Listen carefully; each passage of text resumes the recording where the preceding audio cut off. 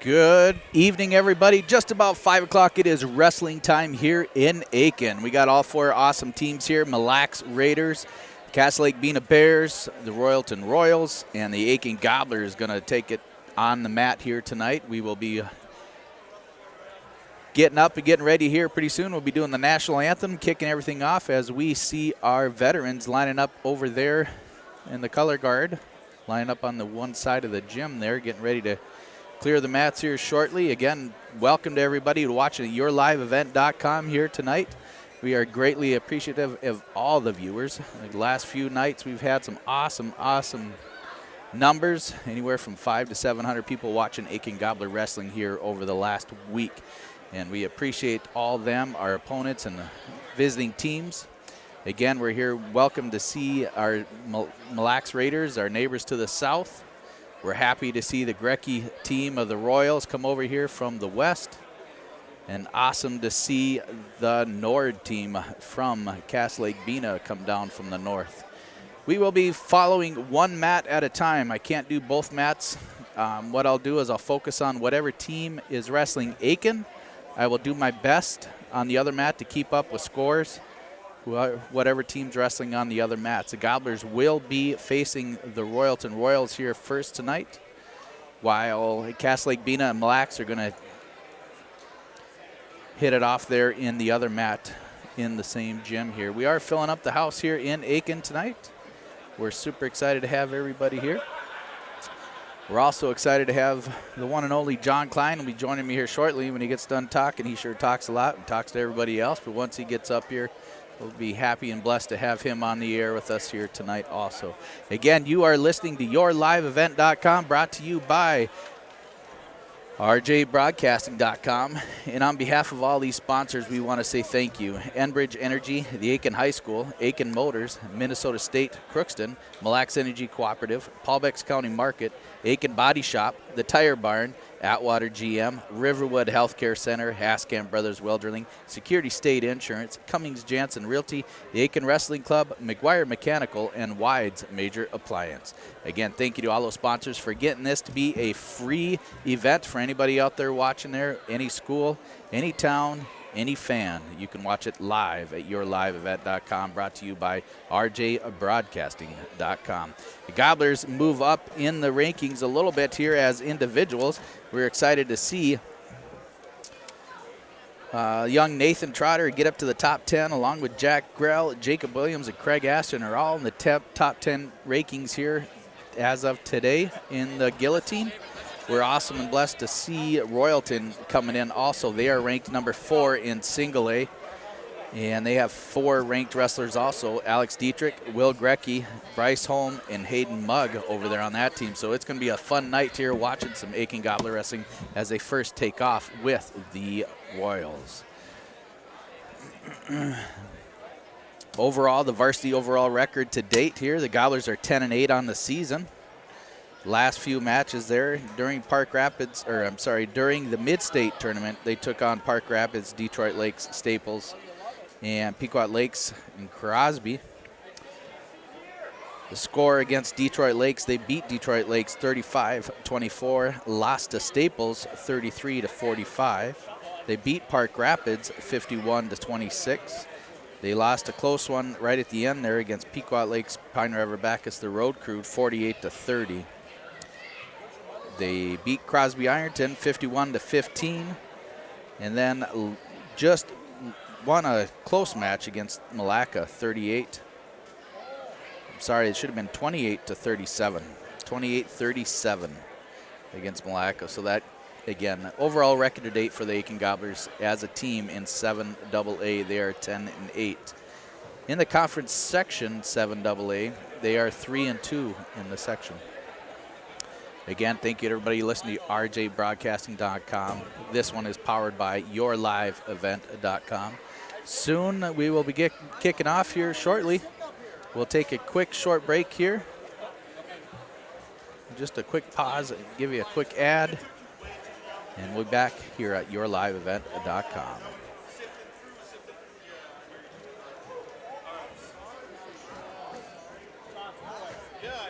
If your vehicle has an unfortunate mishap, you want the best in quality bodywork. You need to take it to Aitkin Body Shop. They can handle any collision or auto glass repair, and they have a state-of-the-art facility and technology. Open Monday through Friday, 8 a.m. to 5 p.m. Visit them at 421 North Minnesota Avenue. Towing services also available. Give them a call at 218-927-2883. Remember the name that stands for quality and trust. That's Aitkin Body Shop, providing exceptional auto body collision and paint repair since 1974. It's been more than just a family tradition since 1938. Purchasing a new Ford car, truck, or pre-owned vehicle from Aitkin Motors. Family owned and operated. Aitkin Motors offers you a stress-free car shopping experience. Need an oil change? New tires? Check out the low-price tire guarantee. Aitkin Motors has a full service department with factory-trained Ford technicians. For hours, appointments, and vehicle inventory, visit AitkinMotorsCO.com. We are ISD1. We are ISD1. We are ISD1. We are ISD1. My favorite teacher is Mr. Dustin Richters. Favorite teacher is Mr. 1927 proudly presents our nation's flag. The national anthem will be sung tonight by Lila Miller and Kira Hamilton. Please remain standing until the Aitkin color guard has exited the floor.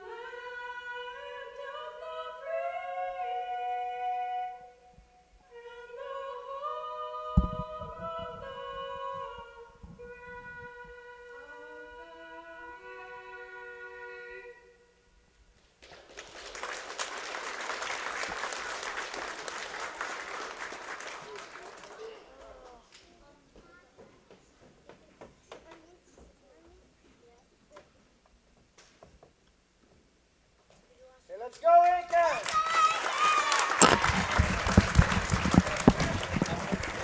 And we're back here for some live Aitkin Gobbler Wrestling here on YourLiveEvent.com, powered through RJBroadcasting.com. And again, to my right here, the one, the only, the Mr., the coach, John Klein. The man, the myth, the legend. Not even close.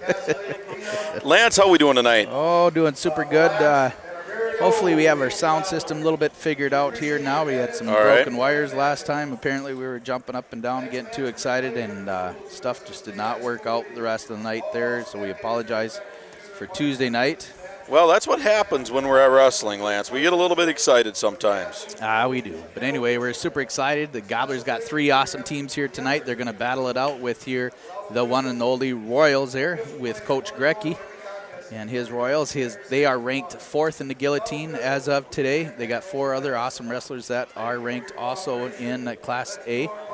Over on the other mat there, the Mille Raiders bring up a couple also that are now ranked in the guillotine. And Coach Josh Hughley, talking to him, he's super excited about his young and upcoming team. He wish he had a couple of heavier kids, but pretty neat to see that many kids over there in Mille on that team over there. And then Cass Lake Bena, they came down. It's always a drive coming down from Black Duck up there. Again, we're pretty excited to have them. Black Duck and Mille Lacs are going to battle it out over on the black mat on the left. The Gobblers, again, are taking on Royalton here first. You know, I'm excited. You know, I did not get to do my normal research tonight. I had a couple other things going on. But I know that Royalton has definitely got some very, very quality guys on their roster. Well, exactly. You start at 106 there. You got a junior, Marcus Hayes. At 113, Aiden Ripple, another junior. Yep. 120, Tucker Simmons, a ninth grader, a super strong young wrestler there and fun to watch. Lane Olson, a sophomore. Number 1 ranked at 132, Alex Dietrich, a senior. Kid is a stud. He is, for sure. And just been fun to watch him even down at the big house. Yep. It's pretty cool. Right. Brady Yurchek, a sophomore. Coach's son, Will Gorecki. A kid's a stud. Too. Yeah. Yep, he's ranked 9th at 145. As Simmons, another name to be reckoned with, along with Nick Liebold. Yep. You know, they got a really tough team, and they're ranked 4th for a big reason. Absolutely. This is a stand-up program. Gorecki is a stand-up guy. These guys are quality wrestlers. They give us a run every time they come in this gym. You know, it's going to be a knockdown drag-out. So we're starting off here at it looks like they're just going to have a couple exhibitions there, so we'll keep chatting along here. So that's an exhibition match going out there right now. But we are pretty excited. Again, at 195, Caden Holm, a junior for the Royals at 195. Bryce Holm, ranked 6th at 220 as a senior. And then, of course, Brandon Mugg, the 10th grader, just a tough heavyweight. Just a stud also. He's ranked 9th at single A. Yeah, you know, I mean, there are some names here, you know, and you know, you got Mille Lacs coming in here. Josh Hughley, probably the nicest guy you will ever meet in your entire life until you get him on the wrestling mat. You know, but he brings in a bunch of warriors on his squad, and then Black Duck. You know what? Black Duck is a team that comes in and they don't care who you are, they're going to wrestle you. And so, like you said earlier, this is 3 quality teams that they're bringing in ready to get going. Yeah, this will be our second to last event here on Your Live Event. We will be back here in the barn there next Thursday night as we take on Grand Rapids here at home. Then we'll be moving into tournament time here throughout the next month of February. The Gobblers will have 1 or 2 more tournaments that they're going to try to squeeze into before we get into the section tournaments. Yep, yeah, they're going to try to do a few extra things, try to get the guys a few more matches just to kind of round some stuff out a little bit, which will be good to see. You know what? Our guys are wrestling well. You hinted when I showed up that we've got some new rankings that came out here. For the Gobblers. For the Gobblers. Sure. We got some guys that have all of a sudden exploded onto the guillotine rankings. Yeah. We'll start right up at 106 and then work our way down. For the Gobblers, we're going to have young Weston Killinan at 106. Probably be Maddie Strohmeyer at 113 tonight. I would guess, yep. At 120, Jake McGuire. 126, John Pilarski. We got Jackson Klein back tonight for at 132, or we have to hold off yet? He's going to be out probably through the end of the week next week. So. Okay. Well, that happens. But one kid that's been wrestling really hard and always has for all these years, too, is Nathan Trotter. He finally got some recognition there, finally got up to at 138. He's ranked 9th in the guillotine right now. Okay, good deal. Kenny Erickson, still phenomenal. I thought he would probably make it into the rankings, too, but he's been really fun to watch. Walker Jones is still out for the Gobblers. Yes. But Hayden Workman is still coming back, I hope. Yes, yeah, Hayden's going to be here, I believe. I saw him warming up earlier. I had a long talk with Walker's dad here, and they're in that day-to-day stage, waiting to see a little bit of growth, a little bit of advancement. Doctors and Walker are going to work through the next few days, and we'll see when he's going to get to come back. Yep, it was the last time we were in this gym. Yep. Unfortunately, Walker had an accident there in the match, possible. It was scary. It was a scary head injury. We're blessed to hopefully it was just a concussion. So that was good. But again, as we get up to 170 there, Jack Grell, that stud right there, he made it into the top 10 rankings there at 170.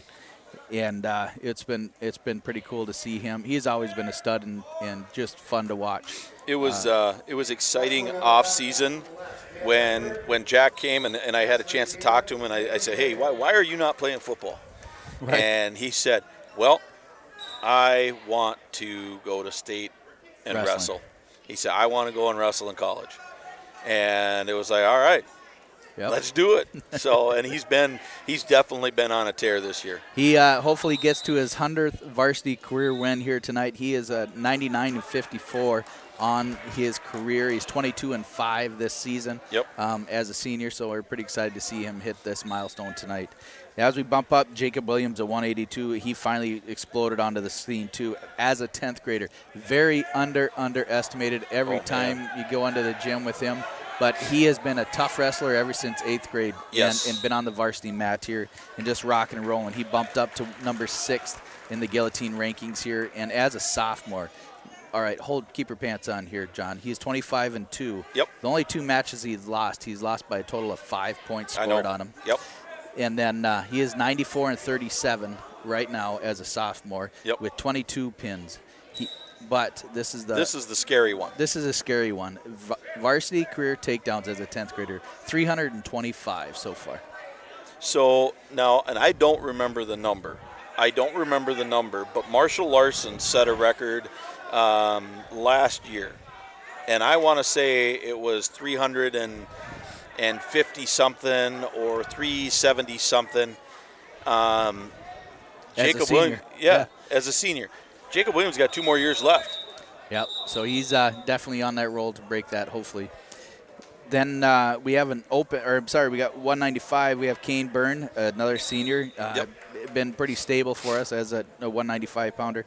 We are open at 220. Right. Craig Ashton got a little bit more notoriety. He bumped up to the 4th in the guillotine rankings. He finally got on top of everybody else that he was wrestling. He beat the Detroit Lakes kid at Mid-State that was ranked, and then he also beat number 6 wrestler Logan Ash. Yes. Logan Ash the other night too. Ash, beat him handily, and it was pretty fun to watch those 2 matches. Yeah, he beat him 6-2.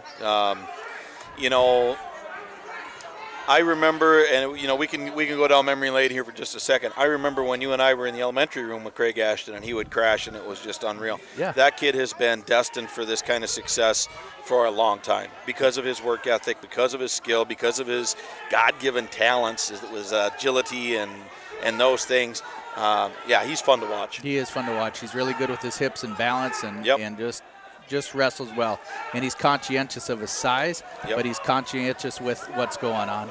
Right now we got, I believe that's Rucker out there wrestling. Yep.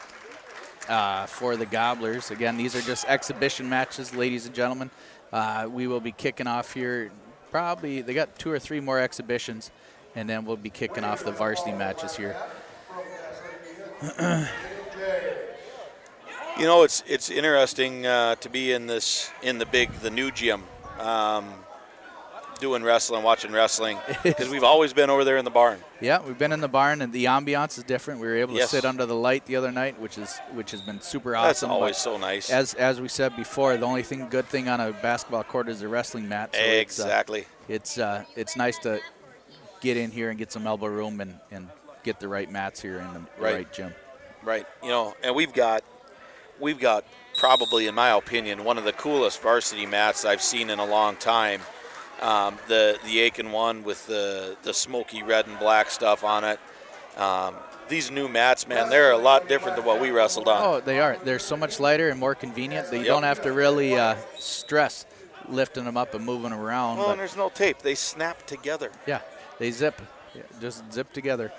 But cool thing is, the reason we have these mats is because the awesome people that help donate and spend all their time in the Aitkin Wrestling Club. Yep. The Aitkin Wrestling Club provides just about everything for wrestling.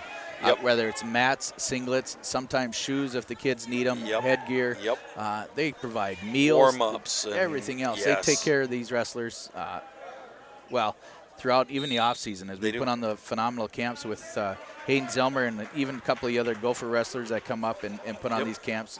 The Aitkin Wrestling Club helps offset those costs and brings the best to Aitkin for the Aitkin Gobbler wrestlers. Well, and we got we got great sponsors. A lot of these sponsors that you list off here, on our sponsor list. You look at some of these McGuire Mechanical.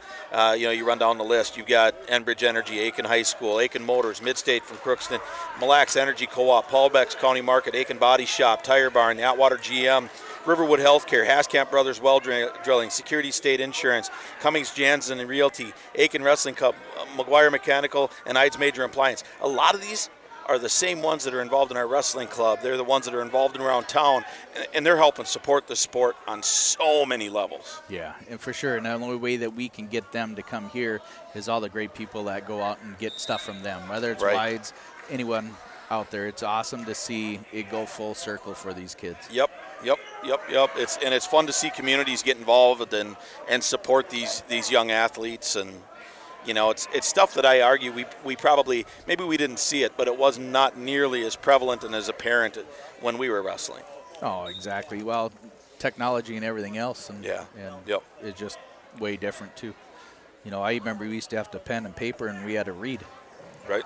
Now we can cheat on Google and just figure out what the answers are that the teacher wants to hear. Wikipedia. Yeah. All right. Looks like Noah Rucker's wrestling well out here. It looks like he's up 6-3 here.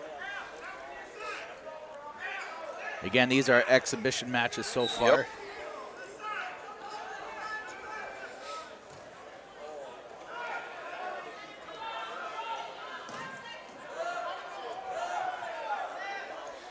Yep, we got, there was a mat return. Okay. That should be it. Looks like Noah Rucker's going to come out in his exhibition match, come out ahead. Again, we'll have 3 matches tonight here. Over on the other mat, Cass Lake Bena will be taking on Mille. Again, they're just running some exhibition over there also. You know, we apologize kind of for the late start. I just get told they're going to start wrestling at 5, hoping that it would be the varsity matches and the main events. Now we just kind of just fill in and do as we can. But it gives us more time to talk, Lance. It's more time you get to spend with me. I love it. It's priceless. It's priceless. All right, you know what? Here's another young guy that I like to watch wrestle. I've liked watching him wrestle from the time he was just a little kid. Another exhibition match, Jeremiah Cortez. Young, strong, fast, agile. He's going to turn into a decent wrestler for us. He's fun to watch. He's aggressive. He's wrestling about 145. I did not hear who he is wrestling from Royalton there. It could either be Logan Nundell, Damian Bishop, or Jordan Hawkins, and I apologize, I do not have that name. Maybe we'll be able to hear a couple fans yell out his name. Yeah, maybe. Yeah, but either way, these 2 guys, Royalton's wrestler and Cortez, they're out here scrapping. Both of them have a little bit of nasty in them, and it's fun to watch these young guys too. Goes in for that outside shot. 59 seconds left here in the first period. Tie up, collar tie. Snap, low shot attempt. Sprawl by Royalton, trying to chuck. Cortez back up to his feet with that underhook on the left-hand side. 42 seconds left in the first period. Nice. Fireman's over to Kelly for 2 for Royalton.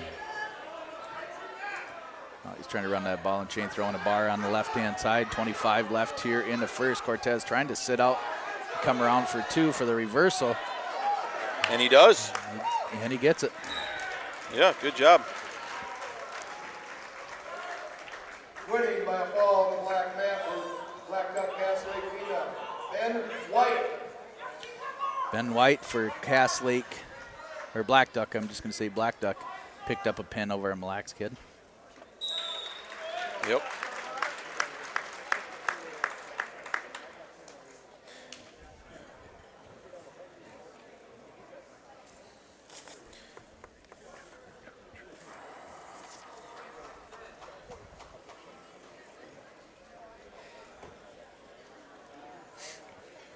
All right. What do you think here, Lance? Looks like Cortez trying to get a cross body in, but that Royalton wrestler's kicking his hips out. Yeah, Jerry's getting a little bit high. Just a little bit. Yep. There he goes. There's a big side roll. Countered a little bit. Looks like it's countered with a tilt by Cortez. He's on his hip. He's going to have to fight his hips back out underneath, but he's getting back points.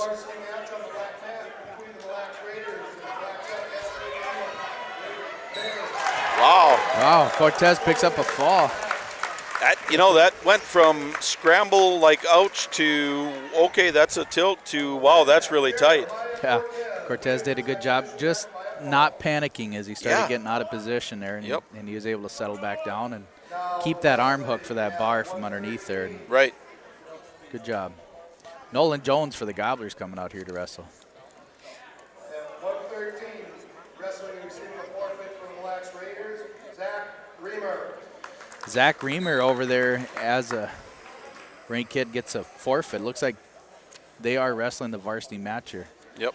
I think this is this is our last exhibition over here with Nolan Jones. Yep. So over on the other mat there, Mille Lacs is up over Black Duck right now, 12-0. 120 is wrestling over there.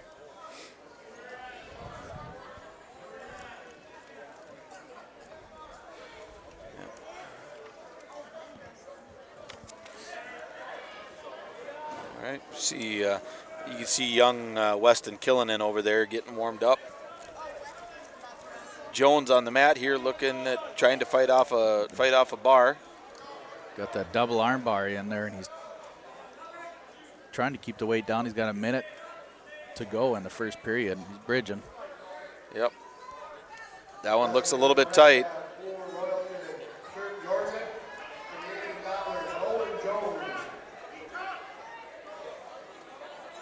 And he sits up.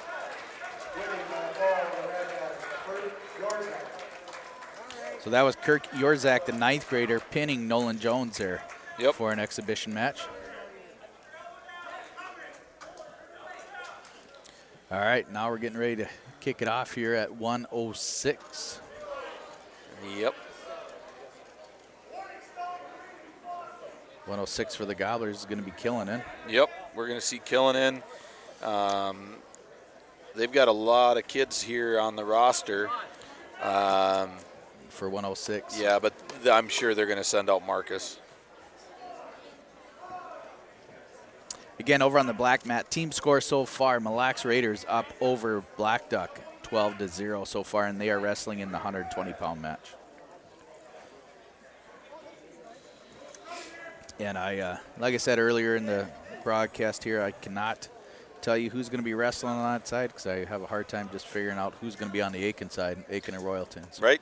I will keep my updates and scores for that other mat as best I can, everybody out there in YLE, but we're going to concentrate on whatever team Aitkin is wrestling. We're going to focus. They're out there making a decision right now with a coin flip. Yeah. Looks like we have John Nalen is the ref there for us tonight. All right.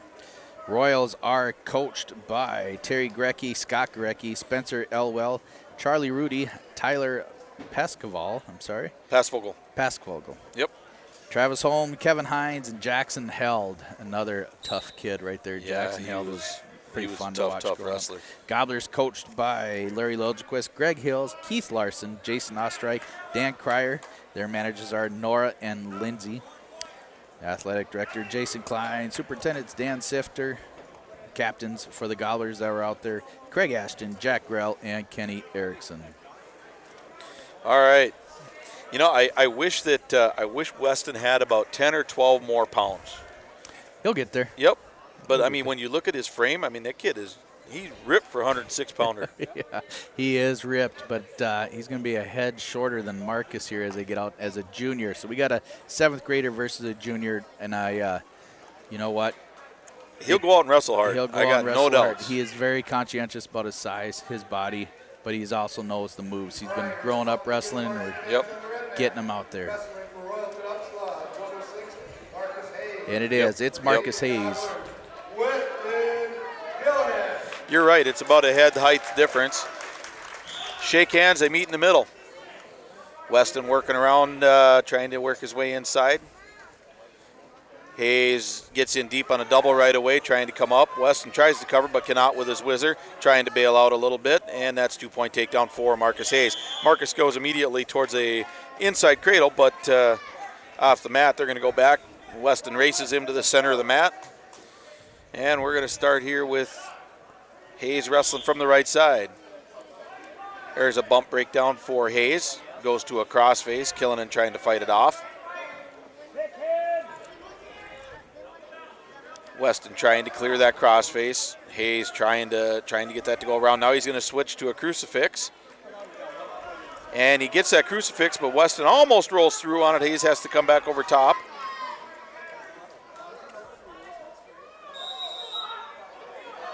Weston's able to fight it off and puts Hayes into a cross-body ride.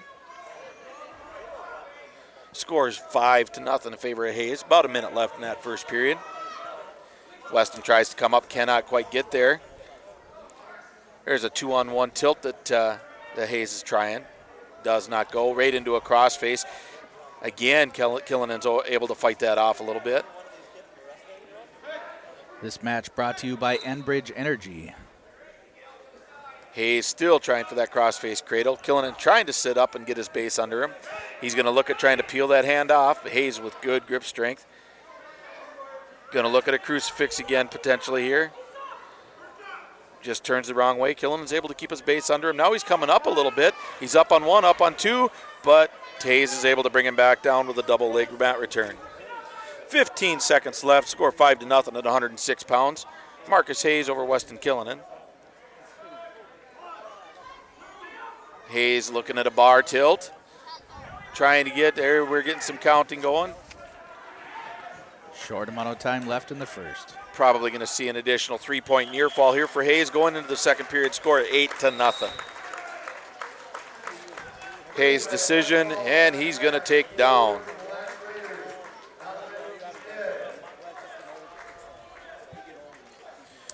On the screen there, ladies and gentlemen, where it says Aitkin Gobblers, Royalton Royals, that will be the team score right there. Over on the small right screen on the right, that'll be your individual mat score along with your weights. Right now we're wrestling at 106. Hayes up 8-0 over Killinan.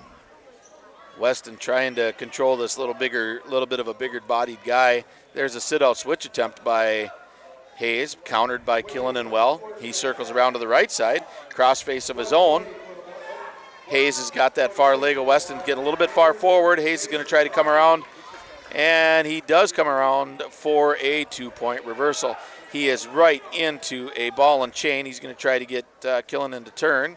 He is able to get him to turn, and that is very, very tight. Killinan trying to fight off his back. And that's a fall. That'd be a fall in 2 minutes, 49-second fall from Marcus Hayes.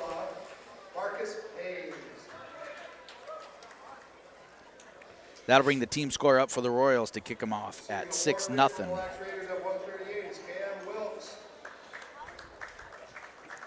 And it looks like Stroh is not dressed to wrestle tonight, so that looks like, is that Krumchak? Mille Raiders now leading 29-6 over Black Duck. Michael Worry. And over the Mille Raiders, Tucker Strecker.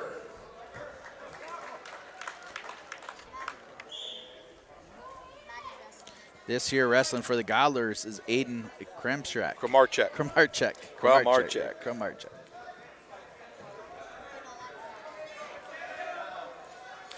And that Royalton wrestler was in deep on a single, but Kramarchak's able to counter it and get 2 takedown. That looks like it's Aiden Ripple for the Royals. Oh, it is not Kramarchak. It is Andrew Hutterlich.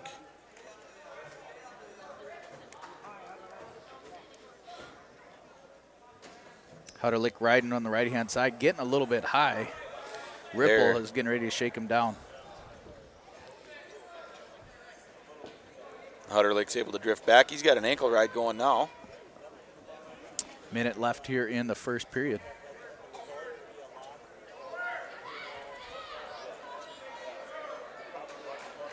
And Ripple gets a 1-point escape and runs back to the center of the mat and says, let's go. Hutterlich meets him there.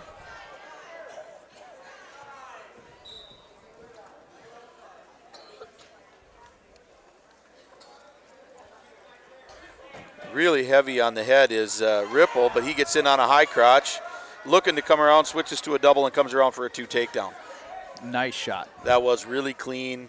and immediately he's in on that arm that Hutterlich was kind of dragging behind, and he's going to try to take him over. But Hutterlich's trying to sit up and sit through it. Ripple's able to put his weight forward, keep Hutterlich underneath. Hutterlich trying to fight off of his back. Ripple's got him there, about 15 seconds, 10 seconds left in the period, and that's a fall in 1 minute, 49 seconds. That'll bring the team score up for the Royals, 12-0 over the Gobblers.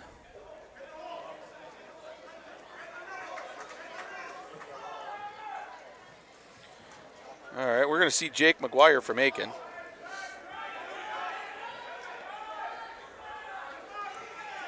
And I'm going to guess this is going to be Tucker Simmons.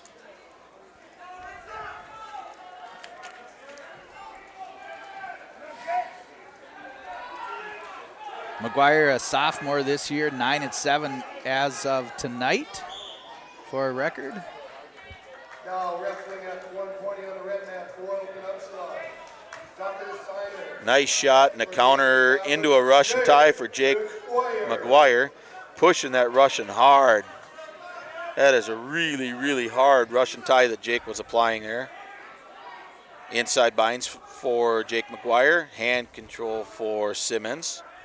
And there's another shot for Simmons, and McGuire vaults out of the way.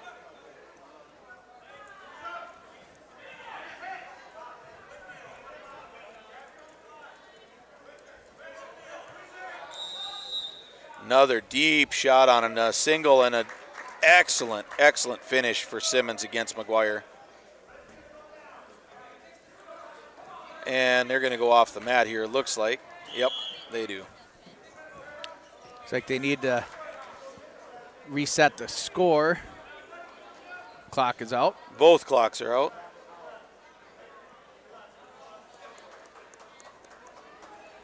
Okay, we got one back. And we got two back. Minute 14 left here in the first period. Simmons leading 2-0 and ending control. This match brought to you by Aitkin Motors of Aitkin. You need a Ford, you need to see the friends at Aitkin Motors. All right, Simmons riding on the left side. Quick stand-up attempt by McGuire, but does not go. Simmons trying to break him down, looking for a head lever. Is not able to get that, so he's going to ride center. Lots of pressure again by Simmons. Wrestling a little far forward with his arms. 2-on-1 ride by Simmons. Going to try to do a ball and chain. Does not go. Jake flattens out. Right into a crossface goes Simmons. Looking for that crossface cradle. Jake's trying to fight that off. Simmons gets the cradle, but it's a false cradle only. Trying to bring it back. He's able to transition that now back into a crossface cradle, but Jake still doesn't want to go. Fighting that off the best he can, but now he's got him over. Simmons stretches it out a little bit, hooks that leg. Short time with 20 seconds left. McGuire's able to fight those hands free and get loose. 3 near fall, makes it 5-0 at the end of the first period for Simmons.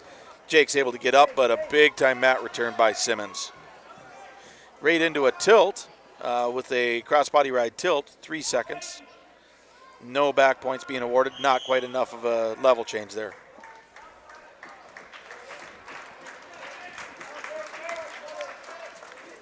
McGuire wrestling tough, Lance. It's going to be McGuire's choice going into the second. I take that back. Simmons' choice, he defers, and McGuire's going to take the down position. Simmons, again, another tough wrestler for the Royals. McGuire gets set. Simmons on the left-hand side. Potential false start. Simmons doing a good job. You watch that pressure that he's applying as McGuire's down. He's, for the most part, he's staying up off his knees. He keeps all that pressure with his toes. So heavy. Yep. He is so heavy. Now he throws that bar in on the left-hand side on McGuire and walks around the head. McGuire fighting it off with all his strength. Minute 30 left here in the second, trying to bridge. There's the fall for Simmons. Simmons had that in pretty tight. Yeah, that was tight. The fall in 2:31. brings the Gobblers 0, Royalton 18. Royals got a pretty balanced team. Again, that's why they're ranked 4th in single A. It was always fun for the many, many years. We went head-to-head with them in the finals to get down to the big house. And again, the Royals are on a streak right now with a solid, balanced team. John Pilarski for the Gobblers coming out here at 126. This match will be brought to you by Minnesota State Crookston. Now wrestling for Royalton, Upsala at 126, Lane Olson. Olson. And for the Aitkin Gobblers, Lane Olson John Pilarski. for the Royals. A little slower start. Olson keeping his elbows in tight. Pilarski trying to move around. There's a nice double by Pilarski. There's a chugger by Olson. Pilarski's able to circle around, get a leg hooked. Olson trying to hold on, try to force a stalemate here.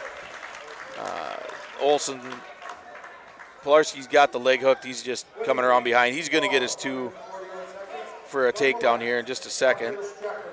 And there it is, 2 points takedown, but an immediate side roll with a Granby, but the wrong leg for Olson. Pilarski's got to throw a leg in, trying to get a little bit of control here, and he does. Gets those hooks in. He's trying to get back. Minute 5 left here in the first period.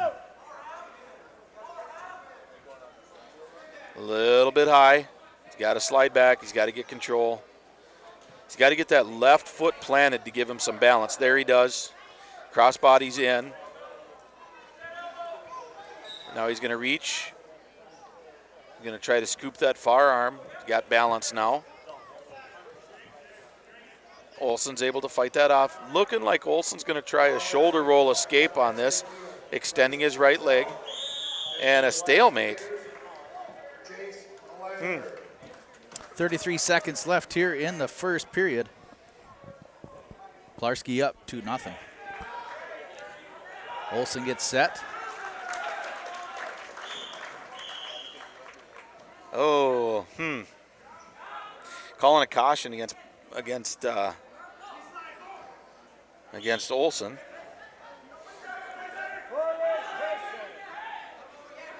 Claw ride for Pilarski, sliding around behind.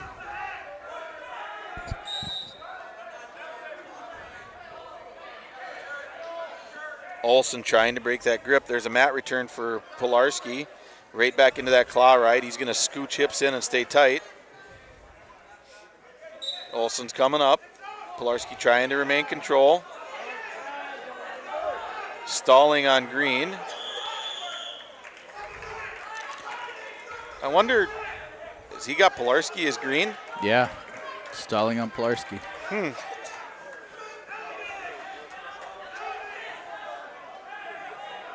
Pilarski gets set.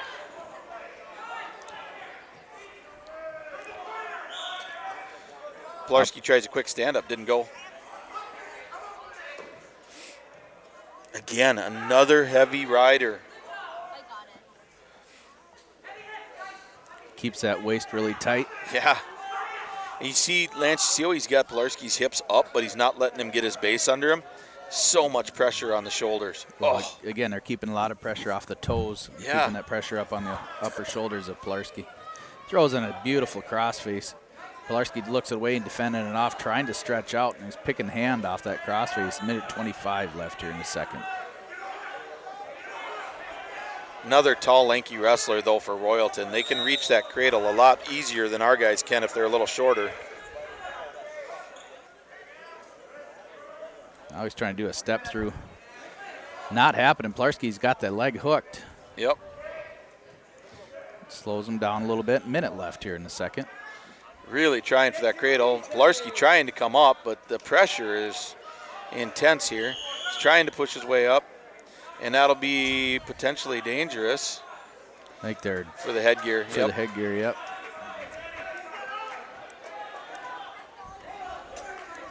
They're going to get reset. 53 seconds left here in the second period. Pilarski still leading 2-0 as he's in the down position here at 126. This match brought to you by Minnesota State Crookston.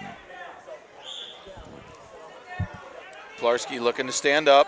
Again, that ankle breakdown for Olson, and he's able to get Pilarski down. And again, like you said, right up on their toes, driving in heavy. Pilarski's able to get his base under him, looking to come up. He's got one up, but then another breakdown for Olson.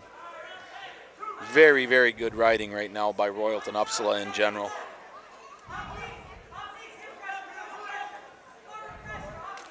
Big crossface. Leg hook, crossface, cradle by Olson, and that is tight. 15 left here in the second. Inside shoulder is up for Pilarski. Inside shoulder is up, but it's coming down. 5 seconds left. Pilarski trying to fight it off. He's got the grip broken, and that's 3 near fall for Olson. Olson now leads 3-2 going into the third period.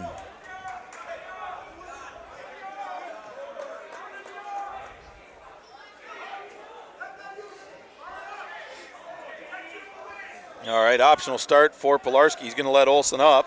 1 point, that'll make it 4-2 in favor of Olson. Fake shot for Pilarski's big shot by Olson in on a high crotch. He switches to a double. That's a roll through for Pilarski, looking to try to come around and hook that leg to get 2. And he does get that leg for 2. And that's 2 takedown to tie the match for Pilarski. Clock is not running. Yeah, clock didn't run for about 20 seconds. And Pilarski's going to cut him. 4-5. And in deep on a double is Pilarski, looking to score again.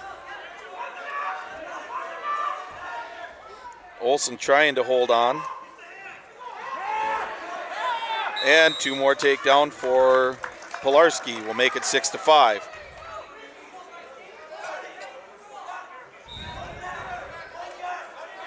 And he's going to cut him again. Tie it up, 6-6.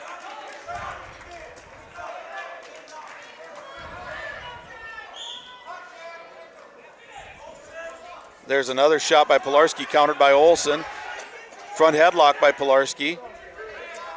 Just over a minute left. Another arm drag. Now we should have a little bit of a stalling deal with Olson here. There's a shot from Pilarski in on a double. Switches to a single, looking to come up and around. He sits underneath, looking to get Olson on his hip, and he does. He's got one leg blocked. Now he's got to get his head out and get the other leg blocked. Olson holding on to the ankle. They're going to stalemate this one. Maybe. Yep, stalemate. 41 seconds left here in the match, tied up at 6 here at 1:26 between Pilarski and Olson. Pilarski looking to set up. He gets a deep double shot. There's a chugger attempt by Olson. That should be 2, and it is. 8-6 for Pilarski. 30 seconds left in the match.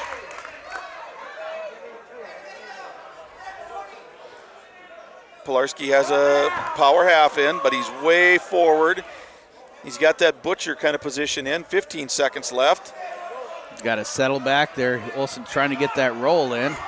Now he jumps across for a spladle. Yep, and Pilarski's in danger of giving up 2. Still in control with the leg locked. And he actually awards the 2. I don't know about that, but score is tied at 8. We're going to go overtime. Yeah, first score wins. I think they wrestled a little bit more than 2 minutes there. Yep. There's a shot from Olson. Big sprawl by Pilarski.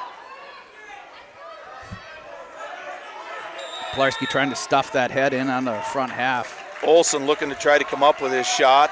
Looking to try to come up. Pilarski trying to fight this thing off. He gets a hip in. Gets Olson on his side. Crossface for Pilarski, looking to come around. He gets on his hip. Throws a whizzer in.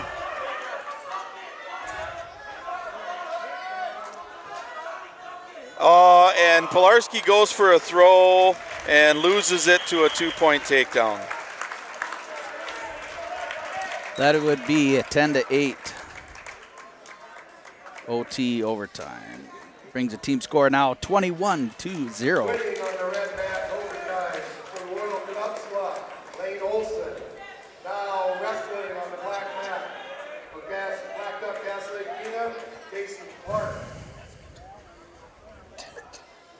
For the Gobblers, we're going to have Frankie wrestling. Yep, and he's going to be out there against Dietrich, I believe.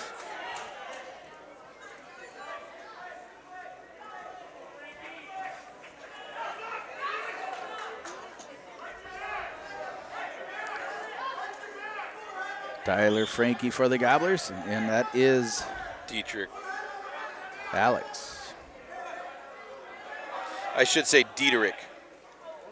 Dietrich takes Frankie right down to his back there in 10 seconds.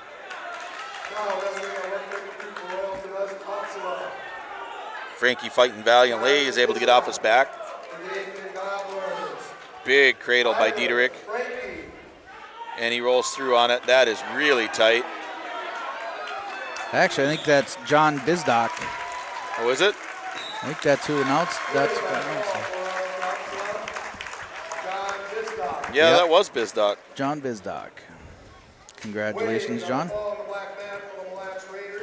Over on the other mat there, it's 41-4 in favor of the Mille Lacs Raiders over Black Duck. I'm going to guess then maybe.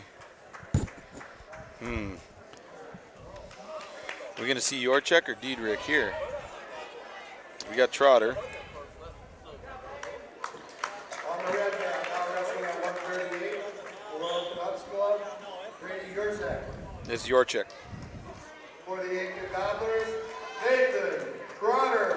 Yorchek facing off with Nathan Trotter here at 138. This match brought to you by Mille Lacs Energy Cooperative. Trotter trying to work his way in. He gets in on an ankle top single. Comes up. Yorchek trying to fight it off, but there's the trip for Trotter, and he'll get his 2 takedown. Immediately, we got some ride pressure for Trotter, trying to keep him down a little bit. Rolling wrists. Nathan does so well keeping pressure and rolling those wrists, keeping his opponent flat. Keeps a lot of pressure, like you said, right on his hips. Minute 10 left here in the first period at 138 pounds. Team score on the other match now, looks like it's 47-3. 47-3 in favor of Mille Lacs Raiders over Black Duck. Trotter has a cross body in. Yorchek just kind of hanging out there looking to catch an arm. For Black Duck, Cass Lake Mina, Shane Swetberg. And for the Mille Lacs Raiders, Will Scogan. Not a lot going on down there. Trotter still trying to work the cross body ride. And Yorchek just fighting it off, holding the hands. And Trotter gets out of the cross body ride. He's going to keep that cross face in, try to get control. Yorchek has that hand control, that left hand of Trotter's. Yep. Trotter just cannot get it back there with 15 seconds left here in the first. There he does. Now he's going to try to throw up a bar or 2-on-1 tilt. Right. We're at about 8 seconds left in the period. Not a lot of wrestling going on the bottom of the mat there, but big crossface by Trotter to end the period. 2-0 Trotter going into the second period here on this match brought to you by Mille Lacs Energy Cooperative. Trotter's choice, he takes a down position. Oh, all right. All right. Yorchek rides. Oh, and that should be a false start from, yep. Trotter? Yeah, I guess, but I thought it was on Yorchek there, but.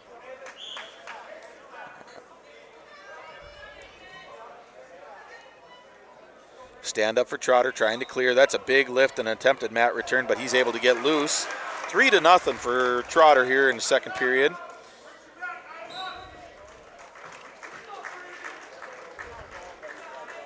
Winning fall at 170 for Black Duck, Cass Lake Mina, Shane Swetberg. Trotter and Yorchek, they're shoulder to shoulder in that old school collar tie. High crotch by Trotter, but Yorchek just kind of danced away. Deep underhook for Trotter. A lot of pressure coming in by Yorchek. Now he's going to try to pummel that arm through a little bit. There's a beautiful duck under by Trotter, but it's right near the edge of the mat. He's got to stay on, and he does for 2-point takedown. Beautiful. 5-0 Trotter. Minute 11 left here in the second period. Beautiful duck under. 182 for Mille Lacs. Chris Ecker will receive a forfeit. Big three-quarter half by Trotter trying to get a turn here. Yorchek's just not letting it go. And Trotter trying to bring that arm back across. At 195, receiving a forfeit for Mille, Logan Knudsen.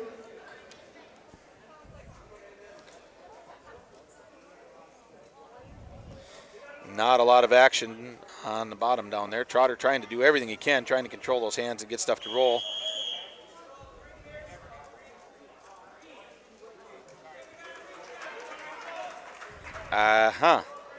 Who is green now?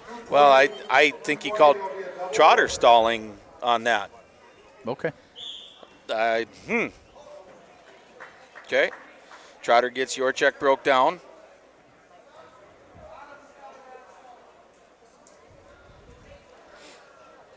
Trotter's rolling wrist, trying to stay in control. He's got a crossbody right in. He's trying to bring that arm across, trying to get a three-quarter half in. Trotter trying to advance position. He's a little bit high. Yorchek trying to bring him down. Yorchek trying to come out the back, and does. He'll come out and get a reversal for 2 points. 5-2. At the end of the second period.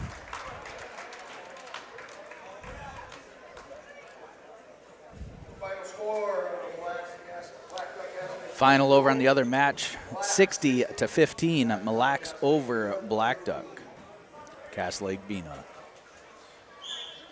We are at the 138-pound match here with the Gobblers and the Royals. Royals leading 27-0. Yep.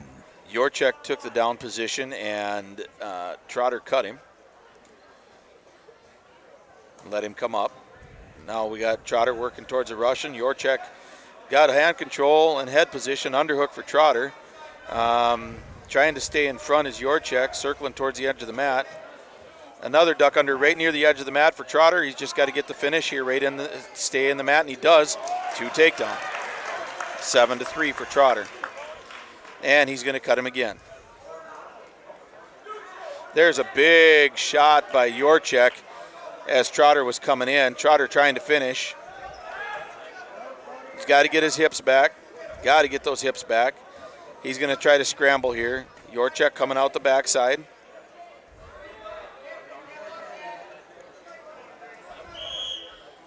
There'd be a potentially dangerous as Trotter's head was just bobbling back there.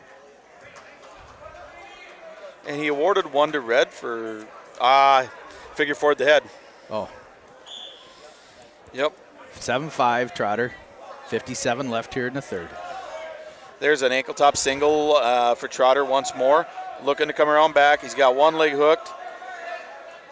Yorchek trying to come up, but Trotter comes up with the leg.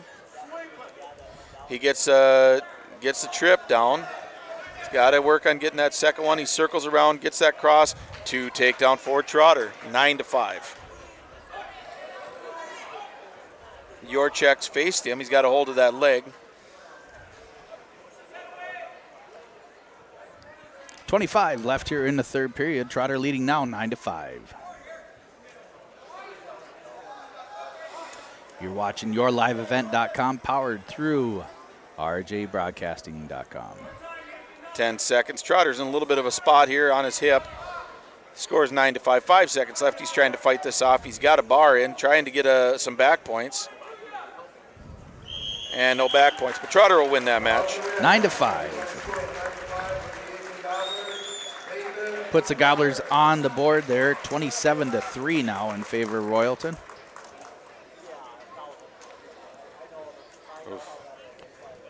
And that does look like Will Gorecki right there.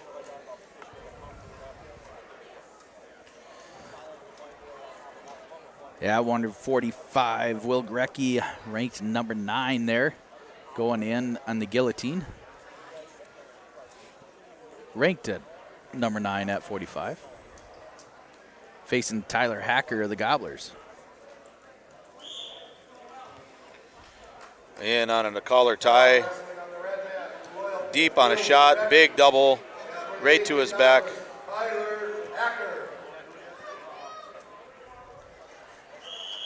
Off the mat they go. Hacker, a senior, 7-9 on the season. He's going to let him up. Grecky will let him up for 1.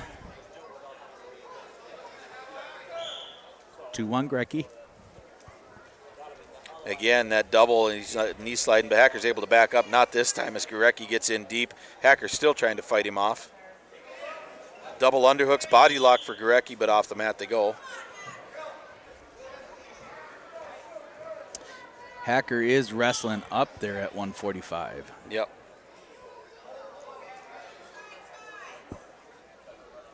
Hacker posting. Gurecki with the inside binds. He separates, and there's that double again. Blast double for Gurecki. He finishes this time. But Hacker trying to roll through, but that is a 2-point takedown for Gurecki. And he's going to circle around, get a crossface in, and take control right near the edge of the mat. Immediately rolling wrists and keeping pressure. Crossface, look out for this cradle. And Hacker's able to get up and get loose. No point awarded, though.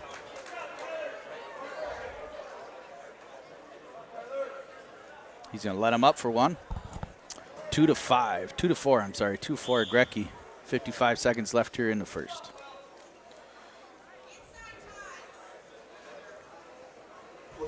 And again, that blast double for Gurecki doesn't go. He drops to a single. Does not go, but he's fighting it. And there's a butcher or a bulldog for Gurecki. He's got Hacker tight on his back. Throws in that half and raising that head. Hacker fighting it off gallantly. Yeah, fighting hard. 18 left here in the first period. Hacker's still trying to fight, and that's a roll there. That'll be a fall in minute 50 seconds.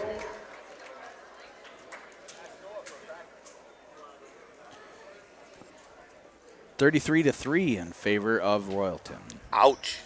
Yeah. All right, well, we're going to see Kenny Erickson. He's going to be coming out here.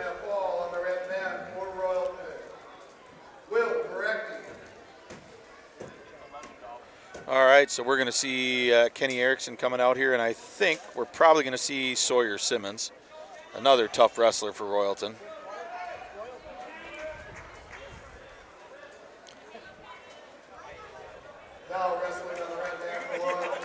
Kenny Erickson, as a junior, is 25-5 on the season.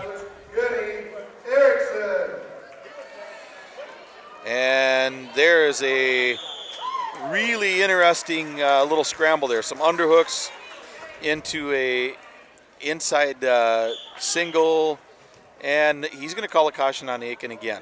I did not see that there.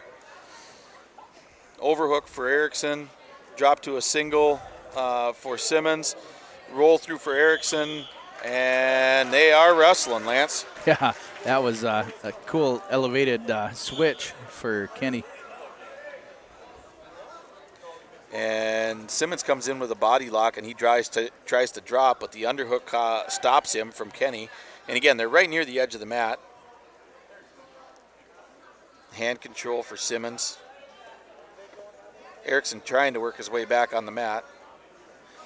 Simmons tries to drop. Now he comes up into a body lock. There's a throw for Kenny, and off the mat. No control. Minute 12 left here in the first period. Some good scrambling with these two.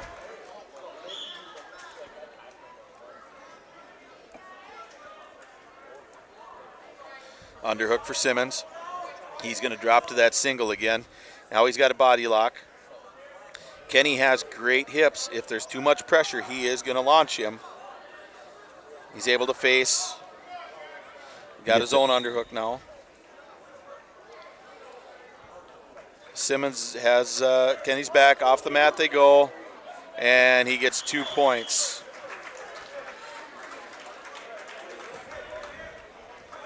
That was some aggression by Simmons. Good job to stay in control as he slipped down with that body lock. Kept his toes in nicely. Erickson set, sit out switch. Comes the other way, up to a stand up. Simmons going to drop to the single. That should have been a push off. Off the mat, back to the center. 29 left here in the first period. 2-0 Simmons. Erickson gets set. This match brought to you by Paulbeck's County Market. Stand up for Erickson.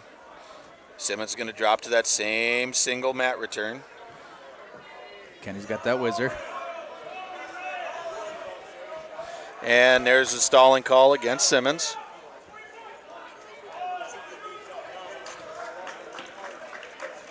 And one escape for Erickson.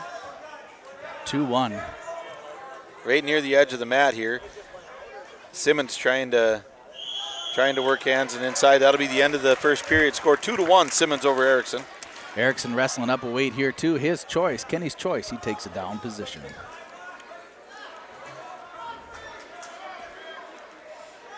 Erickson set. Simmons rides on the right. And that will be a caution on. Oh, he's going to call that one on Simmons. Okay, stand up for Erickson. He's got to fight those hands. Body lock for Simmons, but Erickson switching on the way down. Countered by Simmons. Almost. Now Simmons a little bit far forward. Erickson on his base.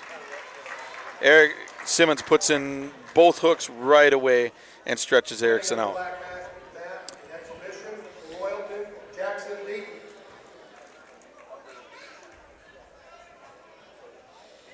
Simmons looking to try to tilt with the cross body. Well, he's counting back points here. There's no exposure. Now there is. Now there is. But there was no back points there. And 2 reversal, but he's going to give up 3 near fall, so it's going to be 5-1. But 2 reversal makes the score 5-3 for in favor of Simmons over Erickson. But there were no back points there. Sorry. Erickson's going to try to just hook that leg on the left side. Minute left here in the second period, trailing 3-5.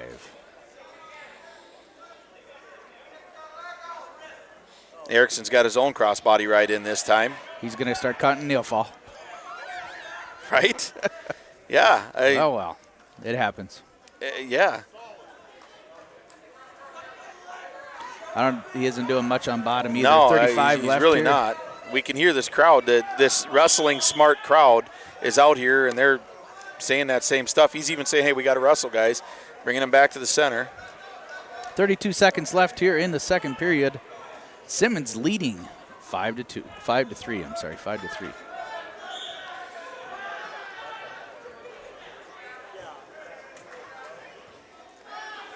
Simmons looking a little gassed there. Yeah, he's power half by Kenny.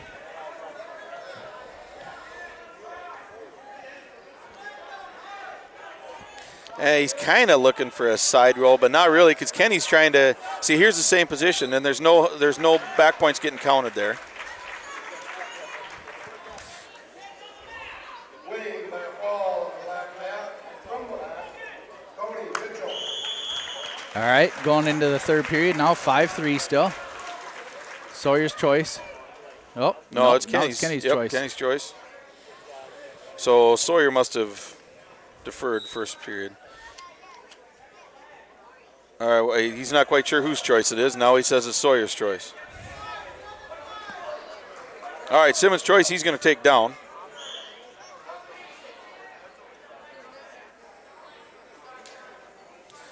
And again, not much happening. Now wrestling on the black mat. Exhibition. For black. Chase Lucky. Come on, he's stalling on the bottom. Sawyer just sitting there. Kenny trying to get a half in. Now he throws a hook in on the left-hand side. Minute 30 left here in the third. Yep, and there's a stalling call. That should be the second one. That should be a point. Yep, and he awards it, so 5-4.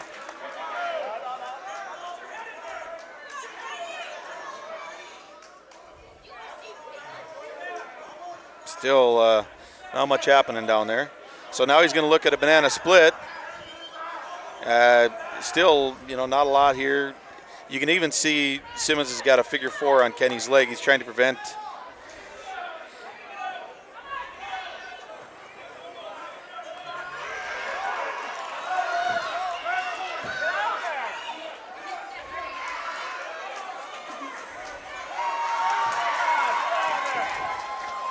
All right, Simmons comes over top. Kenny's he's in a spot right now. He's got to give up one and not two.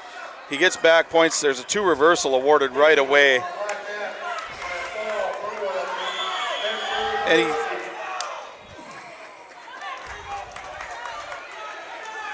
scores 7-6, 30 seconds left. Kenny Erickson is down by 1 point. He is down. Simmons is riding on top from the left side. Quick stand up for Erickson. Mat return attempt for Simmons. Kenny just sits back. That's 2 reversal. And we can just sit right there and eat time. 10 seconds left. Score is 8-7 for Erickson.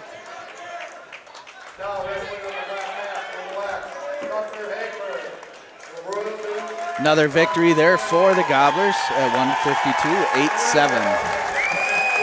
152-8-7 over Sawyer Simmons. Brings the team score, Gobblers now 6, Royalton 33.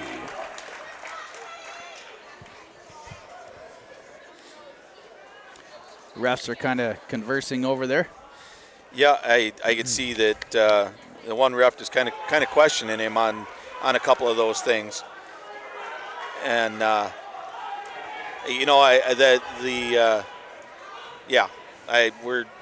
let it. We'll let it go. Yep. 160. We'll Gobblers are going to have Hayden Workman out here. Now wrestling on the red mat for Royalton, Nick Leibold. This is Nick Leibold, another tough. For the Aitkin Gobblers, Hayden Workman. Hayden Workman, the wild man himself. The red squirrel. All right. Hayden Workman, a senior this year, 9 and 10 on the season. Big shot by Leibold, countered by Workman. I think these two have met before. I don't remember the outcomes. I believe Leibold had an older brother too. He did. Yep. And the older brother was state entrant. Correct. So. Yeah. Both these guys kind of dancing around just a little bit here. Nick, a junior for Royalton. Trying to work his way in. Workman kind of posting, standing up a little bit too straight, but he's got one hand up, one hand down. Russian tie for Leibold. Workman's able to get out. Now a big double for Leibold. He drops to a single. Whizzer counter for Workman. Gets his hands back, and he's able to separate. No points. 51 seconds left here in the first period. This match brought to you by the Aitkin Body Shop. Workman just trying to stay away and keep his own stuff. He's trying to get his own thing. Leibold pressing the action a little bit here. Hand control into a Russian tie. Workman fighting it off.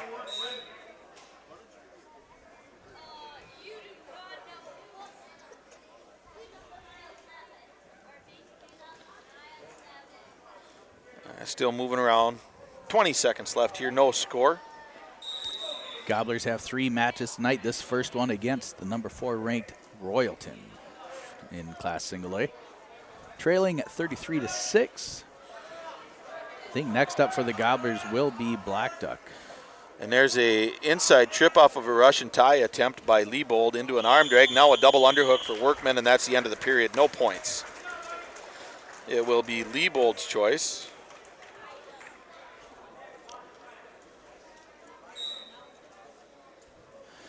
Leibold takes a down position. Workman going to sit on the left side.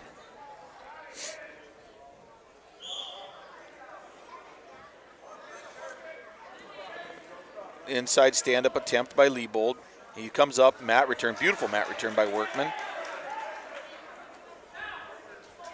Workman trying to maintain control, wrestling behind those hips. 2-on-1, Leibold able to get his escape. 1-0 Leibold.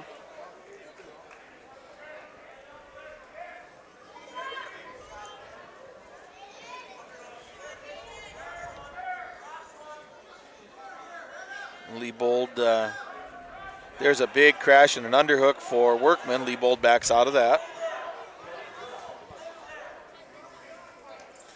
There's a high crotch attempt by Leibold. He's able to come up.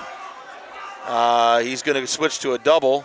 right near the edge of the mat. Roll through for Workman, trying to get the roll through, does get the roll through. Nailing really slow to get over there to look. Workman's trying to settle it down.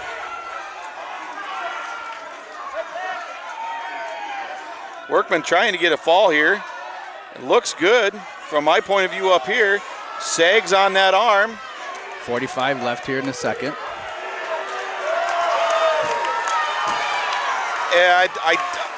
Well, Lance, I don't know what he's looking at. I don't know what he was looking at there.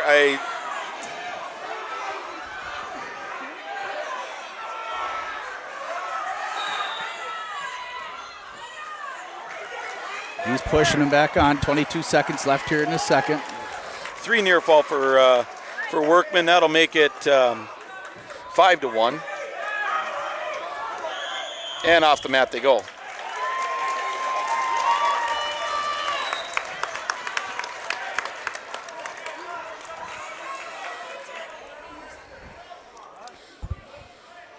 Leibold gets set. Workman gets on the left-hand side. 11 left here in the second period. Leibold comes up inside stand-up. 5 seconds. Workman just needs to kind of hold him here. Just stay right where he's at. And that'll end the second period. Score 5-1. Workman's choice going into the third. And he's going to take neutral.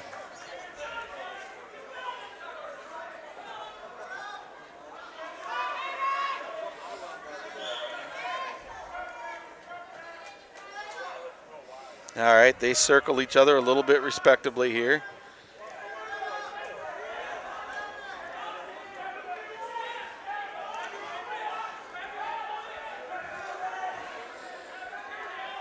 Workman trying to establish an underhook, countered by Leibold.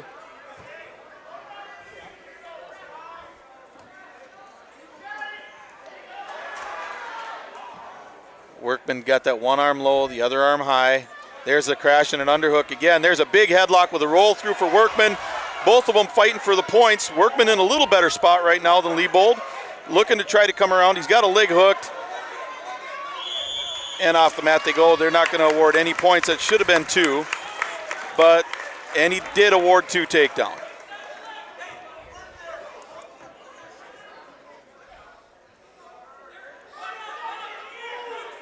Okay, and so there's going to be a 2 takedown. Workman's going to award 1. That'll be 7-2.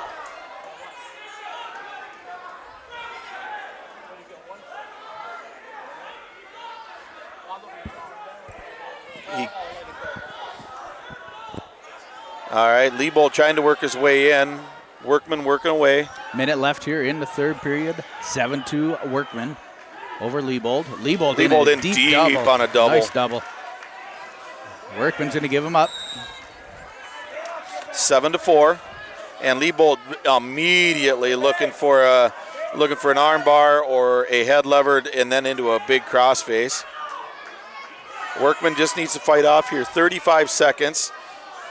Leibold being really heavy on pressure right now. Again, watch that ride. It's really so heavy. Royalton does a good job staying up tight. And into a tilt, roll through for Workman.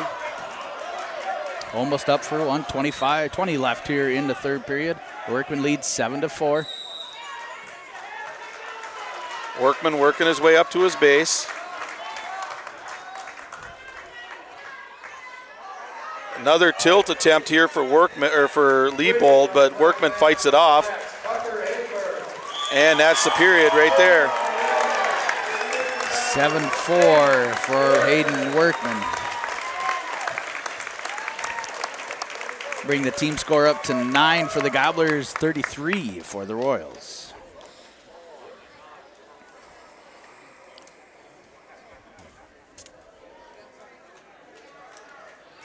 This next match will be brought to you by the Tire Barn in Aitkin.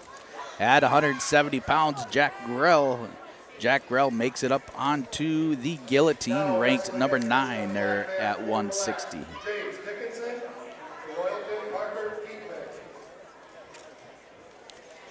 And for the Royals, we're going to see, I think it's going to be, it's either Jake or Braden Lenners.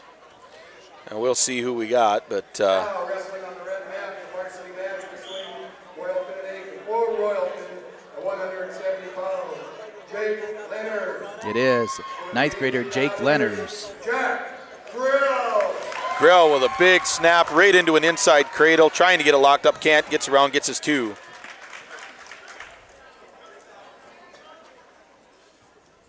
And a claw ride for Grell. Lenners trying to come up and out. Got 1 leg up, 2 legs up. Grell steps in front, working on bringing him down with that claw ride. Circling. Lenners comes back up, but again, lots of pressure by Grell. He's got to circle around, stay behind him. Lenners back up. Grell gets a lift, looking for the return, and he just lets him go. 2-1.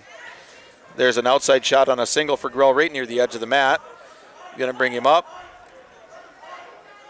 Jack Grell working on his 100th career victory right here. Looking at an inside cradle as Grell. He gets the lift, gets the turn, and he's got the inside cradle. Grell fights off of his own back. Now that's tight, and that's a fall, quick fall. Minute 17 seconds. That is Jack Grell's 100th career victory. He moves to 23-5, and that is his 14th pin this season. 14th pin, 100th win. With that win, Jack Grill enters a 100-win club.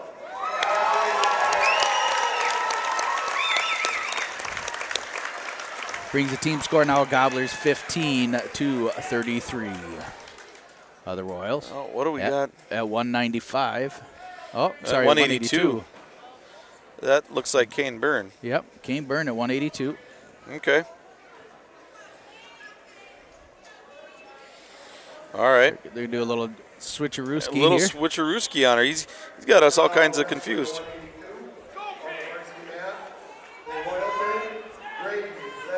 And this is Braden Lenners. Hey, Bird.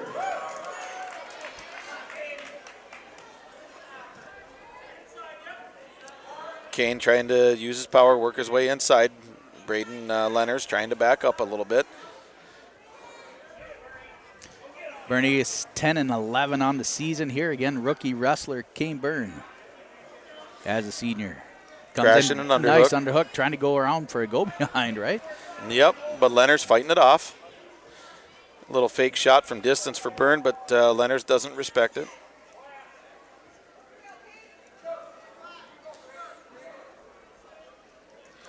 Big snap again from Byrne.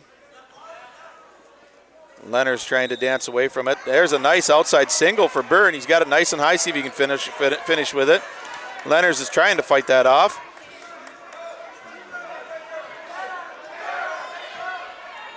Byrne trying to finish. He does finish with a double, and he gets his 2 points.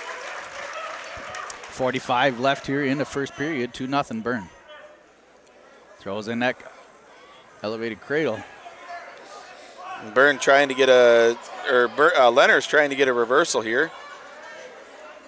Control issue for Byrne right now. Lenners trying to work his way out.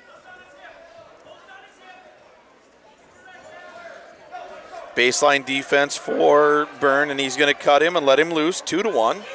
14 seconds left, so he's got to really make the best of that.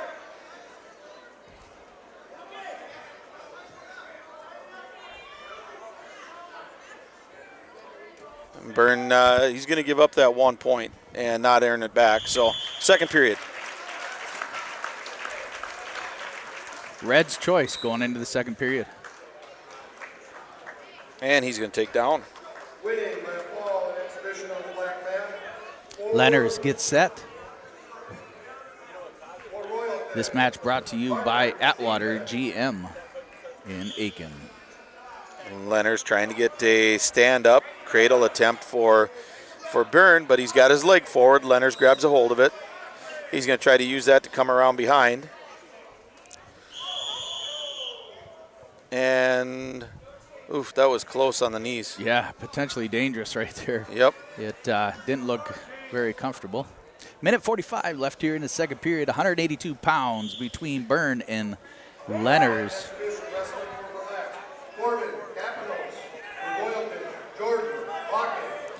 And again, Byrne trying to grab that, or Leonard's trying to grab that leg. Byrne looking for a crossface here, wrestling a little far forward. Leonard's trying to stand up. Byrne loses his balance again. And he looks for an inside headlock, but he can't get it. He's got to scoot around and wrestle behind the arms, and he does. He's got a half in now. Leonard's trying to come up.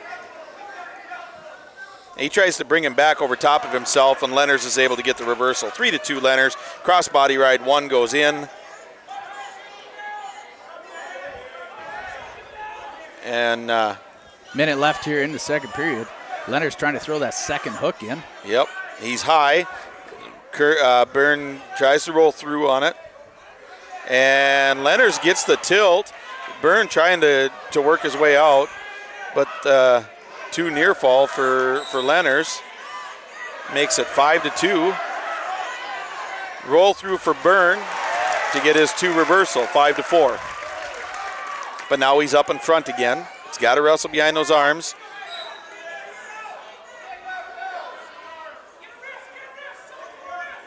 You can hear Greg Hills yelling, just get a wrist, just get a wrist. Byrne wrestling just a little high, not heavy enough, but he's high. Looking at a crossface, looking at a cradle. Byrne's body position just a little bit off. Leonard's trying to come out.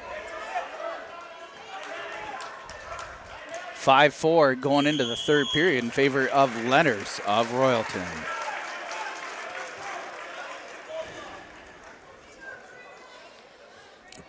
Okay, Bernie's going to take neutral. Yeah. I guess I'd have went down and worked my way out, but okay. 2 minutes left at 182 pounds. Kane Byrne down 4-5 to Braden Leonard's. They're both just a little patient here. And a big crash from Kane Byrne.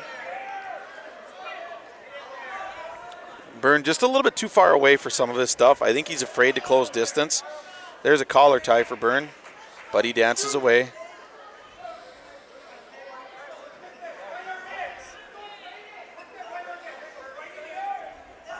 There's a deep, deep underhook, but now Leonard's goes for a fireman's, and he's going to get it. Now, if Byrne can roll through on this, and he cannot, he gets caught on his back for 2. Leonard's putting a lot of weight on that shoulder. Byrne's able to fight off of it, but he's going to give up 3. Minute left here in the third period. Should be 10-4. 10-4. And there's a bar for Leonard's. You're going to try to turn him.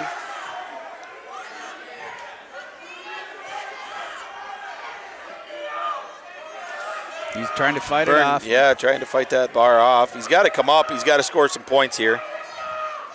45 left here in the match. He's going to pushes up to his base. And he rolls through on Leonard's, but Leonard's is able to get that hook in. He's going to look at a cross-body tilt again. He is really high. But Byrne could just reach through on this. He just needs to reach through on it. Leonard's real high right now. Power half for Leonard's. He's got both hooks in. 10 seconds left. Roll through attempt for Byrne, but he's not going to get it. Leonard's covering. Ends up being a 10-4 victory for Leonard's.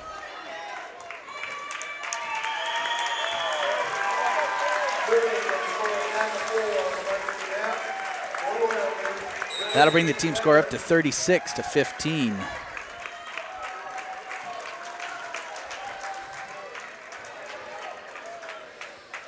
Okay, we're going to see Jacob Williams at 195.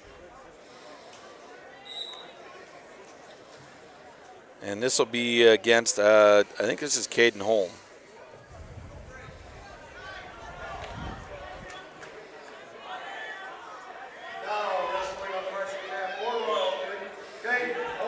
Yep. Williams in deep on a single. Now he's going to cut him again. First takedown for Williams already, 2-1. That's 326, Slide 327. 327. You going to keep tally over here? No, I can't. I've already, that's too many fingers. There's a duck under attempt from range. Now we got a double underhook for Williams. Holm fighting this off, 2 hands on one. Williams trying to force the action, but Holmes kind of just backs off a little bit here. Williams, as a sophomore tonight, comes in 25-2 on the season. And there's a crash. There's a slide by of his own from Holmes. Does not go. Williams head-to-head collar tie. Underhook, overhook. In the guillotine now, Williams is ranked number 6 at 182. Got that underhook on the left-hand side, dancing around. Minute left here in the first period, leading 4-2.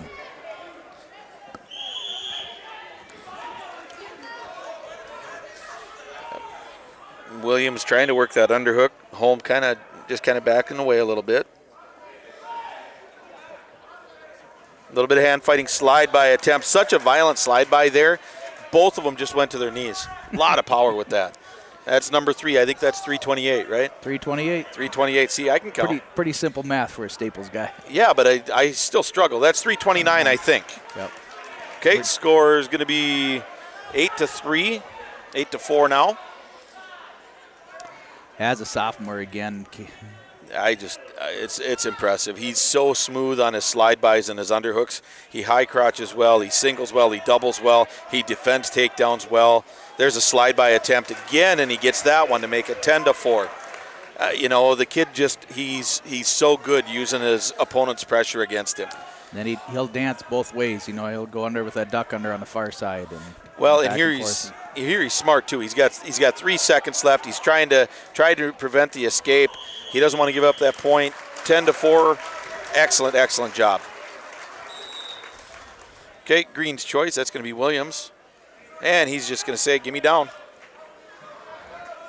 10-4, 195. This match brought to you by Riverwood Healthcare Center.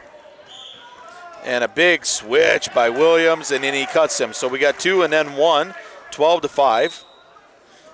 And there was holy cow. He's going too fast. I can't even commentate, Lance. There was an outside slide by into an underhook, into a duck under, the go behind, and then he did whatever the Wizard of Oz has got him doing. Unreal rolling here. As much as you talk, John, I'm surprised you didn't do that. Well, it was one of them things there. And they get reset. Minute 30 left here in the second period. Williams leads 12-5. I think I just found a new nickname for Williams. I think we're going to call him the Williams of Oz. The Williams of Oz. Nice. Yep. And they tie up. You're listening to Lance and John here on yourliveevent.com, bringing you live Aitkin Gobbler Wrestling here again tonight. Lance, we've talked for years, and I've heard your head coach, Noel Bailey, talk about it. I've heard Larry talk about it. I've heard Dan Sifter talk about it. I've heard wrestling coaches for years talk about chain wrestling. And when you look at what Williams just did there, transition, very definition of chain wrestling. It was so smooth. Yeah, no stop, all flow. Yes, all flow. And, here he is working slide by again into a back body lock with a trip, but he can't quite finish the deal on that one. Still 12-5. 35 seconds left here in the second period. Williams leading. And they're going to restart. Get back in, dance around here in the neutral position. Right into an arm, head and arm tie. Williams goes. He's trying to work that underhook. Everything he runs comes off of that underhook. There's hand control and a snap down from Holm. But again, right back in, you're going to see him. He's going to hit that underhook.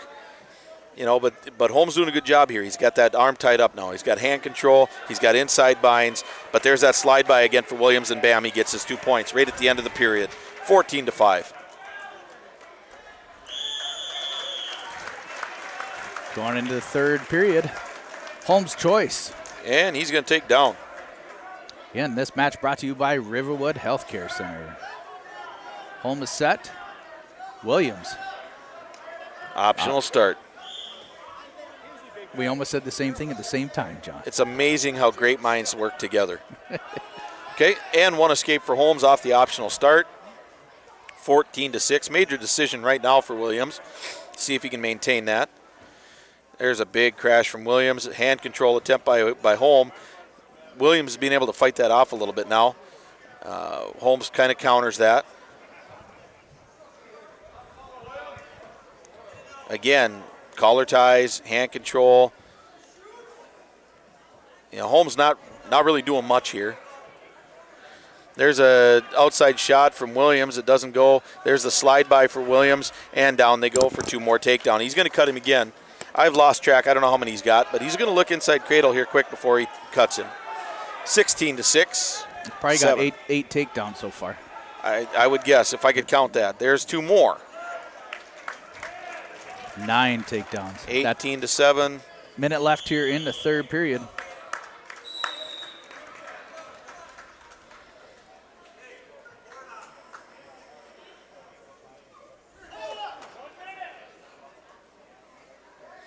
And he's going to do another optional start looking for more takedowns, and he does. He dances away, lets him up. That's 1, 18-8. There's a shot from home, and he's in on the single. Let's see what Williams does to counter. Just to slide out and go. And he comes back in with a vengeance.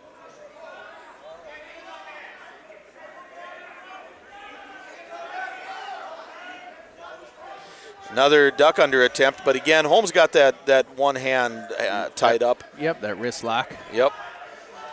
Old school collar elbow tie. 20 seconds left.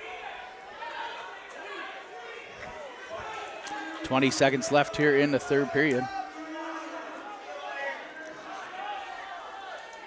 There's that, see, and Williams uses that outside high crotch shot to kind of close distance. But it just didn't work there. Holmes is just going to try to hold out and not give up any more points. And he does. 18-8. Major decision by Jacob Williams, 18-8 over Caden Holm. Winning for the Aitkin Gobblers, 195, Jacob Williams. That'll bring us up to 19-36 in favor of the Royals.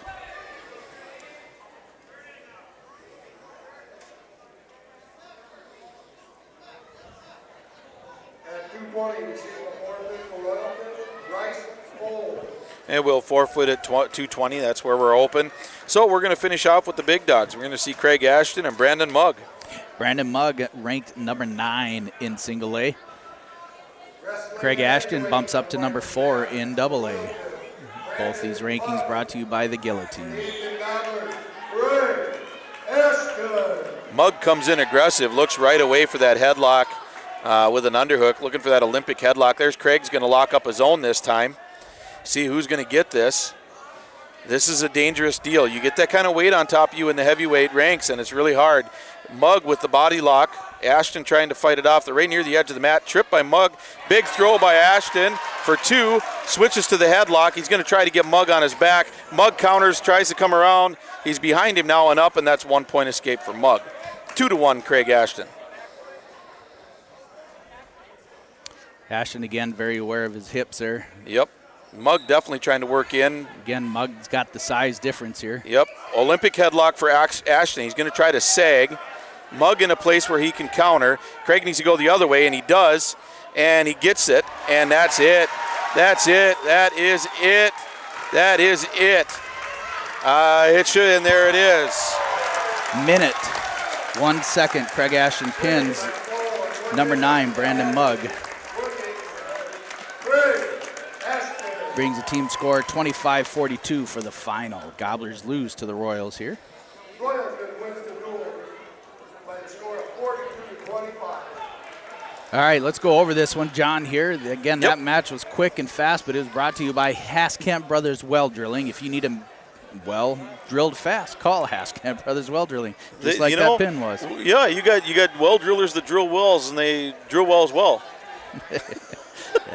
Yeah, that's Haskamp Brothers Well Drilling. That would be them. All right, let's kick off this match here right at 106. We had Killinen for the Gobblers. He faced Marcus Hayes. Gives up a fall in 2 minutes, 49 seconds. Weston wrestled him hard. He went out there and did what we said he was going to do, but, Hayes just a little bit too much for him. A little bit too much, and as a junior, and again, enough tough wrestler, and that's what the Royals have. They got a balanced team all the way from top to bottom. Exactly. Then we bump up to 113. We got to see Andrew Huddelick for the Gobblers jump in there, and he faced Aiden Ripple lost by fall in 1:49. Just to talk real quick about Hutter Lake, this is another rookie wrestler. We have 2 rookie wrestlers that are on this roster right now. Andrew Hutter Lake being one of them, another one that is learning extremely quick. For sure.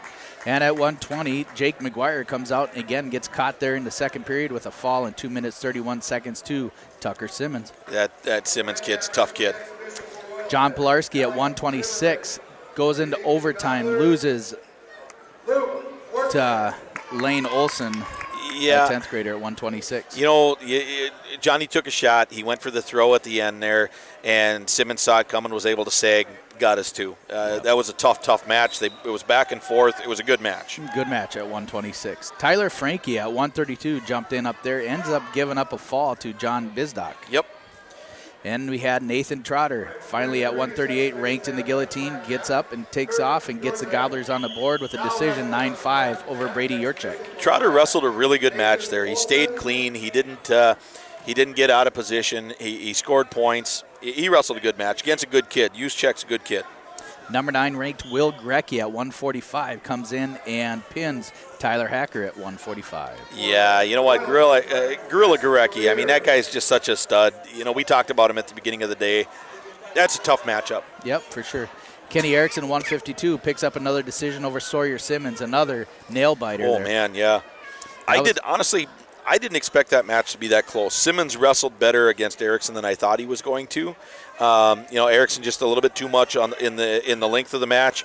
But, man, that was probably, in my opinion, and considering Pilarski and Olsen, that was probably the match of the night. Yep. So far. Jack Grell finally gets ranked there, too, also in the guillotine. He's ranked number 9 at 170. He beat Jake Lenners, a freshman, Yep. at 170. Pinned him in a fall in 1:17. Yep. Kane Byrne, a senior, lose to the other brother, Braden Lenners, 10-4 in the decision. The only thing that stood out there for me, really the only thing, was just Kane's inexperience. You saw it in body position and just balance, But, he still wrestled that kid well. He still was trying stuff that we haven't seen him try before. He's learning. He's learning, for sure. And he was out there, and he was dominating there from the neutral position anyways with the takedowns and whatever. Yep. But just on the mat, that cross-body ride, if you don't know wrestling really very well, that cross-body ride's hard to defend. At 220, number 6, Bryce Holm picks up a forfeit over the Gobblers, as we've always been open at 220. We stopped. We got to talk about 195. Oh, Jacob Williams. Yep. Yeah. He wrestled so fast, I forgot. It's the Williams of Oz. He just was so quick, so smooth, so many takedowns. I think it was 9 takedowns by the looks of what he had there. That takes him to, I think it's, let me guess, I'm going to say 334. Close enough, but okay. Probably on career takedowns for sure. Yeah. Again, that'll bring Jacob Williams up to 26-2 on the season. Yes, wrestling so well. Yep, with an 18-8 major over Caden Holm. Yep. At 195. Again, and at 220, again, Gobblers give up a forfeit to Bryce Holm. Yep. And then at 285, our Craig Ashton pins Brandon Mugg, the 10th grader, ranks number 9 in the guillotine. Ashton bumps up to number 4 in the 2A guillotine. What was the time on that pin? Do you remember? It was first period. I had 1:09. A minute and 9. So let's just talk about that 1:09. That was some of the most intense 1:09 I've seen. Mugg came out and got in Ashton's face right away. I mean, he attacked with an offside Olympic headlock. Craig was able to fight it off and work his way out of it. Craig came back, reversed it, got back points. They came back up after Mugg got a reversal and an escape. And then they were right back in. Ashton was able to get his own Olympic headlock. He went one side, and then he was able to come back the other side and finish the match. But an intense and incredibly technical heavyweight match for 1:09. Oh, from both sides there. Yeah, for sure. So it was a good match. It was awesome. Pretty fun to see. Again, the Gobblers lose 25-42 here in the first match of the night. Mille Lacs picks up a victory over Black Duck, and I apologize, I don't remember what that score was, but it was too much to too little. Unfortunately, it was. Yep. But again, I'm not sure who's on the mat next. We're going to take a quick short break here, a sponsor break here on YourLiveEvent.com. We'll be back for some more Aitkin Gobbler Wrestling. Lance and John here on Your Live Event, brought to you by RJ Broadcasting. Good stuff.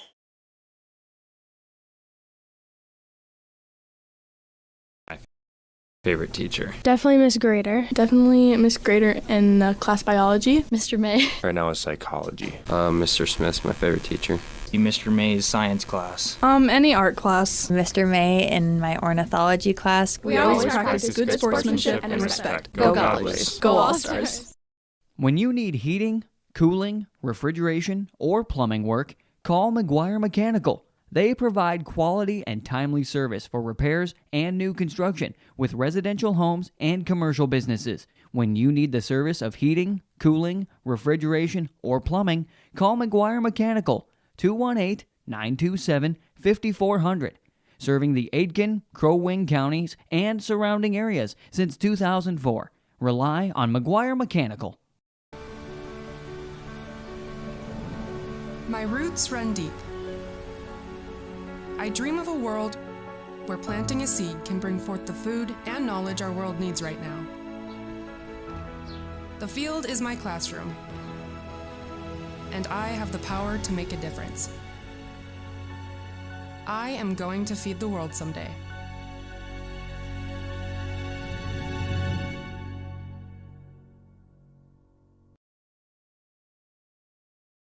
Here in beautiful central Minnesota, we get to enjoy nature every day.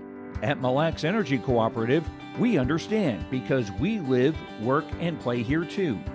However, just because you're not in the big city doesn't mean you can't have access to great internet service. Let MLEC Fiber give you the fast and reliable internet you deserve. Check to see if MLEC Fiber is available where you live. Visit us online or call our office at 218-429-0433. If your vehicle has an unfortunate mishap, you want the best in quality bodywork. You need to take it to Aitkin Body Shop. They can handle any collision or auto glass repair, and they have a state-of-the-art facility and technology. Open Monday through Friday, 8 a.m. to 5 p.m. Visit them at 421 North Minnesota Avenue. Towing services also available. Give them a call at 218-927-2883. Remember the name that stands for quality and trust. That's Aitkin Body Shop, providing exceptional auto body collision and paint repair since 1974. It's been more than just a family tradition since 1938. Purchasing a new Ford car, truck, or pre-owned vehicle from Aitkin Motors. Family owned and operated. Aitkin Motors offers you a stress-free car shopping experience. Need an oil change? New tires? Check out the low price tire guarantee. Aitkin Motors has a full service department with factory-trained Ford technicians. For hours, appointments, and vehicle inventory, visit AitkinMotorsCO.com. We are ISD1. We are ISD1. We are ISD1. We are ISD1. My favorite teacher is Mr. Dustin Richters. Favorite teacher is Mr. Miller. Mr. Googe is my favorite teacher. Definitely Miss Grader. Definitely Miss Grader in class biology. Mr. May. Right now is psychology. Mr. Smith's my favorite teacher. Mr. May's science class. Any art class. Mr. May in my ornithology class. We always practice good sportsmanship and respect. Go Gobblers. Go All-Stars. When you need heating, cooling, refrigeration, or plumbing work, call McGuire Mechanical. They provide quality and timely service for repairs and new construction with residential homes and commercial businesses. When you need the service of heating, cooling, refrigeration, or plumbing, call McGuire Mechanical, 218-927-5400. Serving the Aitkin, Crow Wing counties and surrounding areas since 2004. Rely on McGuire Mechanical.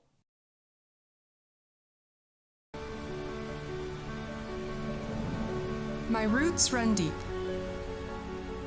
I dream of a world where planting a seed can bring forth the food and knowledge our world needs right now. The field is my classroom, and I have the power to make a difference. I am going to feed the world someday.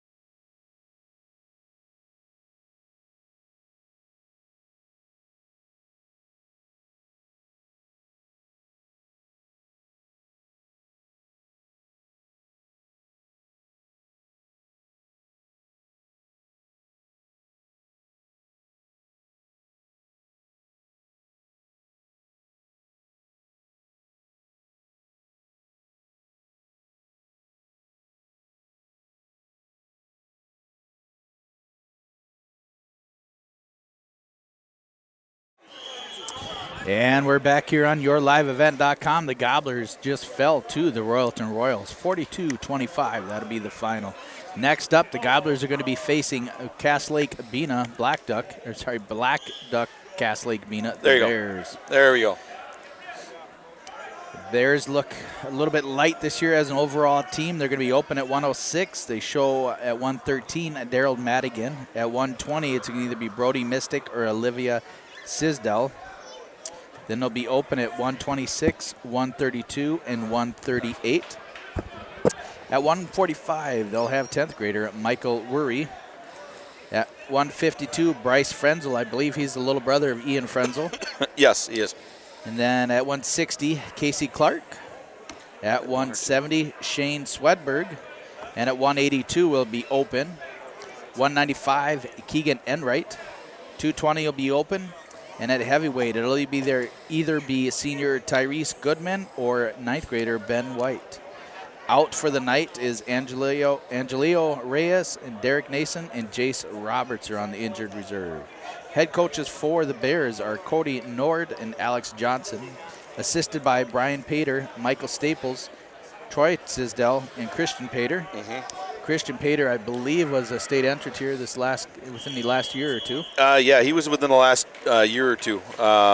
Stud, real good on his feet, really, really good wrestler. Really fun to watch, and I believe his dad is Brian. I believe so. I think you're right, yep. They are managed by Callie Boyer, Karina Pitzel, Maddie Westerman, and Tanea Martin. Again, I know a few people up there in the Black Duck area. They were super tough, and they give us a running for our money there in Class A here when we were down there with Royalton. Yep. Yeah, always a tough matchup. You know, some tough guys that wrestle hard, tenacious. You know, tough guys. I see here's Jeremiah Cortez. We talked about him a little bit earlier. He's got his opponent on his back. Nice roll through. Yep. This is an exhibition match here for the Royals and Aitkin.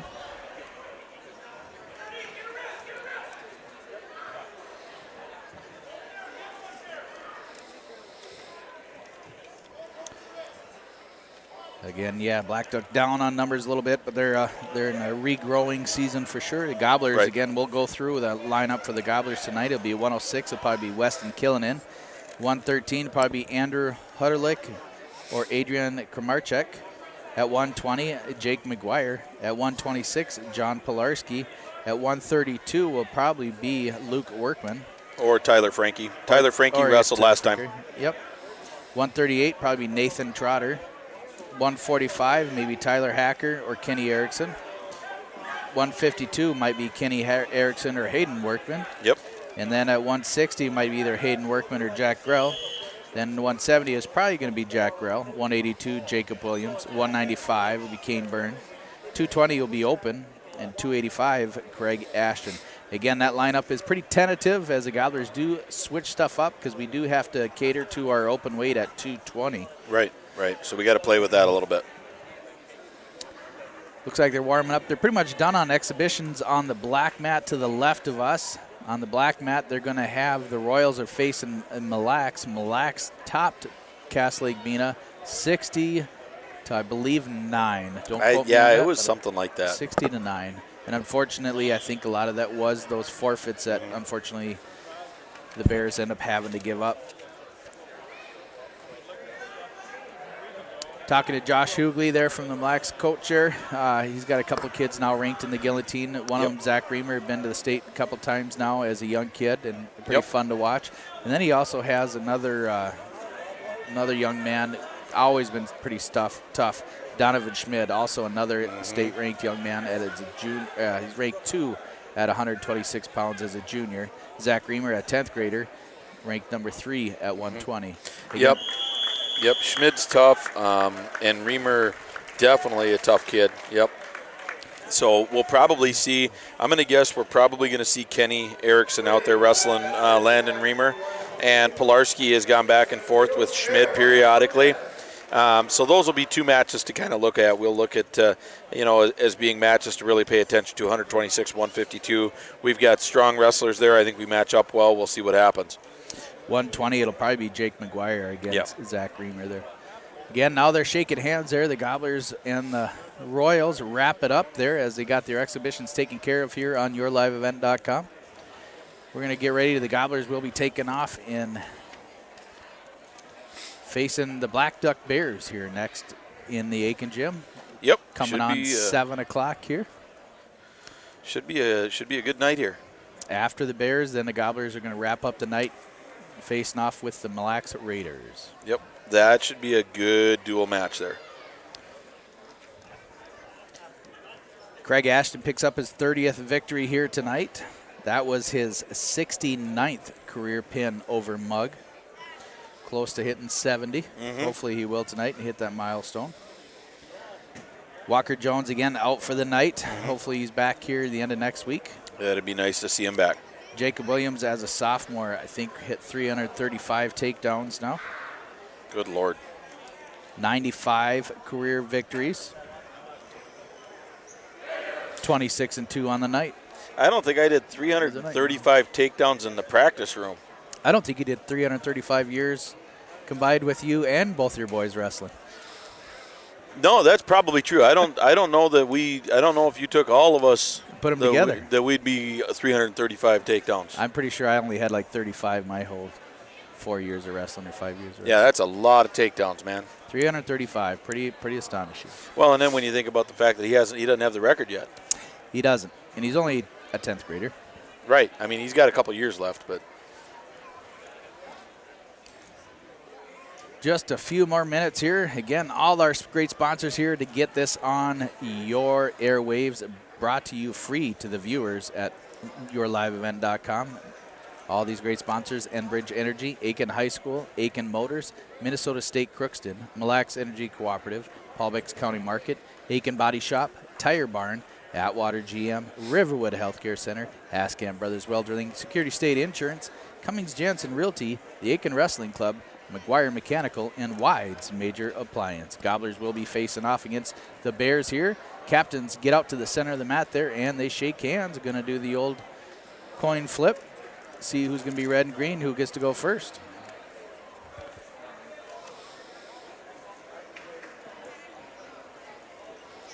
I'm going to reset my scoreboard here.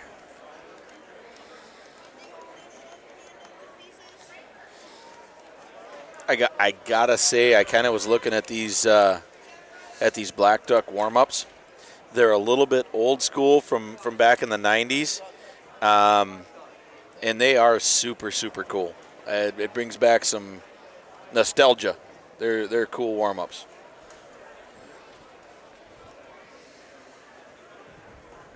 I think it's better than these fighting shorts that the guys wear now with the sweatshirts. I just like the old school warm up look, you know.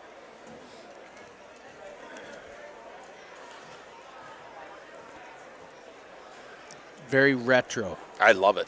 I'm not going to advocate bringing back the bell bottoms like we had in the 90s in Staples before we finally went to something that was a little more modern. I remember having to run out in those bell bottoms. Did you fall on your face at all? No. I was coordinated enough. I didn't have to worry about that. Don't ask me to deal with those bell bottoms and tie my shoes, but.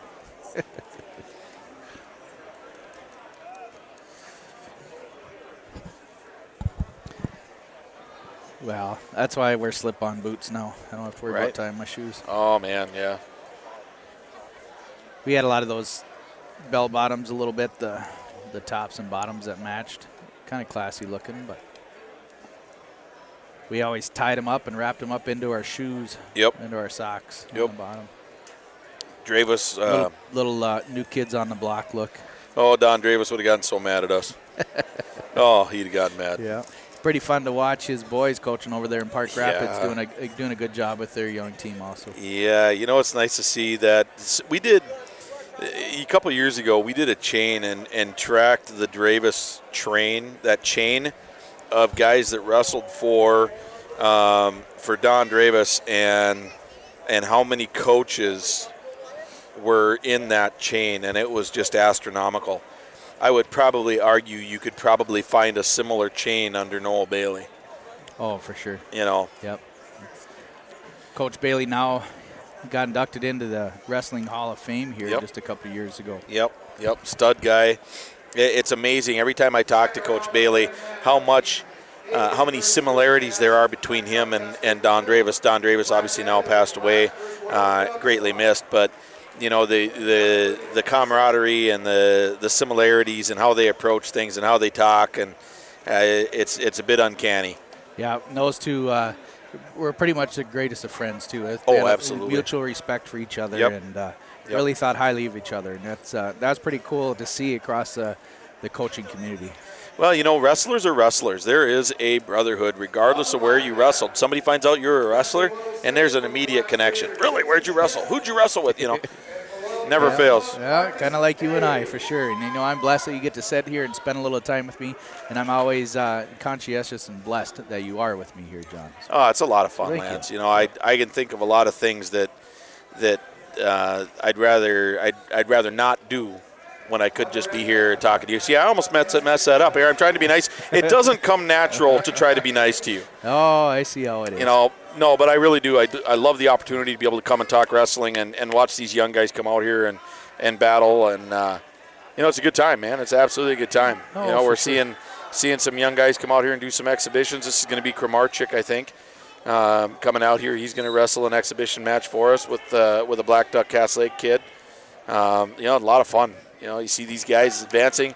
Oh, and there's a little knee pick from that Black Duck wrestler, but Kramarczyk fights that off with a wizard. Nicely done.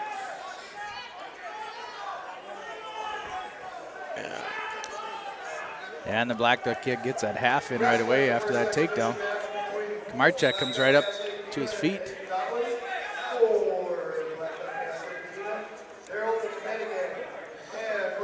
That is Daryl Madigan at 113.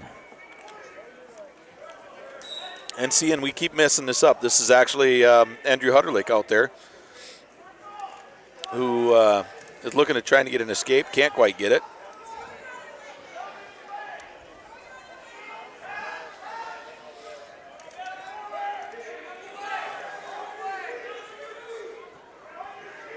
Madigan throws that half in on the right side of Hutterlick.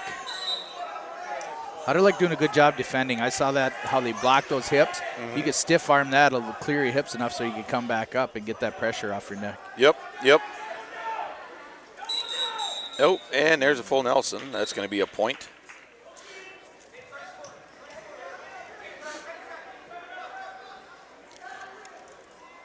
That'd be 1 point for Hutterlick. Now it's 2-1. Madigan leading. Again, this is an exhibition match here between Black Duck and the Gobblers.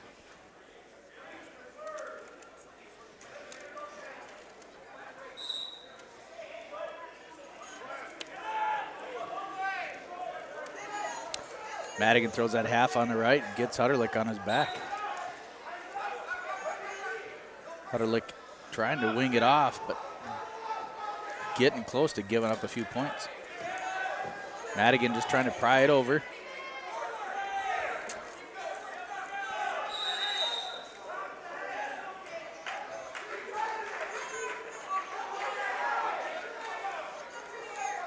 Again, not much happening here.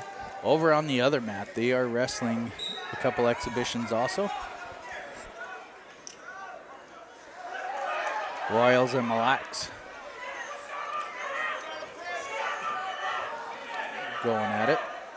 Actually, I think that's 106 pounds. That's their varsity matchup there. Yep, I think so. So on the other match there should be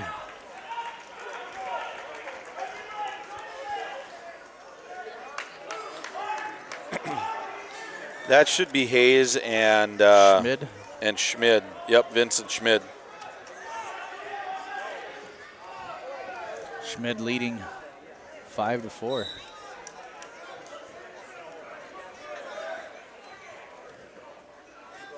Again, exhibition here still between Hutterlick and Madigan. They have about 1:45 left here in the second period. Hutterlick gets a takedown. Yep, that should put him up 5-2, I think. He's on the wrong side. He's got to stay over there. He's got a half in. Big side roll wing from the Black Duck wrestler, Hennigan.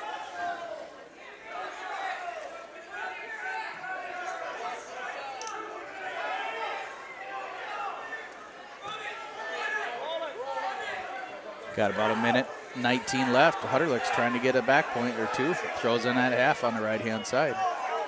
Oh, he's going to give that up. You can hear Coach Bailey here just sitting a couple people to our right. He's coaching from the stands up here, getting after Hutterlick, say, hey, go this way, do this, do that, you know. Yeah, it's a familiar sound. Yeah. I remember him yelling at me when I was wrestling for Staples, so. Well, you had a lot to yell at. Oh, man, there was a lot to yell at. Oh, fun. There's Hutterlick gets around behind, maintains control there. Doing a good job out there, and there's a big half. He heard him, and he's going to get him to go. He's just got to keep that half in.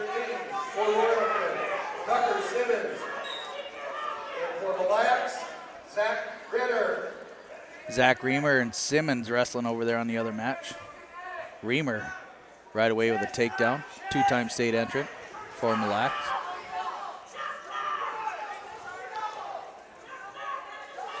Hutterlick gets his fall there with just 7 seconds left in the period. Good job for Andrew Hutterlick. I believe this is the first year of wrestling. It is, yeah. He's a rookie, man. He's figuring it out. He's coming along, so.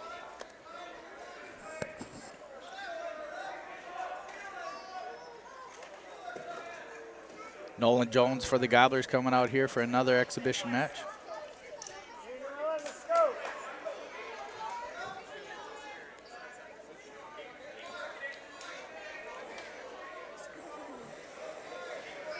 Again, the Bears have a handful of open weights tonight, so this will be a fast varsity match between the Gobblers and the Bears.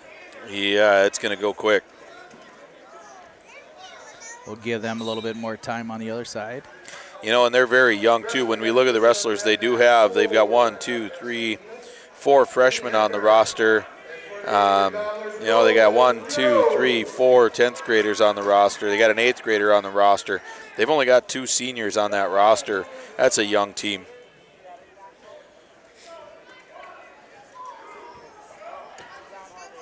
Nolan getting in on that double underhook.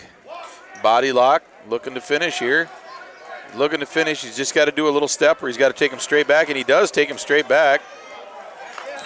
And that's a fall for Nolan Ryan. Good job out there. Nolan Jones.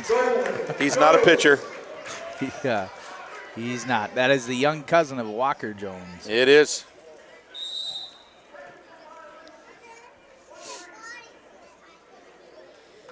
All right, now it looks like Killinan's getting ready to get warmed up over there. Yep. Yeah, we should be getting going here, I think. It's going to get a start.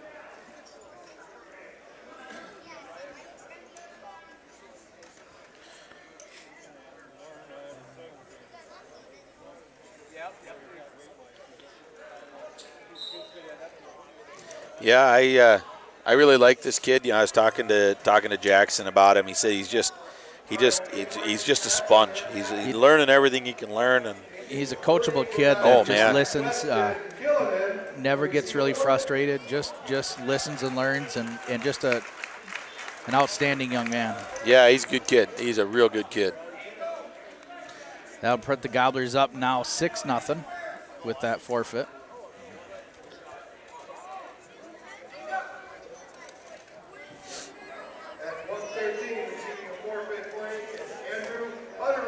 Andrew Hutterlick's going to get a forfeit here at 113.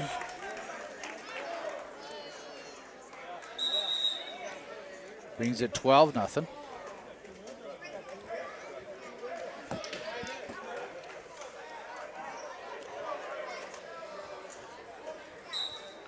And we're going to see Jake McGuire coming out here. At 120. At 120, wrestling for Blacktop Castle Arena, Brody Mystic. This is Brody Mystic for the Bears.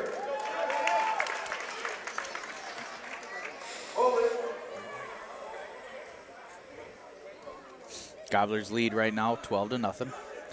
Team score is down there by the Gobblers and the Bears. In that screen on the right-hand side, it'll also show team scores, but down at the bottom shows the weight that we're wrestling and the individual match score. All right, Mystic aggressive real quick, doing some snap downs. Now he's trying to work a bulldog here. Now he's in the front headlock series. McGuire trying to work his way back up and out of this early aggressiveness. Mystic trying to go around, but then they end up separating. Mystic, a 9th grader from Black Duck Cass Lake Bena. Showing good balance and hand control. There's a Russian attempt by Jake, but a big, heavy snap down for Mystic. McGuire trying to get in on a single and then a double, but Mystic's able to get his hips back.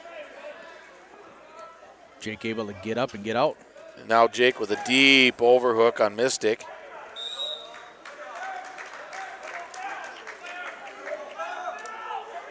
Okay, Jake separates.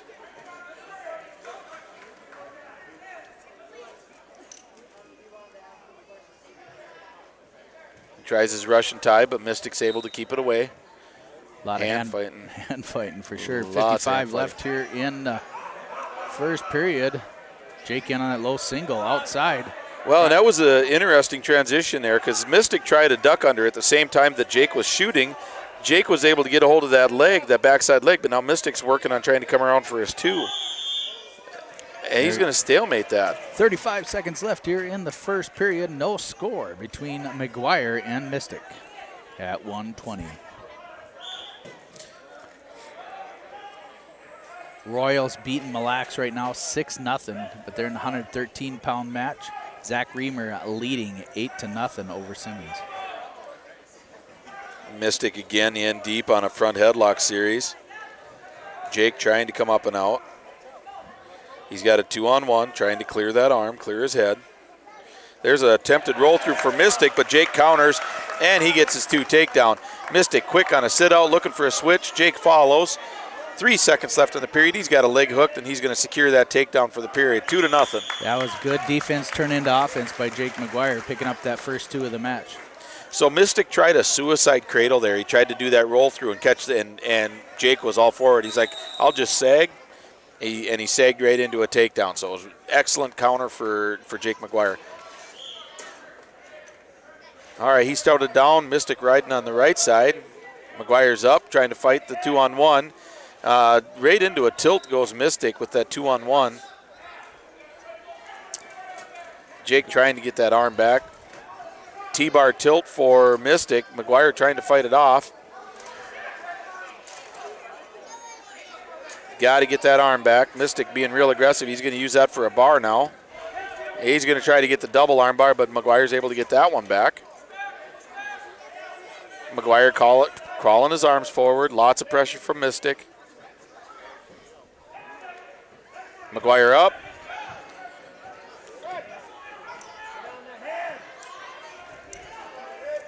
Mat return by Mystic. Another mat return by Mystic. That was a good scramble for McGuire working his way up. All right, now he's got to catch that leg. He catches that leg. He's got a reverse half here. He's just got to reverse half. If he can reverse half here, he's going to end up getting Mystic in a real bad spot. Mystic controlling that hand on the outside. Yep. And there's a reversal for 2 for McGuire coming around behind Mystic. Now leading 4-0 over Mystic. Good job. Good scramble there.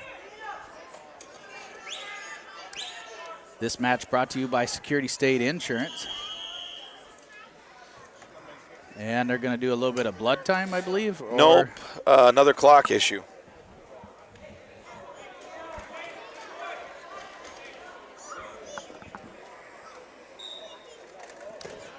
Should have about 47 seconds left.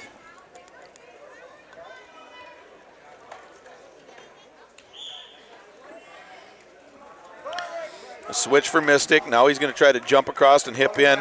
McGuire doing a good job controlling that near side arm. Zach Reamer picks up a major decision for the Raiders. Cowboy ride for McGuire. He's able to scoop that far arm. And Mystic tries to roll through with a side roll, but it doesn't go. Big crossface from McGuire. He's going to look for the cradle. He's able to get it hooked. Can he get the roll through?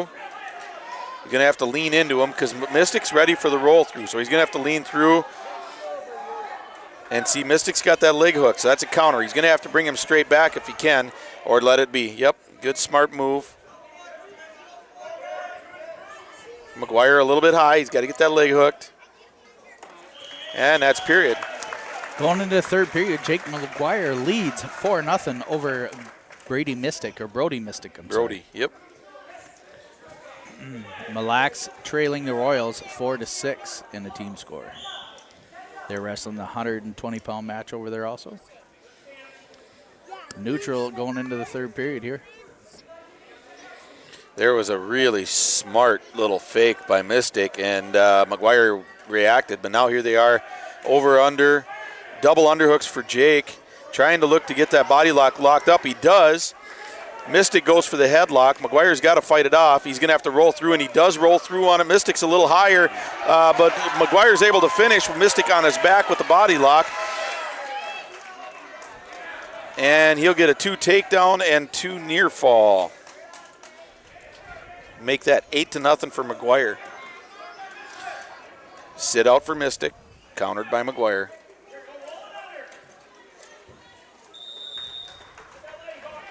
Minute 5 left here in the third period. Jake McGuire leads 8-0 here at 120 pounds over Brody Mystic.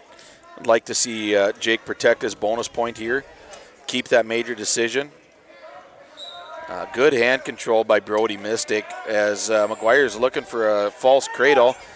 He's able to pressure in, almost gets Mystic on his back. He does keep an arm. 45 seconds left in the match. Big half, he's going to have to run it. He's got to grab that wrist, he's got to run it, and Mystic's able to get his body turned and prevent it. But 30 seconds left here in the third period. Leg hook for McGuire. Good ride. And get another half here and stack him right there. And good 2-on-1 control for Mystic. He's going to try to come up on that. McGuire does a good job countering by getting a hip in on that. Throws his crossbody in. He's going to come in and look for that guillotine. There's the arm. Roll through attempt for Mystic. And off the mat they go. 0.9 seconds left here in the match. 8-0 McGuire.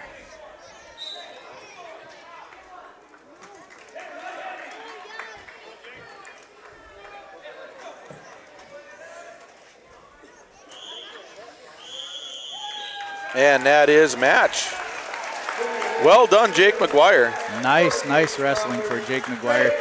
Mystic did show nice hand control and stuff like that. Defended a lot of things that Jacob did, and still, nice match. Pretty fun. Mystic was good with hand control. He was strong. He had good hips. But Jake just kind of was just a step ahead tonight. That was a really good match for Jake McGuire. That should be 16-0. We'll have to remind Denny that was a major.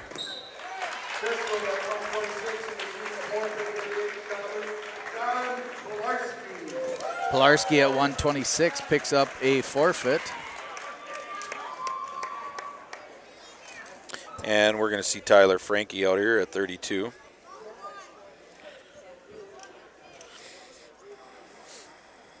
Winning by a fall for the last Spangler picks up a fall over there on the other match. Mille Lacs leads Royalton 10-6. They are wrestling at 126 now on the other match. Tyler Frankie's going to pick up a forfeit here at 132. Jonathan Schmidt, and for Royalton Upsala, Lane Olsen. Schmidt ranked in the, I think, number 3 for Mille Lacs. Over there at 126. Nathan Trotter at 138 is going to pick up a forfeit. Thinking the team score now gets bumped up to 27-0. Yep. Yeah, 45.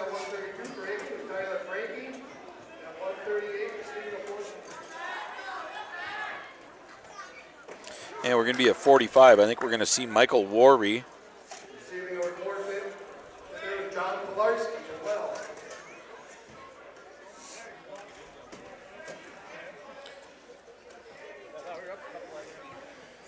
Now we Wrestling on the red mat at 145. Michael Worry from Black Duck Catholic Dina. And Tyler Hacker. Michael Worry for the Bears. 10th grader, facing senior Tyler Hacker of the Gobblers at 145.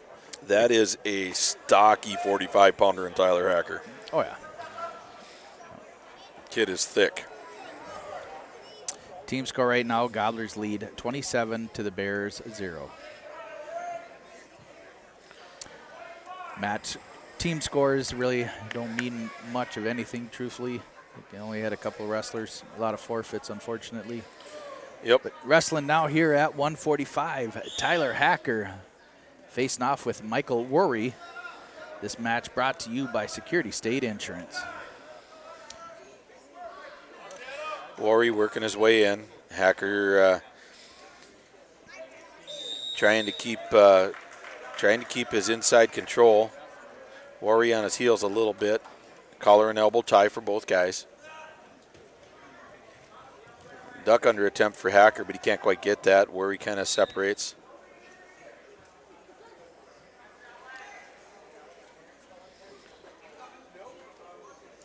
Nice outside single for Hacker. He's going to come up with it. Comes up really high. Now he's going to look for the trip, and he gets the trip for 2 points takedown. Worry immediately up to a granny stand-up. Nice defense. Yep. Hacker gets a mat return. Good job.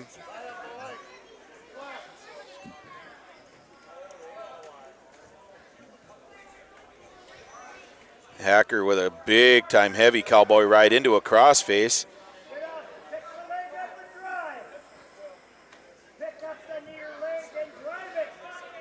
Now he's going to look at doing a crucifix.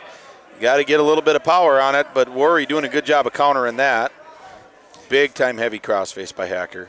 38 seconds left here in the first period. Hacker leads 2-0. Throws in that cradle. Can't quite get it. Worry coming up to his feet.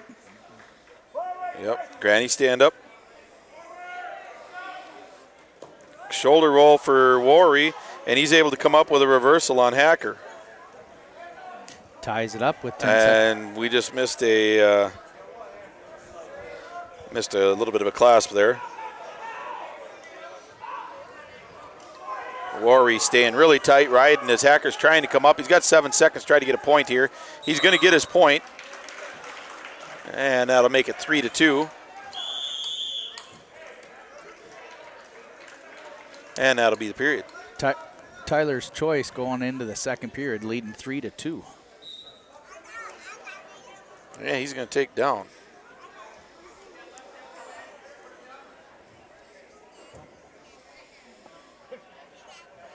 Hacker gets set.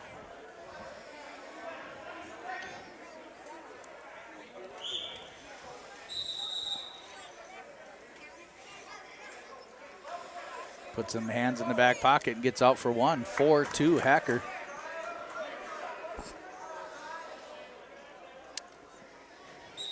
Hacker trying to get around that outside. Heavy on the head of both wrestlers.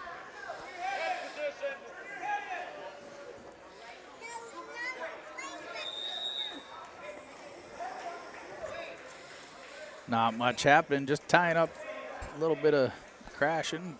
Shot attempt by Hacker. There was a really nice outside shot from Worry, but inside cradle attempt here by Hacker. He's got him on his hip. He's going to get his two. Now he's just got to get his head in the side and finish this. Gets the leg hooked. Minute left here in the second period. He's got it locked. He just has to finish. There, got him on his hip. Lift it, and step inside. He's just got to lift it and step inside. And Worry's able to break the grip and right up to his base is Worry. So there is the cowboy ride again into a heavy crossface by Hacker. Score still 4-2 in favor of Hacker. Looking at the cradle, it's tight and almost too much power, but he's able to bring Worry back under control. And there's a fall for Tyler Hacker. Picks up a fall in 3 minutes, 41 seconds. Brings the team score up now 40-0 in favor of the Gobblers.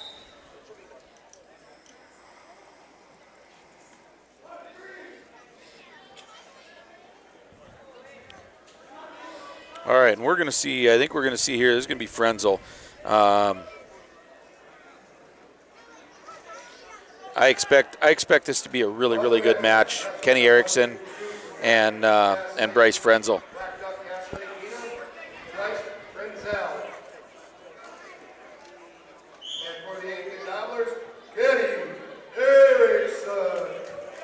Russian tie into a takedown for Erickson. Used the inside backside trip, goes right into a two on one, looking for that seatbelt tilt maybe. Erickson's able to get him broke down. Frenzel's able to work his way back to his base. Now I've seen Kenny several times here in this position go into a leg cradle, but he's able to catch Frenzel just a little bit with a deep half. Frenzel's able to work his way off his back. Kenny trying to give a little bit of a pump and then turn that half here, but he can't quite get it to go. Frenzel doing a good job fighting it off. He's looking for a Granby roll. He's got it locked up. Kenny's going to have to counter it. Old school Granby roll being attempted by Frenzel, but Erickson's able to fight that one off. Minute left here in the first period, 2-0 Erickson. Cross body ride for Erickson.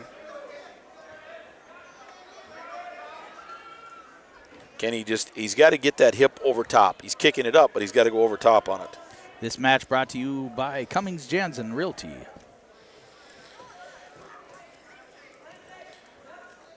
All right, Kenny again trying to hip over. This time he gets him hipped over, but he doesn't have the crossface in to go with it. So the thing that makes that cross body ride effective is you got to get their hips over top of each other. And Kenny's trying, but he can't quite get that hip to switch. Frenzel set. Sit out attempt by Frenzel, followed by Kenny. 25 left here in the first period. Frenzel trying to go out the back door.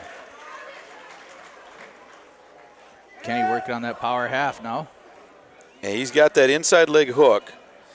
If he gets the power half in, now he's got his hip back, he's got his leg back, he's in a good spot. Over on the other mat, team score Mille Lacs Raiders leading 13-6 over Royalton.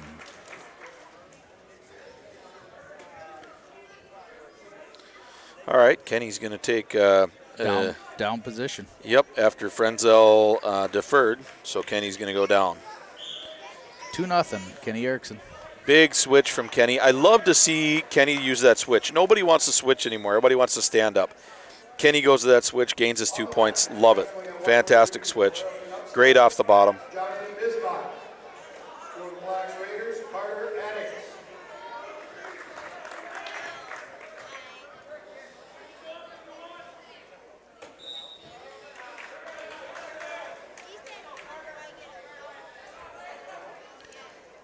Frenzel trying to suck that leg in of Kenny's on the right-hand side there, but Kenny doing a good job defending it with keeping that leg hooked. Yep, keeps that leg hooked. Now, I've seen Kenny several times in this spot use that leg cradle, and there it is again. He's not really going for it. He's got the leg hooked. He's going to try to maybe get a tilt here with Frenzel using that leg.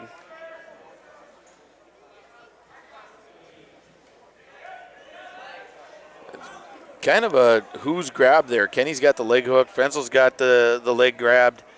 Frenzel trying to come around on top. He's calling stalling on Kenny.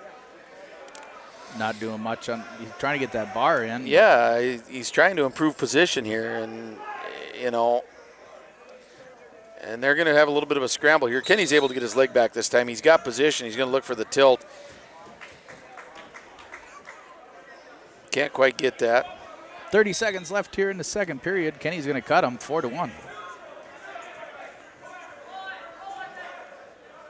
Outside, beautiful outside shot, but Frenzel counters well. He's got Kenny on his hip. Kenny's kind of caught here. Frenzel gets a crossface in. Kenny's just got to keep his base. Short time. Frenzel looking at a crucifix.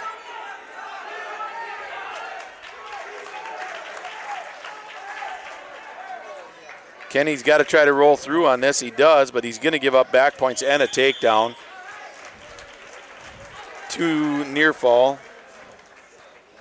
5-4. Frenzel going into the third period. And he's going to go down.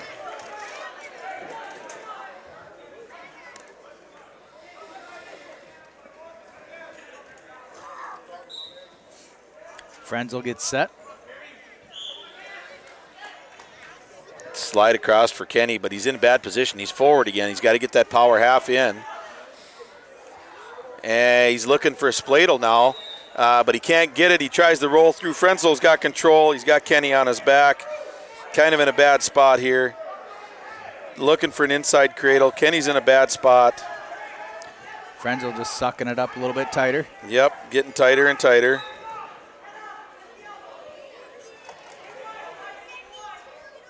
Frenzel really working. He's going to come away a minimum with 3 points here. Minute 20 left here in the third period. Kenny trying to fight off of his back. Very hard to fight off of that kind of pressure. Now a Saturday night ride for Frenzel. That's tough, and that's a fall. I don't know, but. Fall in 4 minutes, 50 seconds. For Bryce Frenzel over Kenny Erickson. At 160,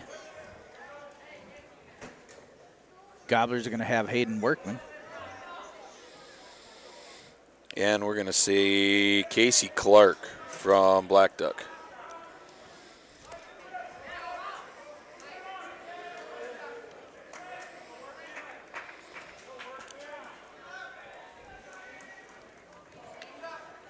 On the red mat, wrestling with Black Duck Gas Lake Meetup, Casey Clark. And for the Aitkin Gobblers, Hayden Workman. Like you said, Casey Clark faces off with Hayden Workman here at 160. This match brought to you by the Aitkin Wrestling Club. Clark coming in, collar shoulder tie. Workman fights it off. Underhooks, body locks. Tried throwing, did Clark. Workman just sagged. He's got Clark on his back, gaining back points. And pretty flat there at times. Workman's able to get pressure on that shoulder. And there's a fall for Hayden Workman. Hayden Workman in 37 seconds.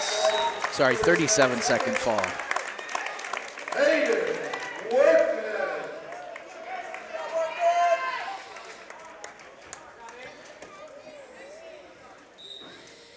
Brings the team score 46-6 in favor of the Gobblers.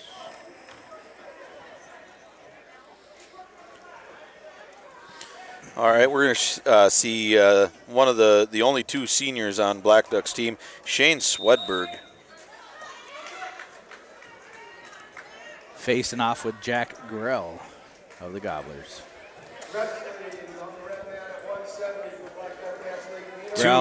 Two very different body types here. Yep. Jack Grell. Grell now ranked in the guillotine at number Underhook. 9. Yeah, underhook into it, but that's an inside cradle attempt for Swedberg. Grell's able to come out on top of that scramble, but that was a chancy technique there. Pretty risky. He almost had it. Mm-hmm. And Swedberg a bit taller and lankier. Yep. Leverage is going to be a big key for him. Yep. Cross-body ride for Grell. A little bit high.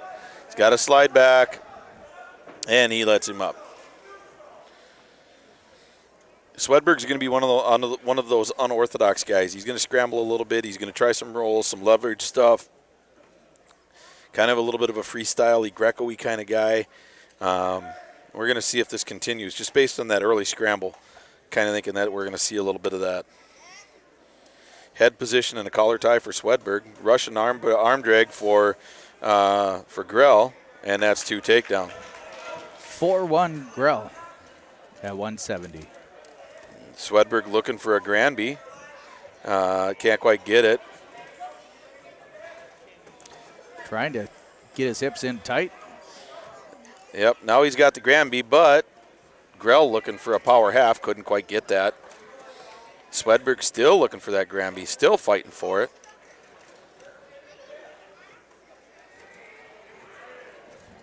.21 seconds left here in the first period. Yep, Grell's able to fight that Granby off.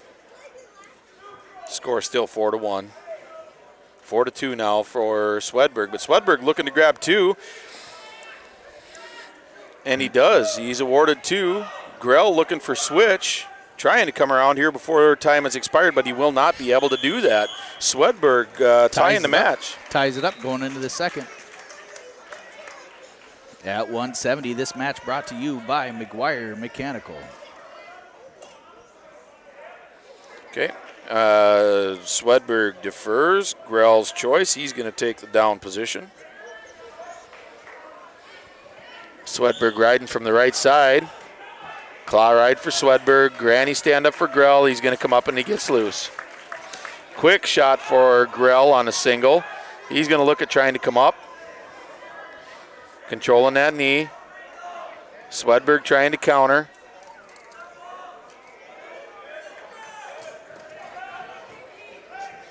Swedberg doing a good job of countering. That was a really, really early stalemate there. But stalemate, they'll go back to their feet. Restart with 1:37 left here in the second. Quick shot for Grell. He's going to have to come out the back door. Swedberg sits back.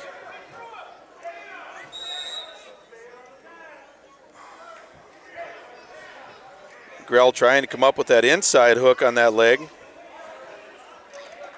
Swedberg trying to put pressure on Grell's head, fighting off this takedown attempt. Score 5-4 right now. Potentially dangerous. Whistle. Again, score is 5-4. Grell's had 2 shots off the whistle here that have been close. This time he does not go. Collar tie for Grell. Slide by attempt by Swedberg.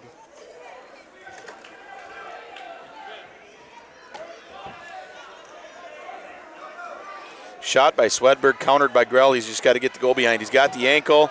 He's got to just keep coming around. He's got Swedberg on his hip. He's just got to keep circling. Swedberg, oh, there's a near side by near side cradle. Locked up tight. That is tight. He needs to get down and look at the shoulders. There it is. That'll be a fall in 3:31, 3:31.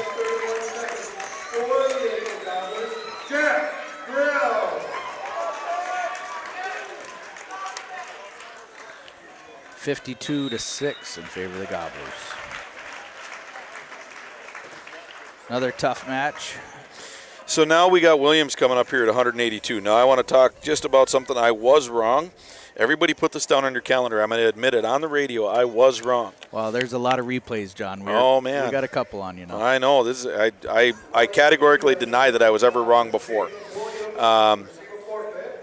Okay, so Williams is going to get a forfeit here at 182.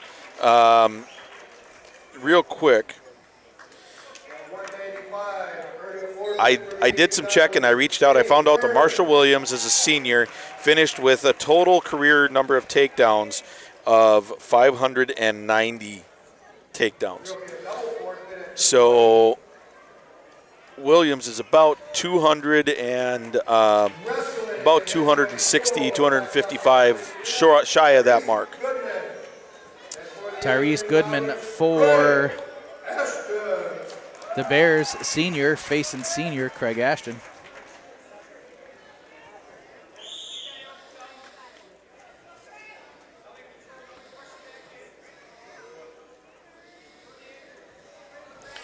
Okay, Goodman, he tries to get his own underhook. There's a Olympic headlock one side, then the other for Craig Ashton. He loves that Olympic headlock. He is in spot. That should be, my guess is going to be that is going to end up being it. Craig Ashton right now 30-4. That's a record. One loss to a Grand Rapids wrestler and I think 3 more. And there it is. Picks up a fall in 32 seconds.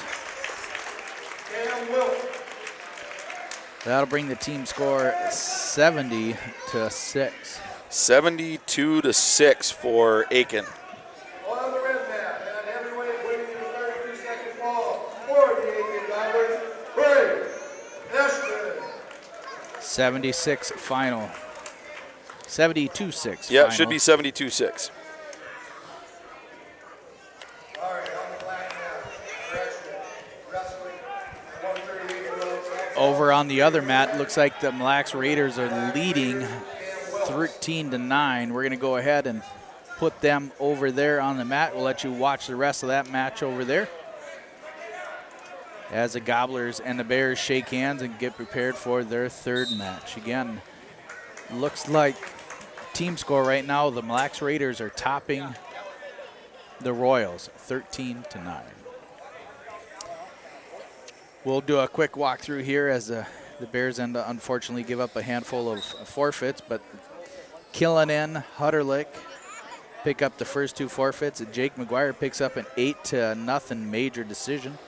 Very, very well wrestled. We talked about that at the end of that match, how controlling McGuire was in that match over Mystic. Mystic was a tough kid. You know, he came out and he was game. He was. He had good job with controlling hands and whatnot, but Jake did a good job keeping his hips in the right position and not getting out of control. Yeah, he looked really good. John Pilarski, Tyler Frankie, Nathan Trotter all pick up forfeits. Yep. Tyler Hacker comes out with a 3-minute, 41-second fall over Michael Rury. Yep. Kenny Erickson gets caught by fall to Bryce Frenzel in 4 minutes, 50 seconds. Yep. That was a fun match to watch. It was a fun match. We kind of figured that was going to be a good match. It didn't go our way, but it was a good match.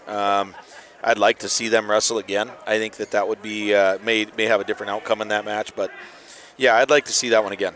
Yep. So hats off to Bryce Frenzel picking up the only 6 points for the Bears tonight against the Gobblers. Hayden Workman picks up a fall in 37 seconds over Casey Clark. Yep. Clark went for a throw. Workman is actually pretty good with leverage throws and stuff like that. He felt it coming, sagged his body, came down on top, and finished it right there. Good job by Workman. Jack Grell comes out with a fall, 3 minutes, 31 seconds over Shane Swedberg. Let's give credit where credit is due. Shane Swedberg was game. He came with some unorthodox stuff. He gave Grell everything he could until Grell was able to get that cradle locked up, and then it was done. Yep. So. It was 4-4 going into the second period, tied up. It was good scrambling in that first period back and forth. So it was a good match. Jacob Williams, Kane Byrne both pick up forfeits. Then we had a double forfeit at 2:20. So going into the heavyweight match, it was 64-6. Craig Ashton picks up a 32-second fall over Tyrese Goodman at heavyweight. Yep. Final score, Gobblers 70, the Bears 6 for the final. 72-6. Denny's got it wrong on the board. No, it was 70. How would it be 72? Okay, so we got a forfeit. That's 6-12. Majors 4. Major 4 is 16. Then we had another forfeit, makes it 24. Then another one is 30. No. Slow down. 16 and 6 is 22. Yes, sir. That's your 2 right there, buddy. That's the twice on one broadcast I was wrong, Lance. Hey. Twice on one broadcast. Third time I'm going to have to hire you again. Third time you're wrong. Nope. You're going to have to find somebody new because I just don't know if I can go with this failure. All right.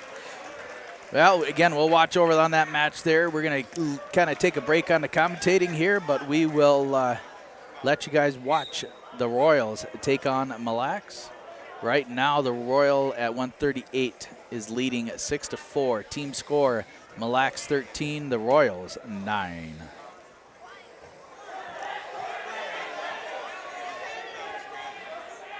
Yep. You know what? It's math. Every time that gets me, I got to talk to my kid. He's going to have to do better with math for me. So.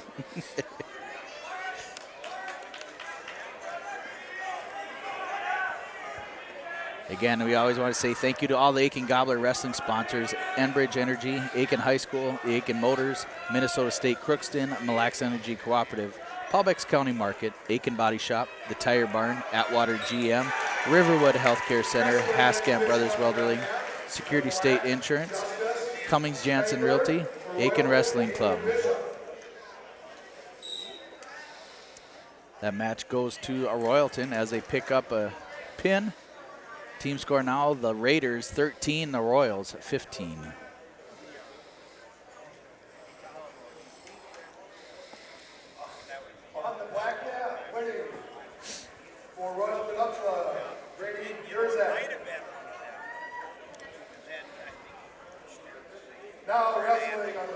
I'm going to go ahead and transfer this camera, scoreboard camera, over to the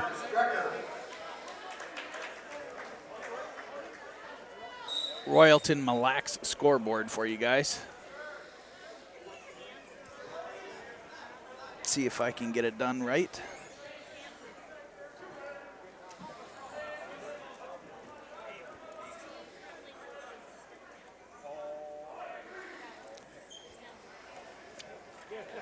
There we go. That is the scoreboard now.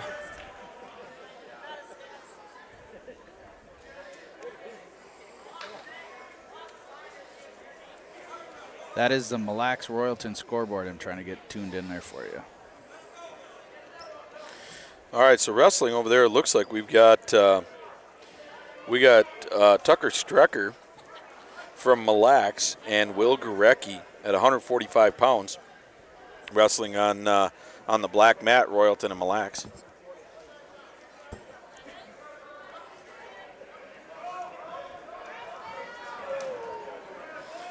Looks like Gorecki is up 6-2 over Strecker. Again, Mille Lacs are on the Gobblers side of the scoreboard there. Royals on the guest. And off the mat they go. That'll be 3 more for Gorecki. He's going to be up 9-2.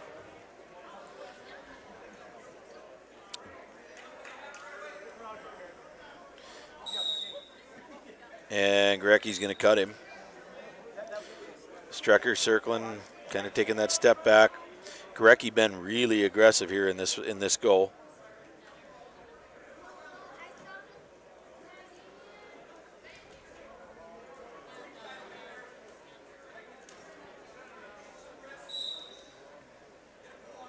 Another beautiful shot by Gorecki. He's got to have one of the better doubles I've seen in a while. It's just this blast double. He's in deep on it, and he's there. It's just really, really effective.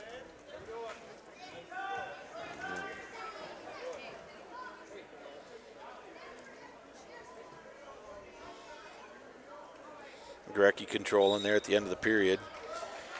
Will Gorecki in control of this match, 11-3 going into the second period.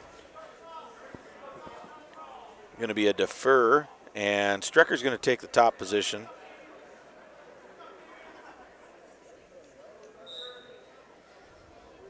Strecker rides from the left side. Gorecki trying to come around, goes to a stand-up. Strecker behind, trying to get a push off here. But Gorecki's able to get clear and get his one. And call that 12-3.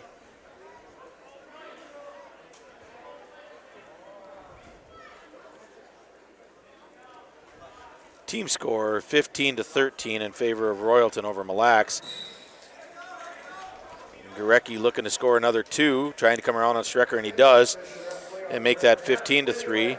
Beautiful sit-out side roll attempt by Strecker, but Gorecki just powers him right back in. That was a lot of power. 2 on 1 wrist rolls by Gorecki. Lots of pressure on Strecker. We talked about this earlier. Royalton's ability to maintain pressure on their opponents is impressive. Royalton, Gorecki brings that arm across. Strecky trying to fight it off. But Gorecki's now he's going to come under. He's going to tap that shoulder. Going to give a little bit of a drive. Reverse half here. And Strecker's able to get his arm back. Big crossface by Gorecki.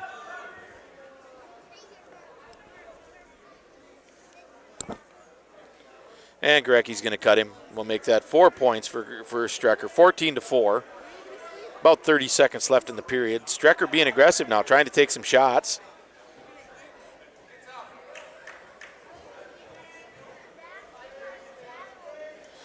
Big double again by Gorecki.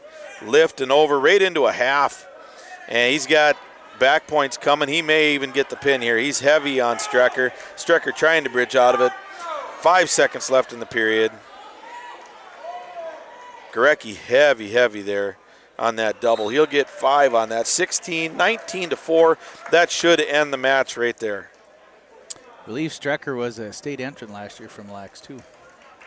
Yep. Winning the 10 ball on the black mat for Royalton Upsala, Will Will Grecky picks up that victory, that major. That ended up being a tech fall, was it not? Yeah, tech fall at the end of the second period. 20-13 in favor of the Royals now over Mille.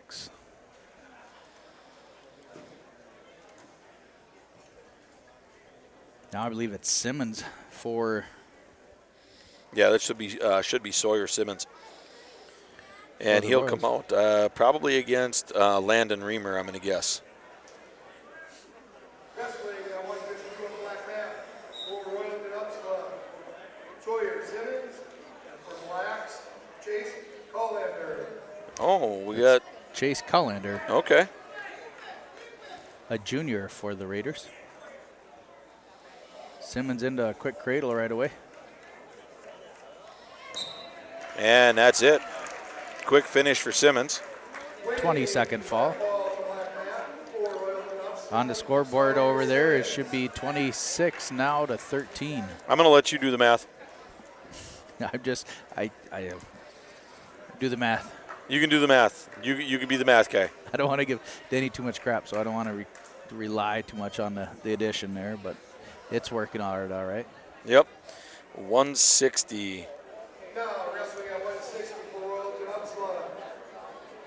Nick Limo.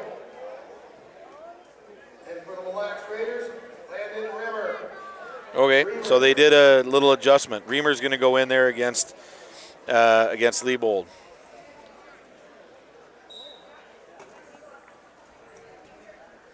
Liebold being heavy and aggressive again, right into a high crotch, takes Reamer down. Right into a 2-on-1 tilt. Liebold really staying tight and heavy there. Pulling that arm back, looking for that tilt. He gets the roll. Reamer's able to roll off his back. 2 near fall.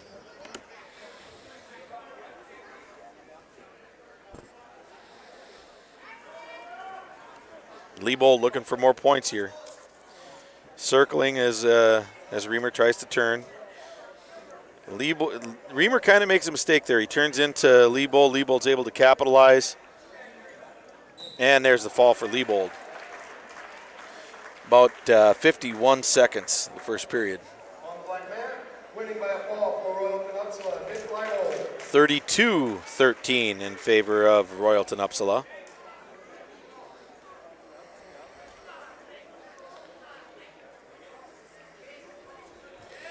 And we'll see Jake Lenners at 170 and Will Scogan, a junior from Mille. 170 on the black mat for Royalton Upsala. Jake Lenners, and for Mille, Will Scogan. Lenners coming in aggressive. Scogan fights it off. Big double from Lenners. Trying to finish. He gets Scogan on his hip, still trying to finish. He's got to get his head out, comes out the back door, and he's able to get his 2. Right into a quick bar as Lenners.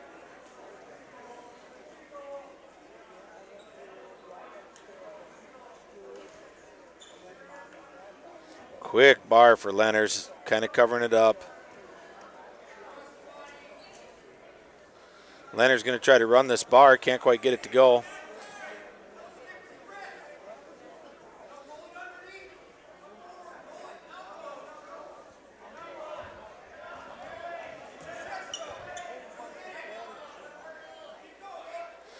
And Lenners is able to get that over against Scogan.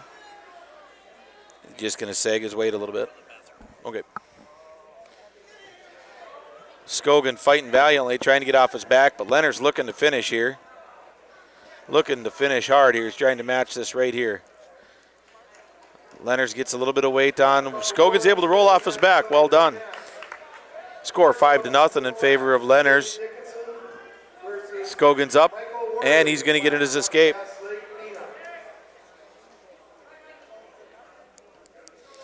Scogan tries a shot, countered by Lenners. Lenners gets a little bit out of position. Off the mat they go.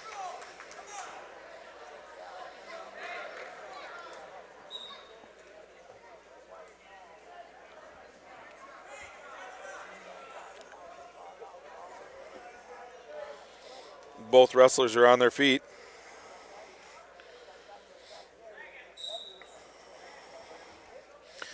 snap down and clear for Skogan. Leonard's trying to get into position with inside control, but every time he comes close, Skogan is trying to fight those hands.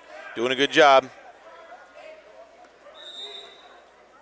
And that'll be the end of the second period. Score 5-1. Leonard's over Skogan. Leonard's is going to defer. Skogan's choice. He's going to take the up position.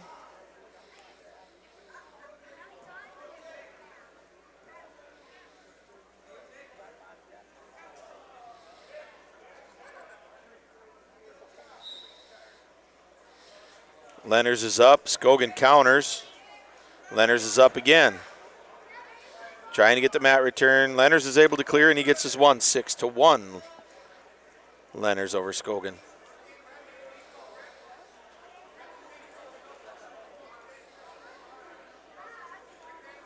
Snap down by Skogan. Crossing his feet a little bit there. That's kind of a bit of a mistake. Got to keep your feet square. There he's crossing them feet again, trying to pull away.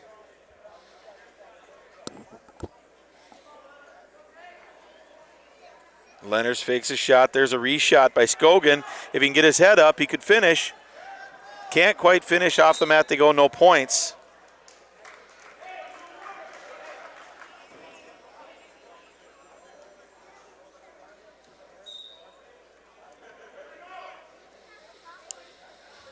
Okay, about 1:11 left in the second period here. Skogan and Leonard's.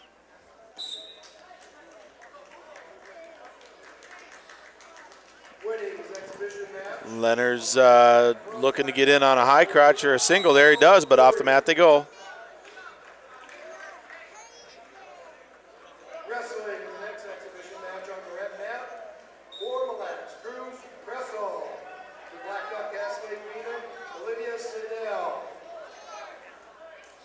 And there's a outside single into a double for Leonard's. He gets his 2 takedown, making the score 8-1. With 35 seconds left in the second period. We're at 175 pounds. Royalton, Upsala, and the Mille Raiders. Wrestling are at 175 pounds. We got Jake Leonard's and Will Skogan from Mille. All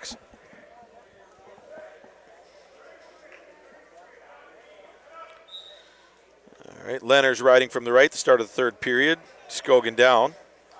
Looking to get a stack is Leonard's. If he can get a little bit of pressure on the lower part of the body, now he's got to sink in that half. Almost had a stack pin there early in the third period, did Leonard's. Skogan's able to fight it off, looking to come back up to his base. 2 near fall awarded for Leonard's. Now he's got a bar in, trying to take Skogan over. Cannot. Scores 10-1. There's another bar. Oh, and we've got a potentially dangerous. Leonard's got a little bit up around that shoulder. Skogan rolls his shoulders out, comes back. 1.9 seconds. Sorry, we're still in the second period here. We had a little bit of a break, but.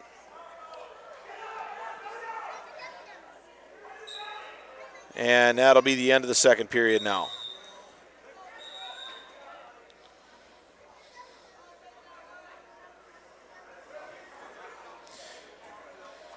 All right. Leonard's is going to take the up position. Score again, 10-1. Leonard's over Skogan. Shoulder roll attempt from Skogan does not go anywhere.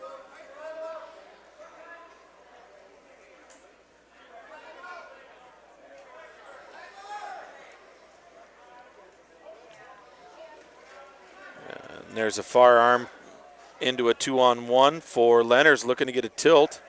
Skogan's able to fight that off. Another stack attempt for Leonard's, but Skogan's able to flatten out. There's a bar, but it gets a little bit up into that chicken wing area. He's able to bring it back and keep it under control. He's able to get Skogan over, and that looks a lot tighter than before. Skogan trying to fight off of his back. The weight from Leonard's is there. And there's the fall. 4 minutes and 51 seconds.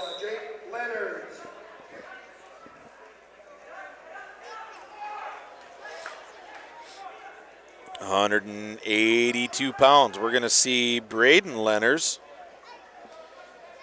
and probably Chris Ecker, a senior from Mille Lacs, 182.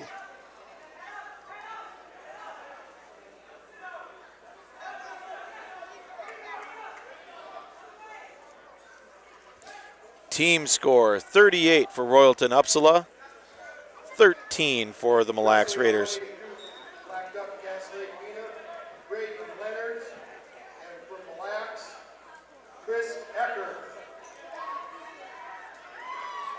Braden Leonards for Royalton. We heard our public address announcer say it was Black Duck, but it's actually Royalton Upsala.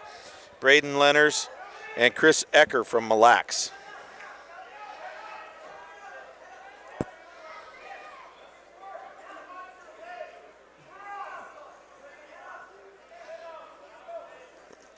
A little bit of hand fighting, head fighting. Chris Ecker looks to get a headlock. Leonards fighting it off valiantly. Eckers is able to separate.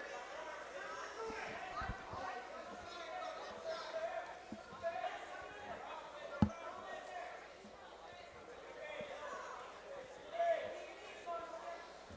little bit of hand fighting right there.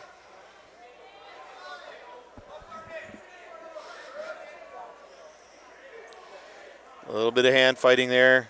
Still working for position of these guys. A little bit of dancing. Here's a duck under for Ecker trying to finish. He does finish. And he takes Leonards almost to his back. Leonards now looking to finish, but he does not. 2 takedown now awarded for Ecker.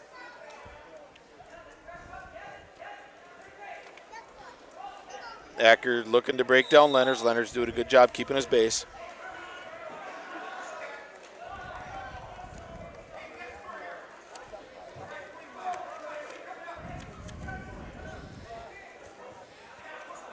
Ecker trying to get that far hip breakdown. Leonard able to stay up on his base, doing a good job maintaining his base. Score is 2-0, Ecker over Leonards. About 10 seconds left in the first period. Leonard's up, but straight back down to the mat. And Leonards comes up. He's able to get into an Olympic headlock spot, but can't quite get it. Ecker looking to grab that far arm, does grab that far arm. Control stays the same.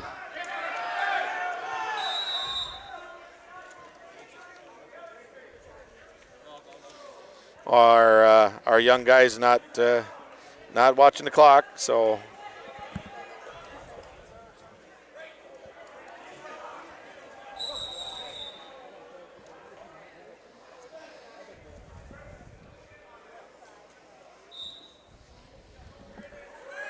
all right, start of the second period here. Ecker riding from the left side. Leonard's trying to come up, looks for a switch on Eckers. He gets it, and he gets him all the way over onto his back. Eckers trying to fight off of his back, but Leonard doing a good job keeping him on his back here.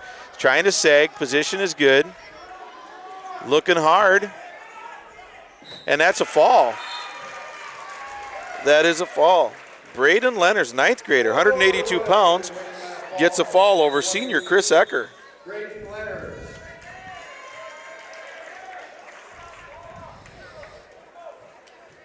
Team score. I think they awarded those points incorrectly.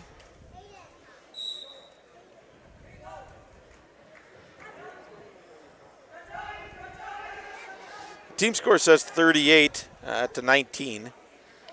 And there's 44-19. Royalton Upsala over Mille Lacs.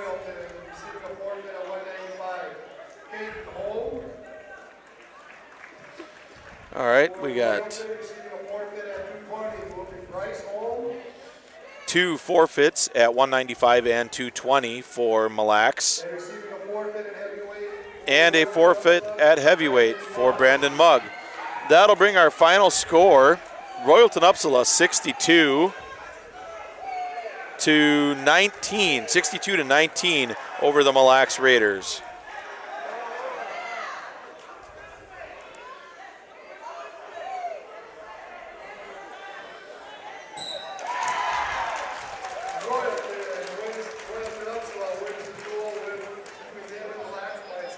We're going to go ahead and take a quick break here on yourliveevent.com. We'll be back for some more Aitkin Gobbler Wrestling. The Gobblers will be facing off against the Mille Lacs Raiders here the next match.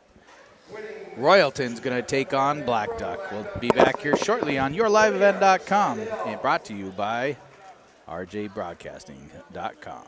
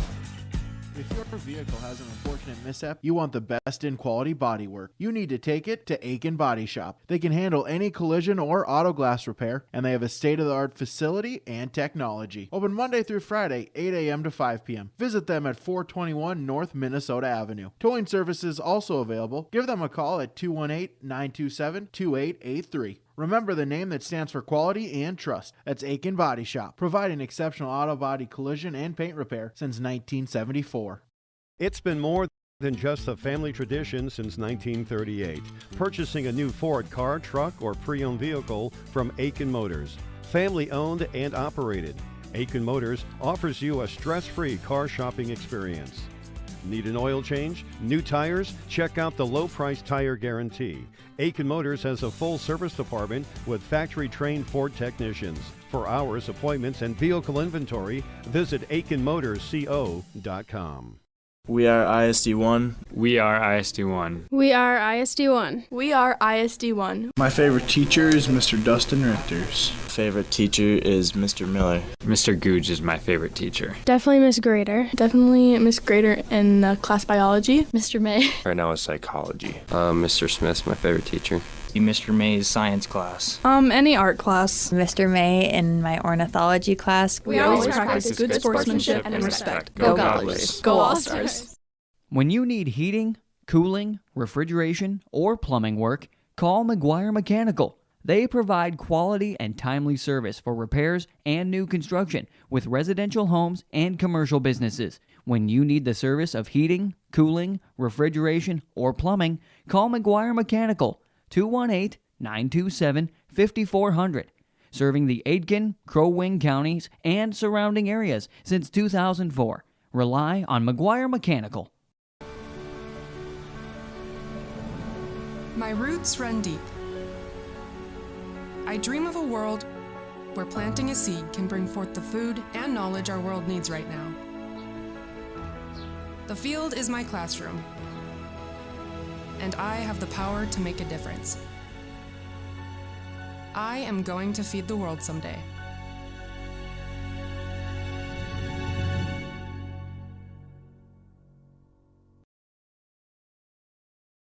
Here in beautiful central Minnesota, we get to enjoy nature every day. At Mille Energy Cooperative, we understand because we live, work, and play here too. However, just because you're not in the big city doesn't mean you can't have access to great internet service. Let MLEC Fiber give you the fast and reliable internet you deserve. Check to see if MLEC Fiber is available where you live. Visit us online or call our office at 218-429-0433.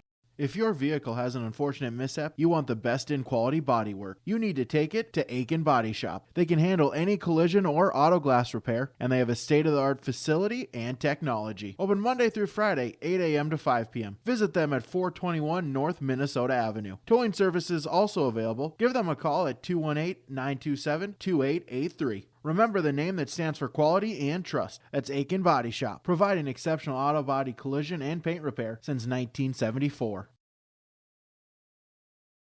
It's been more than just a family tradition since 1938. Purchasing a new Ford car, truck, or pre-owned vehicle from Aitkin Motors. Family owned and operated. Aitkin Motors offers you a stress-free car shopping experience. Need an oil change? New tires? Check out the low-price tire guarantee. Aitkin Motors has a full service department with factory-trained Ford technicians. For hours, appointments, and vehicle inventory, visit AitkinMotorsCO.com. We are ISD1. We are ISD1. We are ISD1. We are ISD1. My favorite teacher is Mr. Dustin Richters. Favorite teacher is Mr. Miller. Mr. Googe is my favorite teacher. Definitely Miss Grader. Definitely Miss Grader in class biology. Mr. May. Right now is psychology. Mr. Smith's my favorite teacher. Mr. May's science class. Any art class. Mr. May in my ornithology class. We always practice good sportsmanship and respect. Go Gobblers. Go All-Stars. When you need heating, cooling, refrigeration, or plumbing work, call McGuire Mechanical. They provide quality and timely service for repairs and new construction with residential homes and commercial businesses. When you need the service of heating, cooling, refrigeration, or plumbing, call McGuire Mechanical, 218-927-5400. Serving the Aitkin, Crow Wing counties and surrounding areas since 2004. Welcome back, everybody. Lance Bauman, John Klein here on the final match tonight here in Aitkin as the Gobblers will be facing the Mille Raiders, our neighbors to the south, coached by Josh Hughley and Kevin Lamke. They are growing down there, John. They are. You know, I remember not so long ago that they had good wrestlers, but they had trouble fielding a full team. You know, and every year they've got a couple more guys. Their elementary program, their young program is just booming, doing fantastic. Hughley took over and has just been building this program into an absolutely tough program. Yep. Love what he's doing down there. Yep. And you know what? And I love Josh Hughley. I mean, the guy's a great guy. Like I said earlier, probably the nicest guy you'll ever meet. You know, he'll give you the shirt off his back and two from his closet. You know, he's just a great guy. Yeah. So, and he is assisted by Austin Hackett, Craig Peterson, and Joe Schmid down there in Mille. Yep. Gobblers are going to have a little bit of a tough match here, starting off here with the Raiders at 106. Vincent Schmid should be facing off with Arkillinen.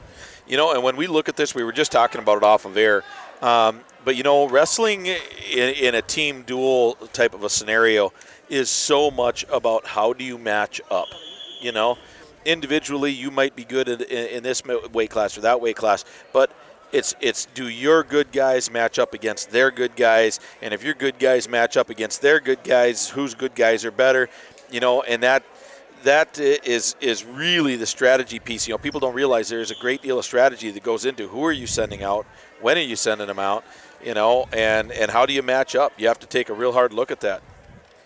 It's kind of fun, that strategy piece. Yeah, for sure. Right now, it looks like Workman's going to be doing an exhibition here, getting taken down right away. Yep, big lift, good control on the way down, but he kind of goes to a headlock, grabs that head.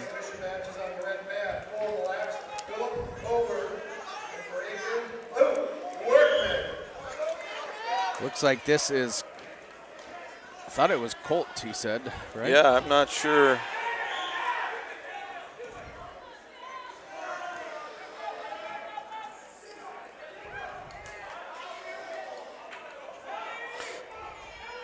Philip Bober, 132 pounds. No. Puts in a cradle right away on Workman there. Again, Gobblers are 1-1 tonight, falling to the Royals. 25-42 to the Royals, and then they beat Cass Lake Bena 70-6. Yeah, 70. I told you it was 70. Told you. Bears in a rebuilding year here. Got a handful of forfeits. I've got no doubts that they're going to come back. That was a serious crossface from Luke Workman. You heard that up here.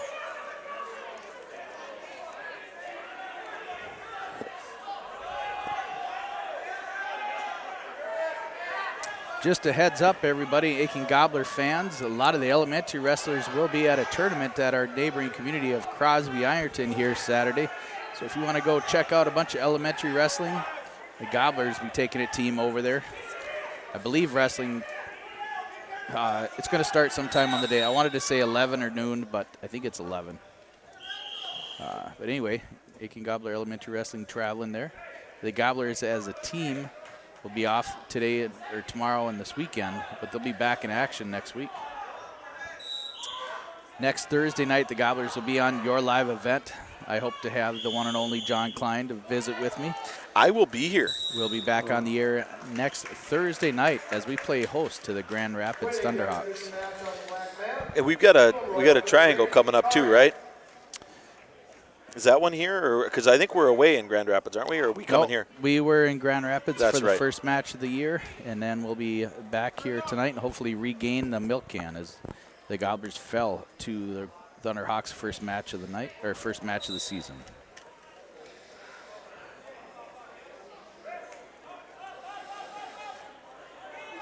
Workman wrestling hard here. Score down. He's down 5-4. Amalax wrestler has a cradle in. Workman trying to counter it though. He's able to break grip and get a reversal. That'll put him up 6-5.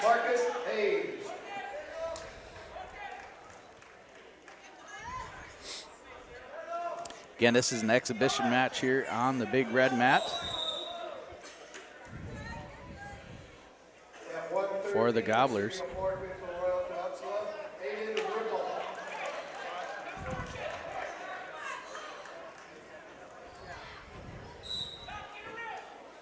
Royalton undefeated so far tonight. They will be wrestling on the other match over there on the black mat, Cass Lake Bena, the Bears.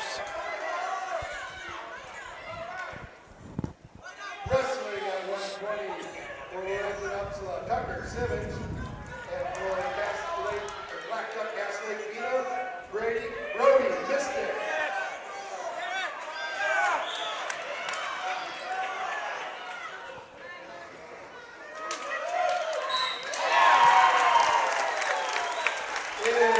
Luke Workman picks up a fall there, an exhibition match in the second period.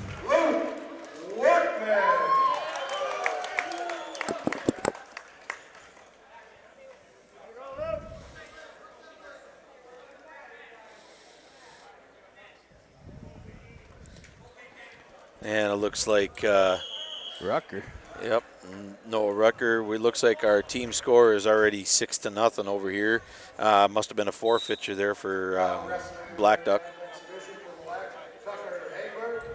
For the Aitkin Gobblers, Noah Rucker.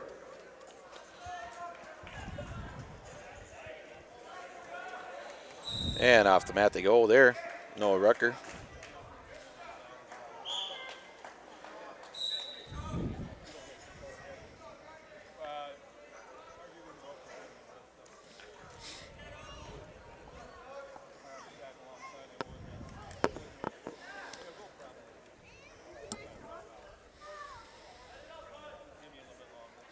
Yeah, Rucker controlling with a Russian tie there. Trying to gain some control.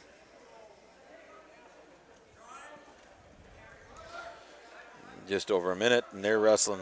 Sean, what time is Saturday wrestling? We start wrestling at 10.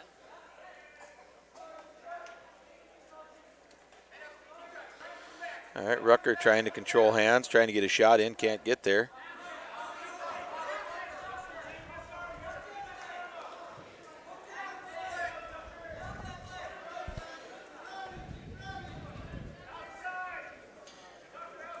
Talking a little bit more about Aitkin Gobbler Elementary Wrestling. The Gobblers will have a team over there in Crosby starting at, I'm stand corrected, at 10 o'clock on Saturday. Names for the elementary wrestlers that will be represented over there by Aitkin: Tucker Maxon, Harvey Roscoe, Finn Workman, Zane Rickla, Henry Nelson, John Roseland, Thomas Rono, Daniel Harrison, Easton Spollerich, Aiden Went, Skylar DeMars, Brooks Boyer, Preston Hernandez, Noel Haskamp, Lyndon Cook, Josh Stoley, and Tucker Jansen on that Aitkin Gobbler elementary wrestling team. Again, they'll be wrestling over in Crosby on this Saturday at 10 o'clock. If you want to go support some of the young elementary wrestlers from all different towns, that'd be great to see. This match here is another exhibition match here, 0-0 going into the second period. Rucker takes a down position. You know, while we're talking about Rucker here and talking about some of our young guys that are wrestling, I want to give a shout out to one of our alumni, Austin Espeseth, Lance, has been lifting weights and doing some unorthodox stuff. He is going to be competing on Saturday in Fargo in a strongman competition. Wow. That's them Atlas cement balls and the heavyweight bars and the pulling cars and pushing buses and lifting the world and all of those fun things. He's going to be competing on that. We're going to go out and support him on Saturday and see how strong he is. If you guys get the time, go ahead and check out Austin's stuff on Instagram. He posts his workouts and some of the stuff he's doing, talks about the motivations. Fantastic individual to look to for some motivation stuff. Going to be a real blast on Saturday. Nice little hip toss. Mat return by Rucker. Yep. Again, we're pretty proud of all the alumni that we have, all the great wrestlers that have gone before us, and right. We're pretty excited for the ones that are coming up again. And again, we're just excited about the future of Aitkin Gobbler Wrestling. Yeah, I think it's definitely going in the right direction. So Rucker tries to throw in a crossface there, loses it right at the edge of the match. And a trot restart. Yeah, and this night's getting long here, about 8:20 here on yourliveevent.com. Powered by rjbroadcasting.com.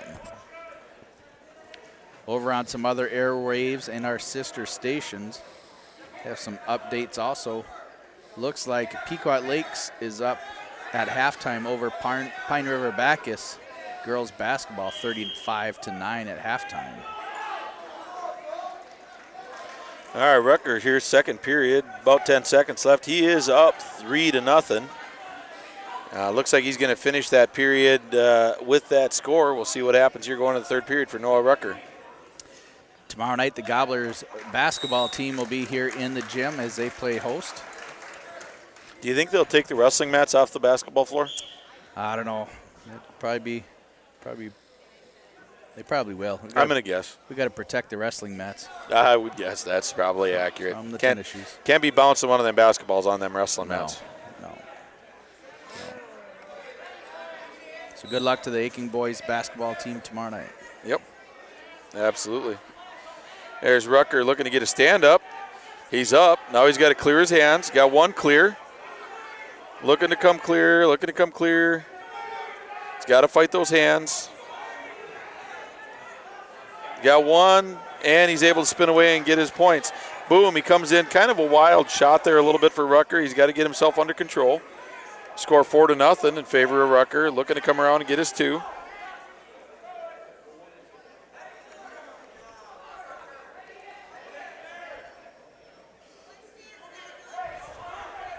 Rutger sprints back to the middle of the mat.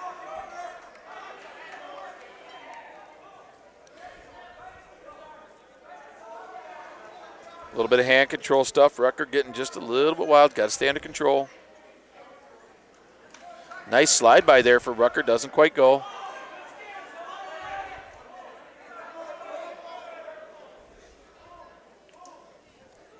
Rucker leads 4-0. Yep. A little less than a minute left in the match. Outside single for the wrestler, but there's a blast double by Rucker, but off the mat they go.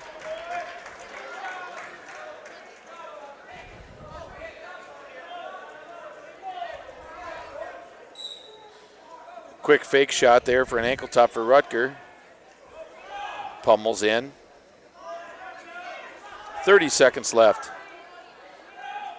There's an outside single attempt by the Mille Lacs wrestler, countered by Rucker. He's looking to come around and get 2. Still trying to come around and get 2. He gets the leg hooked. And that should be 2. And it is. Make it 6-0. 15 seconds left. Rutger in command of this match.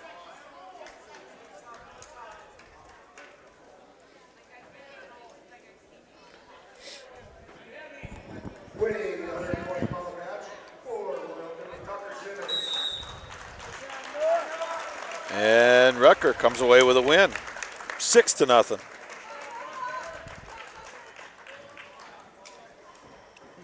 Got some of that hockey hair over there, huh, John? There's way too much of that hockey hair over there on that Aitkin bench. I would guess if Noel Bailey was still coaching there, he'd probably have a fairly worn out set of clippers. Either that or the old tape scissors. Oh, man, tape scissors. Nope. Nolan Jones going to be coming wrestling out here for the Gobblers. That is one tall, lanky dude. He's going to be wrestling. Yep. Receiving a forfeit at 138 for Royalton, Upsala, Lady Urzek.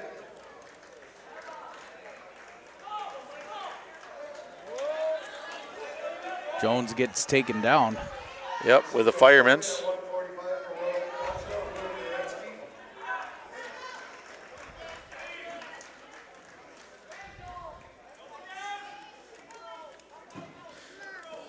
Nolan looking for a side roll here. Can't quite get it locked in tight enough. At 152, wrestling for Black Cast Lake Nina, Bryson Renzel. Over on the other. Royalton, Upsala, Sawyer Simmons. Royalton leads the Bears right now 39-0. They're at the 152-pound match with Simmons and Frenzel wrestling. This match here is 2-0 and a minute left here in the first period. Jones getting wrapped up into a cradle and he's pulled across.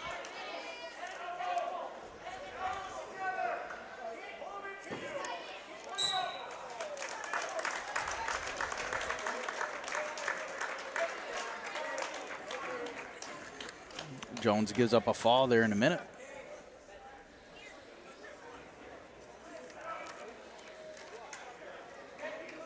Winning by a fall in an exhibition match on the red mat for Blacks, Kate Traer.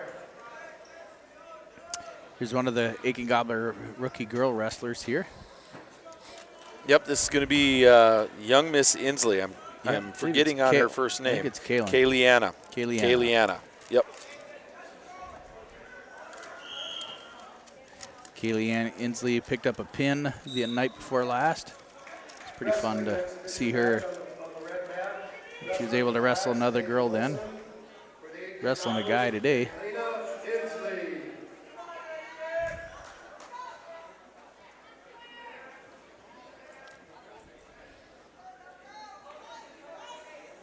Kaliana's giving up that half on the left-hand side. Yep, with the wrist, makes it kind of tight. That'll be the fall. Yep. Fall in 28 seconds for the Mille Lacs Raider wrestler. That was Nathan Olson. And I believe that's probably going to be the end of our exhibition matches.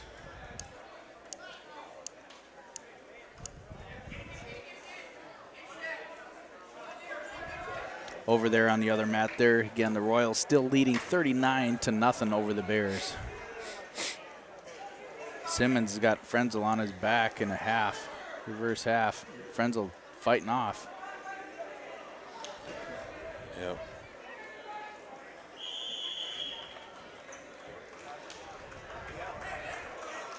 Again, the Gobbler's going to be facing off with the Mille Lacs Raiders here shortly. And at 106 pounds, we're probably going to be looking for Vincent Schmidt of the Raiders and Weston Killinan for the Gobblers.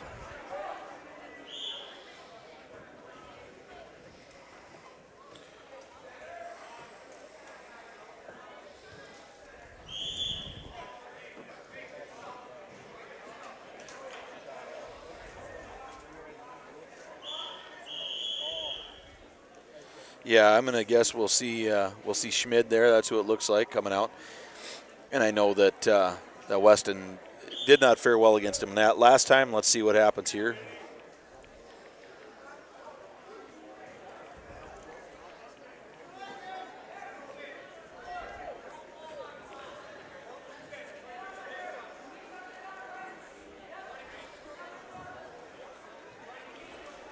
Do you know, did these guys match up at the Mora tournament? They did. A lot of these guys ended up matching up or meeting at some point in that Mora tournament. We fared fairly well. So this first match brought to you by Wide's Major Appliance in Brainerd. All right, we're going to see Wes Killinan and Vincent Schmid. There's an outside single attempt for Schmid. He comes around, gets two right into an inside cradle on Killinan. He's going to step behind that leg. And he's going to bring him back the other way. Steps over. Position is everything here. And he's got it locked up, and it is tight. Young Weston Killinan trying to. And there's a fall. That'll be a fall in 29 seconds. Okay. Schmidt gets him on the board. On the black mat, winning by a fall for Royalton Upsala, Sawyer Simmons.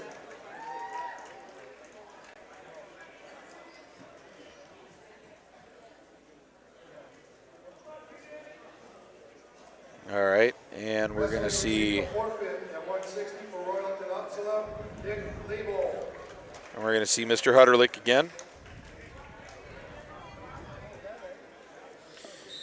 And At 170 for Royalton Upsala, Jake Letters. And for Blacktop Gas Pina, Shane Switzer. I think that is Spangler. He was in deep on a double on Hutterlich. Takes him right to his back. Now wrestling on the red mat for the Lax Raiders, Caden Spangler. For the Aitkin Gobblers, Andrew Hutterlich.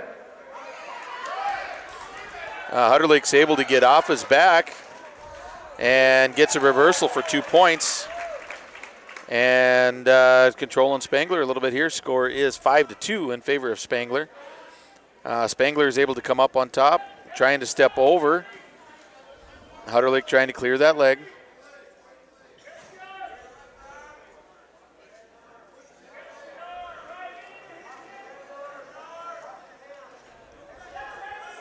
Spangler trying to come up and trying to look to get his reversal here. He's got a leg hooked. He's got the far leg. And he's just going to pop his head out and look for two. Hutterlich trying to maintain control but cannot as Spangler gets his 2-point reversal. Score is 7-2 in favor of Spangler. Spangler right into a wrist half, looking to turn Hutterlich over, and he does. And that is very tight, and there's a fall. Fall in a minute, 21 seconds.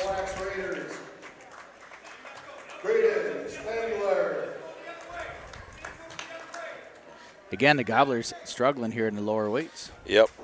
We are struggling a little bit. It's some inexperience there.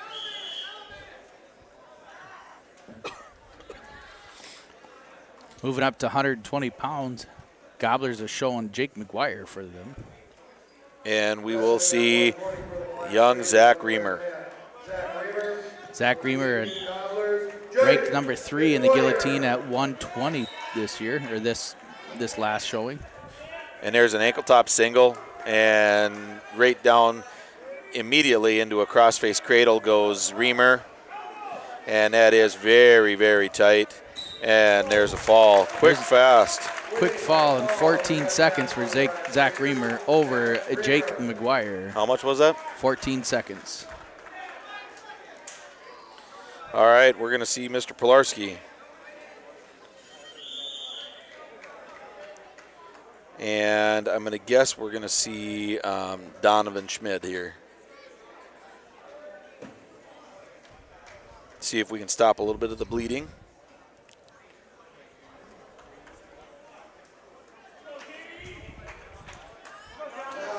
JP coming out for the Gobblers. Gobblers trailing 18-0. For the Black Raiders, Donovan Schmid.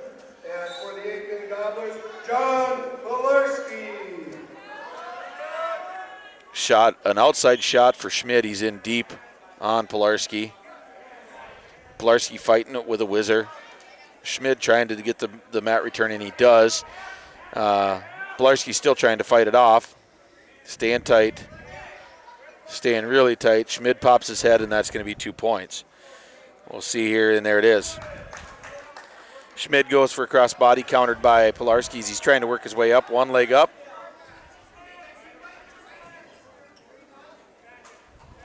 One foot, 2 feet. Mat return for Schmid, able to roll and kick that leg in for the crossbody ride.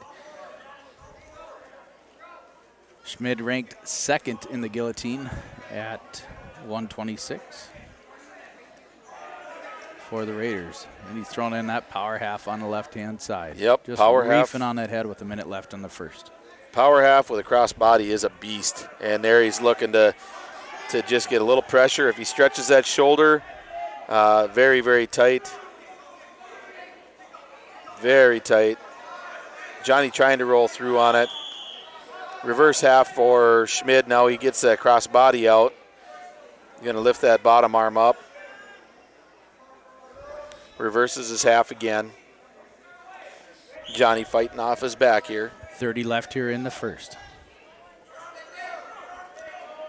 Now a near side cradle. Yep. Johnny doing a good job trying to keep that leg hook, trying to fight it off. Keeping the defense in there. Yep. 16 seconds. You watch how he's blocking that hip on Schmid.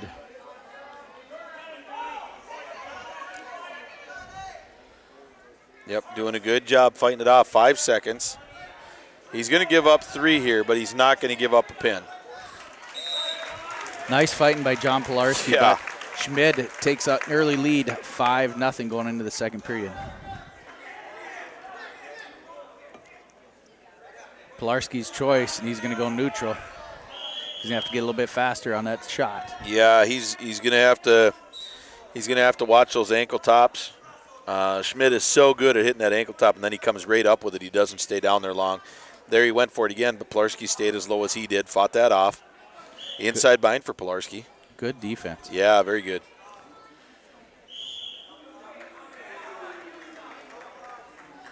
Pilarski fighting loose. There's that shot again by Schmid, but Pilarski's able to back away. Both of them wrestling low. Pilarski staying defensive, hand control, trying to get his setup. Outside shot on that ankle top again for Schmid. Now here he comes up. Again, same kind of deal. Johnny has to fight it off with a whizzer. Schmid real high inside. Johnny goes for a roll but can't get it. 2-point takedown. 7-0 for Schmid. John gets back up to his base. Cross body for Schmid.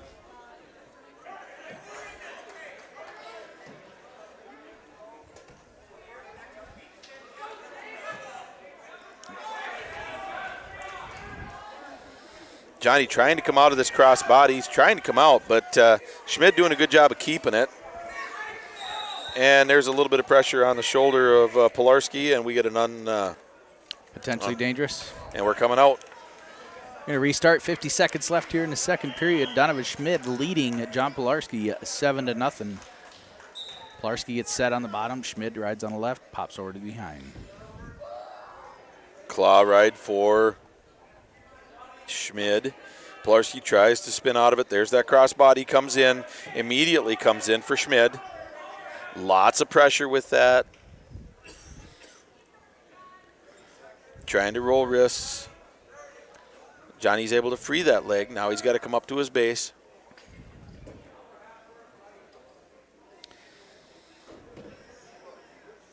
John is sitting at a career pins of 24 on his record. He's trying to get to 25 tonight. 19-11 in the season for John Pilarski. Actually make that 21-11. At the end of the second period, Donovan Schmidt leads 7-0 here at 120 pounds. This match brought to you by Enbridge Energy. And Schmidt is going to take the down position here in the third period. Actually, it should be 126 pounds. Am I right. correct? You are 126. We'll have to tell Denny to put 6 pounds on the old scoreboard. 26. John riding now on the left-hand side. Schmidt trying to get up to his feet. Yeah, he's going to shoulder roll. There it comes. Good counter by John. Stays in tight, stays close. He's able to stay behind him.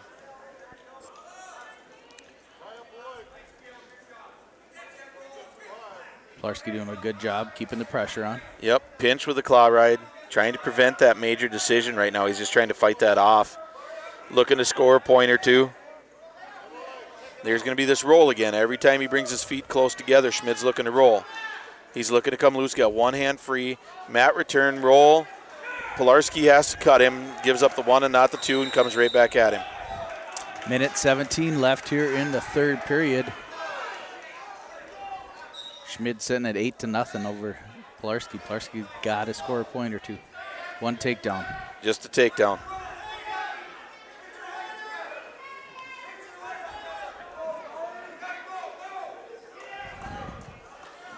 Good collar tie for Schmidt. Pilarski looking to scramble a little bit here, trying to work something. Really tight collar tie by Schmidt though. Not much that Pilarski can do. Schmidt just giving ground towards the edge of the mat. 45 seconds left here in the third. Pilarski looking, but can't get anything with Schmidt. Off the mat they go. No points. 37 left here in the match. I expect to see something dynamic from Pilarski here. He's going to do that last-ditch effort to try to score a point. Nothing to lose. There's an outside single again. Look how quick Schmidt comes up with that. And he's right into position. Pilarski staying tight this time. Really staying tight, trying to fight that off. There's your stalemate. 13 seconds left here in the match. John Pilarski trails 8-0 to Donovan Schmidt of Mille Lacs Raiders. Pilarski coming after him a little bit. Duck under attempt for Schmidt. Doesn't go. Pilarski trying to score something, but he rolls and he can't quite get it. He's got to be careful. He doesn't want to give up 6 here. And no, does not give up 6. Last-ditch effort to try to get a point or two again, but it ends up being a 12-0 major for Donovan Schmidt. I'll give him 4 to bring it up to 22-0. Hey, I got that one right. It's because you got 4 fingers on one hand. I do. All right, and we're going to see Carter Addicks and Tyler Frankie, I'm going to guess. Yeah, 132 for the Gobblers.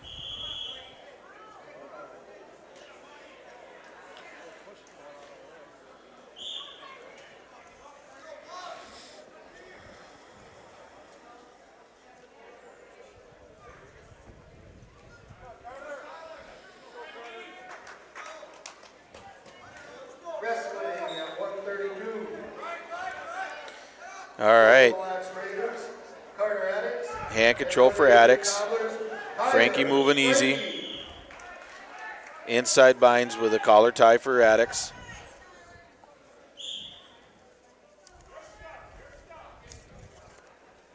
There's a beautiful shot for Addicks, looking to come up with the double. He's going to be off the mat, no points.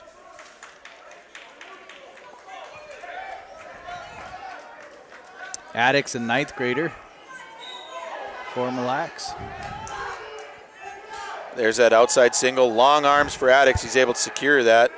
Right near the edge of the mat, he's trying to come back in. Inside trip takes Frankie right to his back, but Frankie's able to get off his back. 2 takedown only for Addicks. Claw ride. Knee slide out for Frankie. Comes up to his feet. Mat return for Addicks.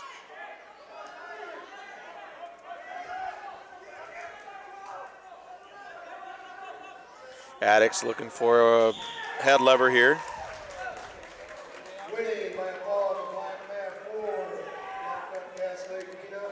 Cradle for Addicks. He's got it locked up. Looking to bring Frankie back. 50 seconds left here in the first. Yep.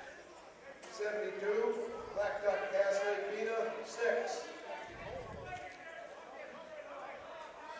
Frankie trying to counter, work his way out. Addicks doing a good job maintaining control on top. Frankie working that control of that outside leg, trying to come around on Addicks. Looking to come underneath. Cross face for Addicks. Frankie's got that leg, maintaining a grip on it, trying to fight his way through.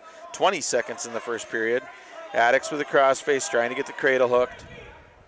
He's got a false cradle hook. Frankie trying to fight it off. Frankie still trying to fight that off. 5 seconds left. And that'll be period right there. Score 2-0. Carter Addicks over Tyler Frankie. Addicks going to defer. Over on the other mat, the Royalton Royals top the Bears 72-6 for their final tonight. 72-6 is the final. Royalton over Black Duck, Cass Lake Bina. Frankie knee slides up, wrestling off the bottom in the second period. Hand control, trying to get his escape. Addicks doing a good job trying to maintain control.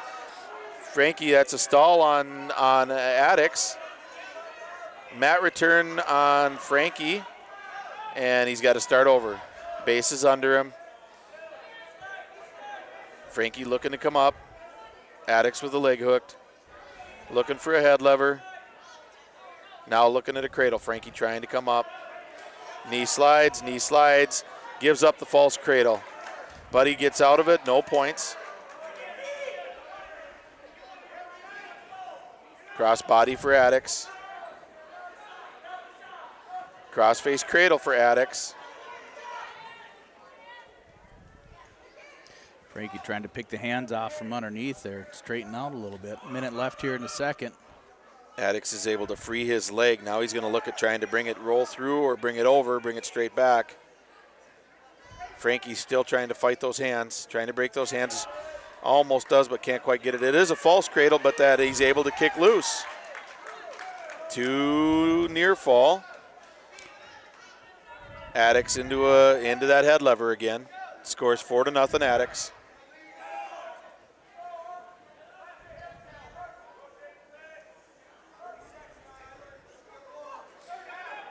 Frankie trying to come up, knee slides his legs out, looking to come up again. He's got 20 seconds left here in the second. Yep. Addicks with a crossface. Frankie trying to grab that leg and bring it around again. Addicks looking for that cradle again. Frankie looking to come up. Trying to free that leg. Is able to knee slide it free. He's up. Addicks throws that in. That's supposed to be a stalling call when they throw the leg up once they're up. And that'll be the end of the period. Addicks takes neutral position going into the third, leading 4-0 over Tyler Frankie at 132. This match brought to you by the Aitkin High School. There's a fake shot for Frankie. He gets into double underhooks with a body lock. If he gets his hands locked, he's got to lock his hands, jack it up, get his hands locked. Addicks is able to back out of it. Frankie jacking him up. Hands are not in the right spot. Addicks is able to get loose.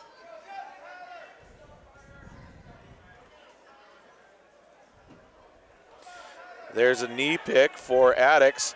Frankie ends up going right to his back on that knee pick, and that is very tight for Addicks. Addicks got that reverse half in super tight, and there's the And fall there's in the the fall. third period. So that will be 4 minutes and 44-second fall.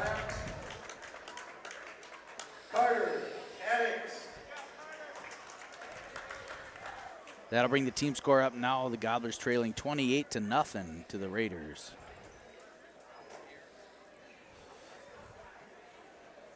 Just like we said earlier in the night there, the lower weights for sure for Mille Lacs are going to be super tough for the Gobblers. But moving up to 138 pounds, the Gobblers are going to be showing Nathan Trotter. Yep, and I think we're going to see Wilkies, 138 pounds. Cam Wilkies, I believe, is who we're going to see here. A senior for the Raiders.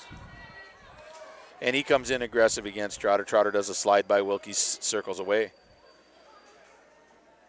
Wilkies trying to get, or Trotter trying to get his Russian tie in. He does. Wilkies kind of backs away. And right off the mat they go.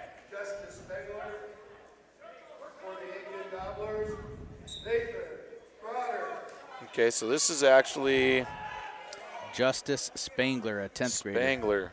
Okay. All right. Trotter gets a 2 takedown right away. And Now- he brings that arm across. Justice.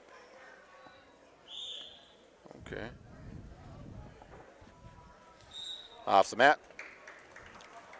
Trot back to the center.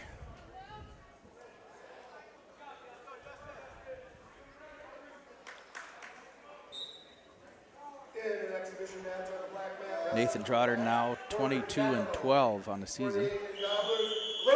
There. All right, looking for a guillotine as Trotter. He's trying to bring this in. Gets it in. Now he's got to be careful. He's got to watch that shoulder, and that's the wrong direction. So once you get that in, you can't go towards the shoulder. You have to come away from the shoulder. So he had it really, really close. It's just the direction that he goes.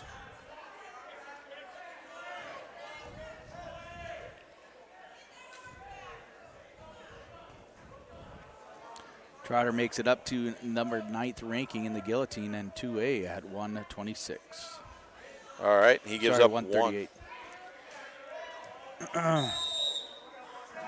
Little scramble throw attempt, 42 seconds left here in the first period, 2-1 Trotter in neutral. Big shot fake there by Trotter. He's got double underhooks on Spangler, and he's got it tight, but he's a little bit high. He's got to circle back. He's got both arms tied up. That's going to be really, really tight. And there's the fall. That's a fall in a minute, 44 seconds, 34 seconds. 134 fall for Nathan Trotter. Puts the Gobblers on the board, 6-28 now. Yep. All right, 145 pounds. Let's see, Tyler Hacker. Tyler Hacker for the Gobblers.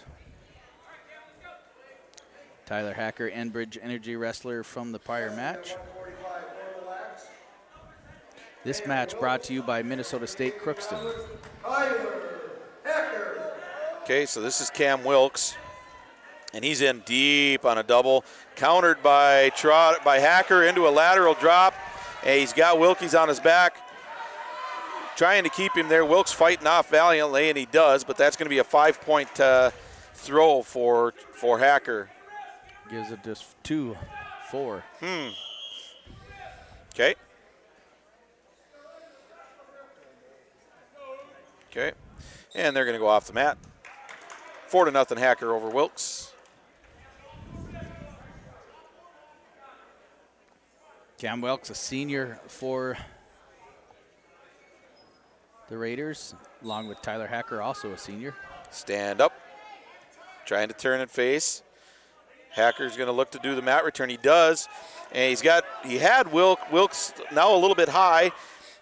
Hacker's got the headlock in, and he's counting back points. He's got it tight. He's got to stay on the mat. He does not want to get rolled through.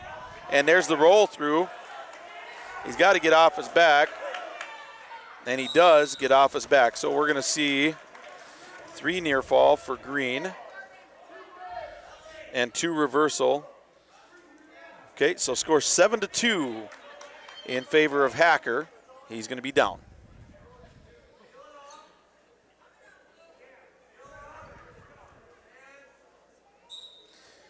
Okay, Hacker goes to his shoulder, and there's a half coming in from Wilkes. Big crossface from Wilkes. Brings that in. Hacker works his way up. Looking for the cradle is Wilkes. Trying to get it locked up, and he's going to get it locked up here. And he's looking to bring Hacker back, and he's able to bring Hacker back. It's a false. Hard to pin in a false. Hacker's kicking hard. Hard to pin in a false, but it's tight. 25 left here in the first. And that's a fall.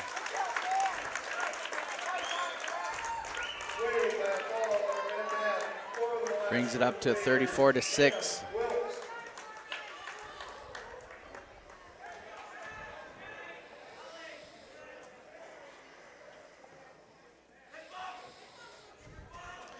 Now we're moving up to 152 pounds. This match will be brought to you by Mille Lacs Energy Cooperative.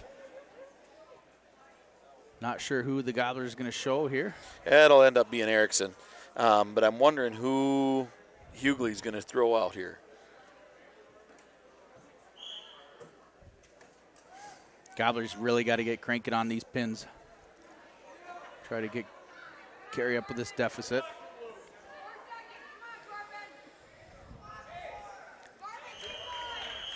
All right, and I can see Hughley is working some strategy. I think we're going to see Chase Callender.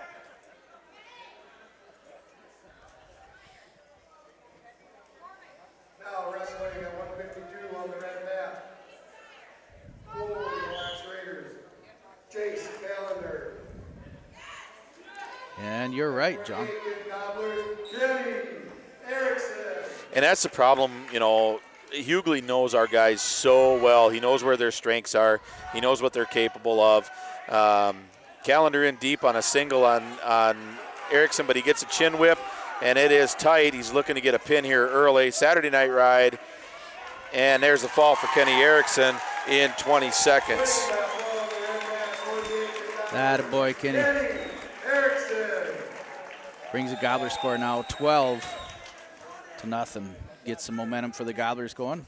Yep. Now we're going to see Reamer. He's going to come out, and I'm going to guess he's going to face Workman. So this is going to be a tight match. Workman's going to have to come out on.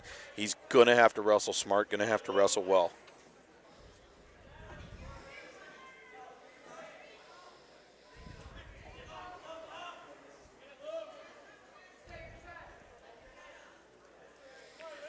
Yep. This will be Landon Reamer. Yep. For the Aitkin Gobblers, Hayden Workman. The concession stand will be closing in about 10 minutes. Concession stand will be closing in about Double underhooks for Workman into a body lock with the takedown. winning by a fall for the Aitkin Gobblers. Throws in a bar on the left-hand side. Trying to drive that hand through. Reamer staying flat, fighting it off. He gets the bar. He's got to step over the head. He's got to run it and step over the head. Goes to the wrist. You got to run it ahead of Reamer, step around the head. Reamer looking to roll through on it, and he can't get it. He's got to get his arm loose. He's going to sink it back in, trying to keep it tight, looking for the tilt. And there's the tilt, no points, over and back. And Workman's trying to get ahead, but Reamer's doing a good job of staying ahead of his hips. Yeah, for sure. Good defense on the legs. Minute 5 left here in the first period. Workman leads 2-0. Workman looking for the tilt. He's in a bad spot, has to roll all the way through.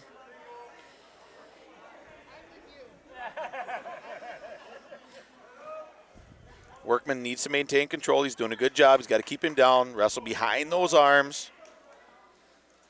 Claw ride. Reamer tries to come out. Workman controlling, 43 seconds left in the first period. Workman with a cradle, roll through, and he's got it right at the edge of the mat. That is tight cradle. 30 seconds left. And Reamer's able to kick out of it. Too near fall off the mat. Makes it 4-0 Workman. Reamer gets set. Breakdown for Workman. 2-on-1. Brings it in.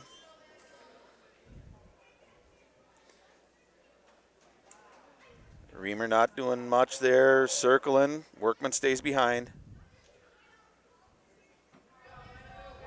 Workman working the 2-on-1. Shoulder roll, side roll for Reamer. Looking to come around, and he does for 2. Workman has to work his way up to his base, up to the stand-up. Fighting off the cradle. Single for Reamer.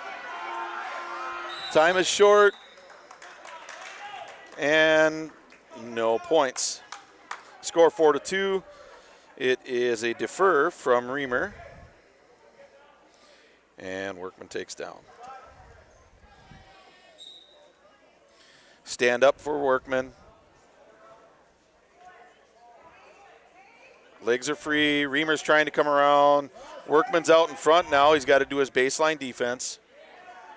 Trying to get his escape. Is able to actually get a 2-point reversal. Makes it 6-2.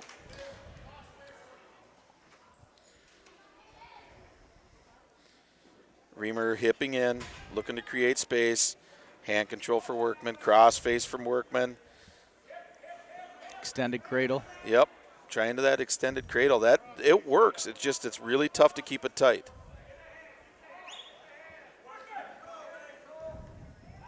And Workman's going to cut him.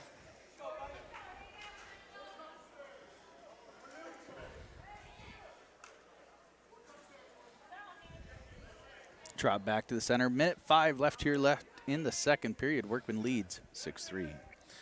Okay, right into a front headlock. 2-on-1 control for Workman. He sags and gets a 2 takedown when Reamer went for that bulldog. Looks like he's going to cut him again. Right into a front cradle goes Workman. If he can get that leg in the right position, he's got it locked. He's got to get both legs behind that top leg, and he lets it go. He's going to stay on top. 8-3. Workman cuts him again.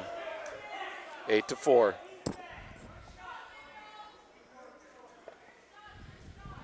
Reamer takes a little look at the clock. 20 seconds in the second period.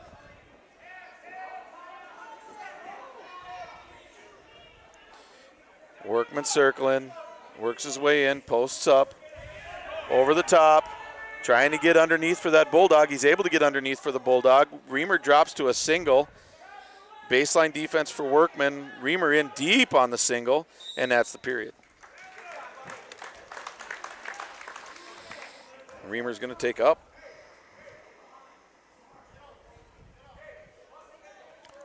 Workman leads 8-4 going into the third. Stand up. Workman's got one hand free. Got to work the second. Single for Reamer. Workman trying to work his baseline, trying to get his hip back. You got to be heavy on it. Being heavy on it, he can throw that headlock from right here. And he throws it and roll through for Reamer doesn't work. 2-point takedown Workman, 10-4. Workman cuts him, 10-5. Minute 20 left here in the third. Workman drops to that bulldog again. There's a throw by 2 takedown for Workman. Okay. And they're telling him cut him again. And Reamer doesn't want to get cut. He's trying to prevent that. 12-6. Another 2. Look for another 2.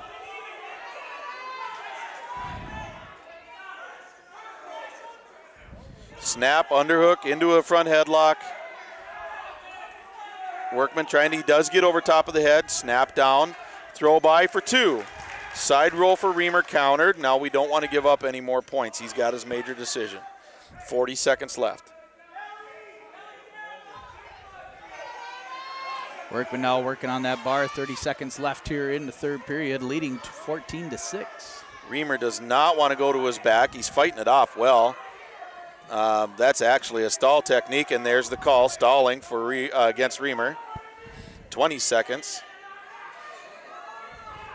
Workman's got to be smart with it. He's got to be smart with it. He's just got to hold it.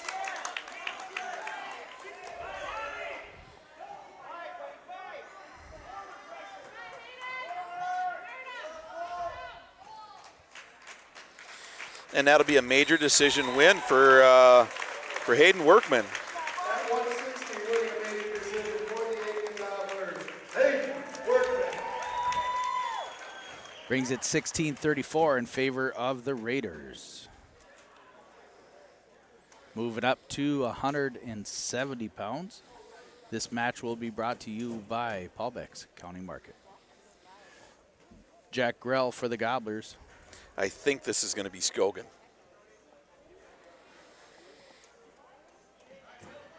I believe this is going to be Skogan. Wrestling for the Mille Raiders at 170, Will Skogan. Nope. Yep, Will Skogan, just like you said. Okay. Just a reminder, the conclusion of the wrestling tonight, there will be cookies, coffee, and milk. Will be located just outside the gym. Skogan pressing the action a little bit against Grell. Jack Grell reached 100 career victories earlier tonight. Skogan pressing the action. Being a little bit wild. Grell trying to calm things down, working into his underhooks. Collar elbow tie for Grell. Snap down for Grell. Lots of power. Gets the overhook on it. Trying to get him to go. Gets him on his hip and gets the spin around, looking right away for the inside cradle. Looking for that forward cradle. He's got him, got it hooked up, and he's taking him over. Oh, and that was flat. You got to hit the mat on that. Come on, Hendrickson. Minute 5 left here in the first. Workman leads 4-0, thrown into crucifix. Firearm near leg. More pressure, lots of pressure by Grell, looking to try to get his fall here. Fall would be really, really fantastic. Lots of pressure by Grell. 42 seconds left. All right. And I don't know what we're seeing down there. That's pretty close to a pin. Reverse half for Grell, and there's the fall. That'll be a fall in a minute, 32 seconds. Jack Grell. 22-34 in favor of the Mille Raiders.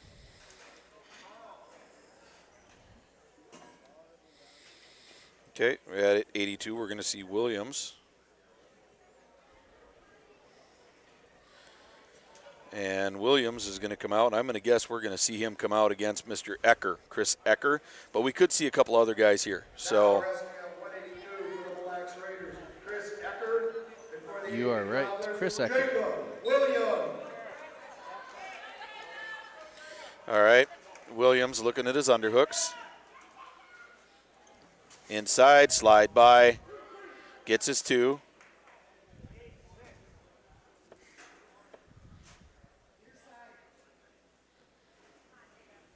Switches to a near side cradle. Gets Eckers on his hip. He's got it hooked up. Just going to have to step in right behind, and he's not able to keep that. That's a strong kid.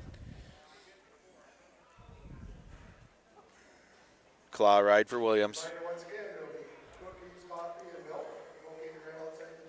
And he'll cut him. Right into the near side again goes Williams. He's got him again on his hip, but Ecker's able to fight that off. Nice defense by Ecker.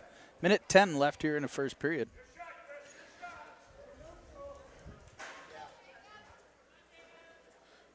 Williams looking, gonna probably hit a slide by again, and he does. Claw ride, and he's gonna cut him again. 4-2, Jacob Williams.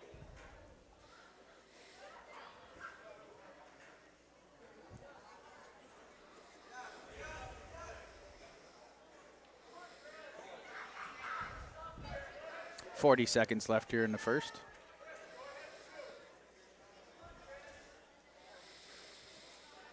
Underhook for Williams. Watch out, body lock or a throw potentially. There's a headlock attempt for Ecker. Williams not going to let that slide. And he gets his 2. Almost gets his 2. Should have gotten his 2. There he gets his 2. 6-2 with 15 left. Off the mat they go.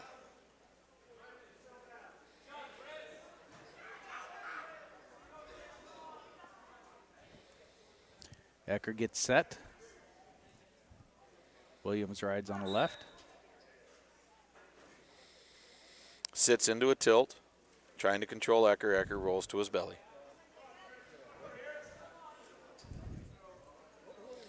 Cross face for Williams. Ecker crawls out of it, and that's the end of the first period. 6-2, Jacob Williams over Chris Ecker.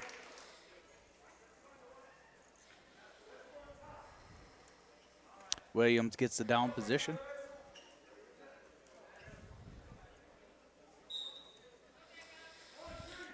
Williams is up and out. Quick, fast, and in a hurry. 7-2.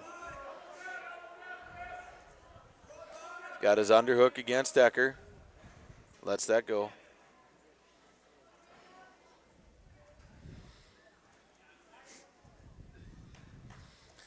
Russian tie. Ecker pulls out of it. And there's a knee pick. Ecker looking for a headlock again. Duck under for Williams. He gets Ecker on his hip.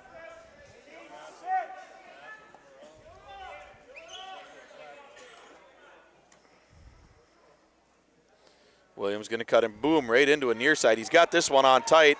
He's getting Ecker to go over. Got to get the pin here. We really need this pin badly. Ecker's trying to fight it off. Williams got that leg hooked. He's got to get his other leg behind there, and he has to let it go. No back points.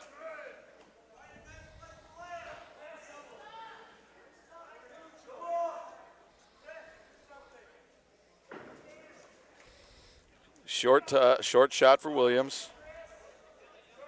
Ecker's counters. Throw attempt for Eckers. Williams sags, and he's got Ecker on his back. Saturday night ride for Williams. He's got an arch, and there's a fall. Fall for Jacob Williams in 3 minutes, 37 seconds. 3:37 for Jacob Williams. Needed that, brings the team score now 28-34 in favor of the Raiders.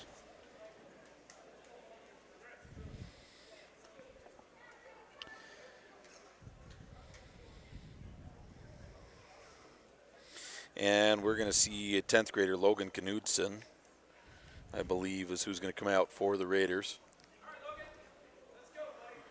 Now wrestling at 195 for the Mille Raiders, Logan Knudsen, and for the Aitkin Gobblers, Kane Bird.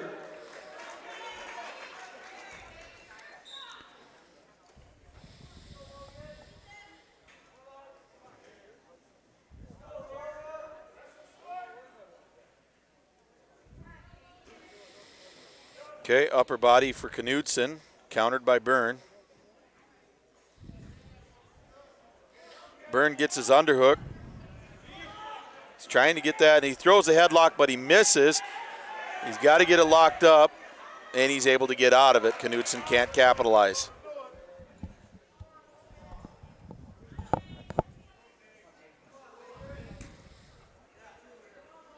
Byrne needs to be aggressive, but he needs to be smart. Got a front headlock on. Knudsen's able to get in on Byrne's leg. He's able to get it up.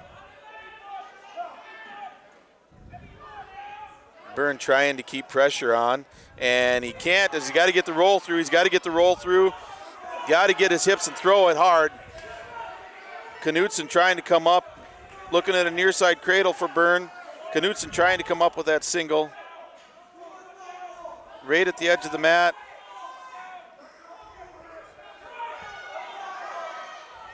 Right in the center of the mat. Knudsen trying to get the takedown, looking for the step. Can't quite get it. Byrne needs to come around. 37 seconds. He's got to come around and get the, he's got to circle. He's got to circle to get his 2. He's got to circle to get his 2. There, he gets his 2. He's got to wrestle behind the arms, though.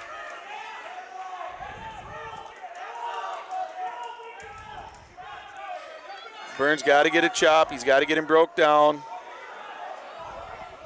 Looking at a side roll is Knudsen. Short amount of time left here in the first period.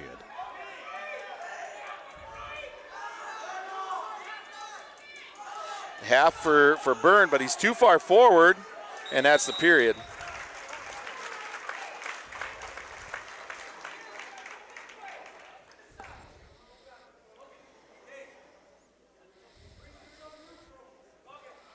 Okay, neutral position for Green. Byrne's going to take neutral.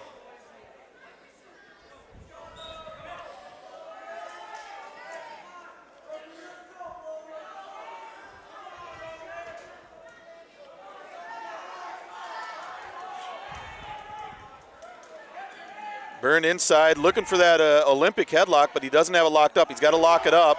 He's got to lock it up. Snap down, run it, trying to run it. He gets the go behind for 2.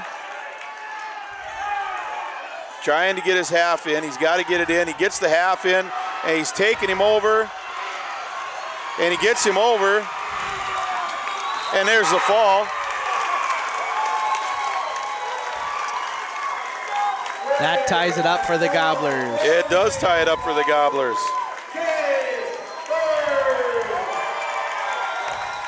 All right, so now we look at tiebreaker. The first tiebreaker normally is number of pins. Okay, and currently, Mille Lacs has 1, 2, 3, 4, 5 pins. Okay, Aitkin has 1, 2, 3, 4, 5 pins. Okay. Now we're going to end up having to give up 6 at 220. That is a forfeit. And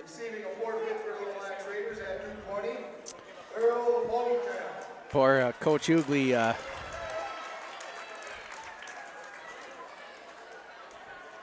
That'll bring it 40-34. We got a barn burner here tonight against Mille Lacs Raiders, the Gobblers and Raiders. So now we're going to see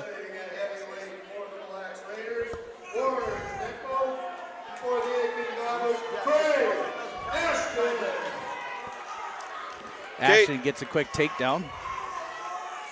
All right, we really need the pin here in order to win this duel. Craig looking at a crossface. He's looking at a cradle here. He's got it in. See if he can bring it back. He does bring it back. And there it is. Fall in 21 seconds for Craig Ashton. That ties it up for the duel, 40-40. So if I'm right, and I don't know that I'm right, but we've got 6 pins to their 5. Now, if a forfeit counts towards the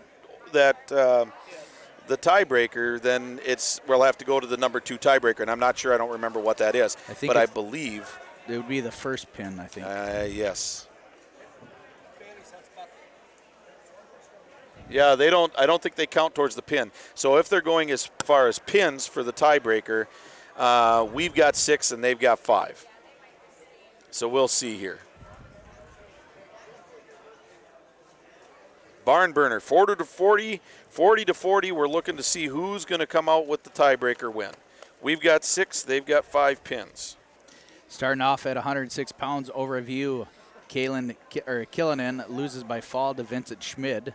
29 seconds. In 29 seconds. Andrew Huddleick falls by pin to Caden Spengler in 1:21 seconds. Yep. Jake McGuire falls to Zach Reamer in 14 seconds. Yep. Tough kid, that Reamer kid. John Pilarski gives up a 12-0 decision to number 2 ranked kid Donovan Schmid. Yep. Tyler Frankie gives up a fall in 4 minutes 44 seconds to Carter Addicks. Nathan Trotter picks up the first fall for the Gobblers in 1:34 over Justin Spengler. Yep. At 1:45, Tyler Hacker gets caught by fall to Cam Wilkes. 1:52, I got a start here as a quick fall for 20 seconds for Kenny Erickson over Chase Chandler. Yep. 160 pounds, Hayden Workman, major decision over Landon Reamer, I'm sorry. Yep. Jack Grell picks up another pin at 1:32 seconds over Will. I lost the last name on that one. Okay, so I'm wondering what Will they're Scogan. saying. For some reason, they're saying Mille Lacs wins this with the tiebreaker. Oh, most forfeits. Oh, that gets back down. We had a forfeit, and Mille Lacs did not. Forfeits. So, okay, well, we fall to the Mille Lacs Raiders in a barn burner that goes to tiebreaker. Okay. And back at 160, Hayden Workman picked up that major decision. Again, Jack Grell picked up a fall over Will Scogan. Yep. 182, Jacob Williams picks up a fall over Chris Ecker. Kane Byrne picks up a much-needed fall over Logan Knutson. We give up a forfeit at 220. Craig Ashton picks up a fall at 21 seconds. Again, we lose the tie breaker because of a forfeit. One last exhibition match for the Mille Lacs Raiders. So, well, you know what? Hey, these guys wrestled tough. They did. Hats off to Coach Josh Hughley and Kevin Lampke and all them over there at the Mille Lacs Raiders. It's really nice to see them building an awesome, strong program down there again. Yeah. But we did it is. lose a close one here, but then we got to go back and look at a couple of these close matches that could have went our way, but it is what it is. Yeah, I mean, you can't argue that. If that's the way it's going to go, that's the way it goes. You know, we've had that 220 hole kind of bite us a couple different times this year. And you know, and it bit us there, you know. So we're gonna have to keep that in mind. Yep, for sure. Again, we'll have to probably give a big heads up and a good kind of the breaking point there was, you know, Kane Byrne picking up that fall over Logan Knutson. That really was the need to get us the momentum to get up to the tie, anyways, for sure. Right. But you know, we needed a couple more decisions or not give up a pin, and that's what's so important about giving up falls at that early weights. We had 5 pins for the Mille Lacs go away from us there, and that was in the first 1, 2, 3, 4, 5, 6, 7. In the first 7 matches, we gave up 5 pins, you know, and that's hard to wrestle from that kind of a hole. Yep. You know. Yep. Yeah. You know, but then you look at what we did in the upper weights. Yeah, you know? we just drilled him and got him back right there again. Jack Grell picking up a fall, Jacob Williams picking up a fall, Kane Byrne, Kenny Erickson also. Right. Hayden Workman picking up that major. It would have been awesome to see him finally get a fall there, but well, you know, we kind of looked at it. It looked like it could have been down there. It was close, but they didn't call it. Ended up being the major decision for Hayden. You know, that's a game changer there. You know, we look at, you know, that'd be the game changer there. Anybody in that lower weights that comes through and either doesn't get pinned or pulls one out, you know, that's a game changer. Yep, for sure. So again, this is exhibition match. The Gobblers lose 41-40 now. Well, that's how they break the tiebreaker. They give them an extra point, but 41-40 is the final. Raiders over the Gobblers. We'll take a quick short break here. I hope to get a couple of Enbridge Energy wrestlers on the air here tonight, or maybe one of the 2 coaches. We'll see what happens. We'll take a quick short break here on Enbridge Energy, yourliveevent.com, and we'll be back here shortly.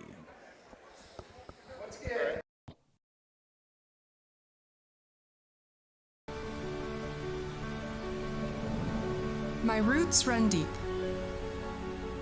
I dream of a world where planting a seed can bring forth the food and knowledge our world needs right now. The field is my classroom, and I have the power to make a difference. I am going to feed the world someday.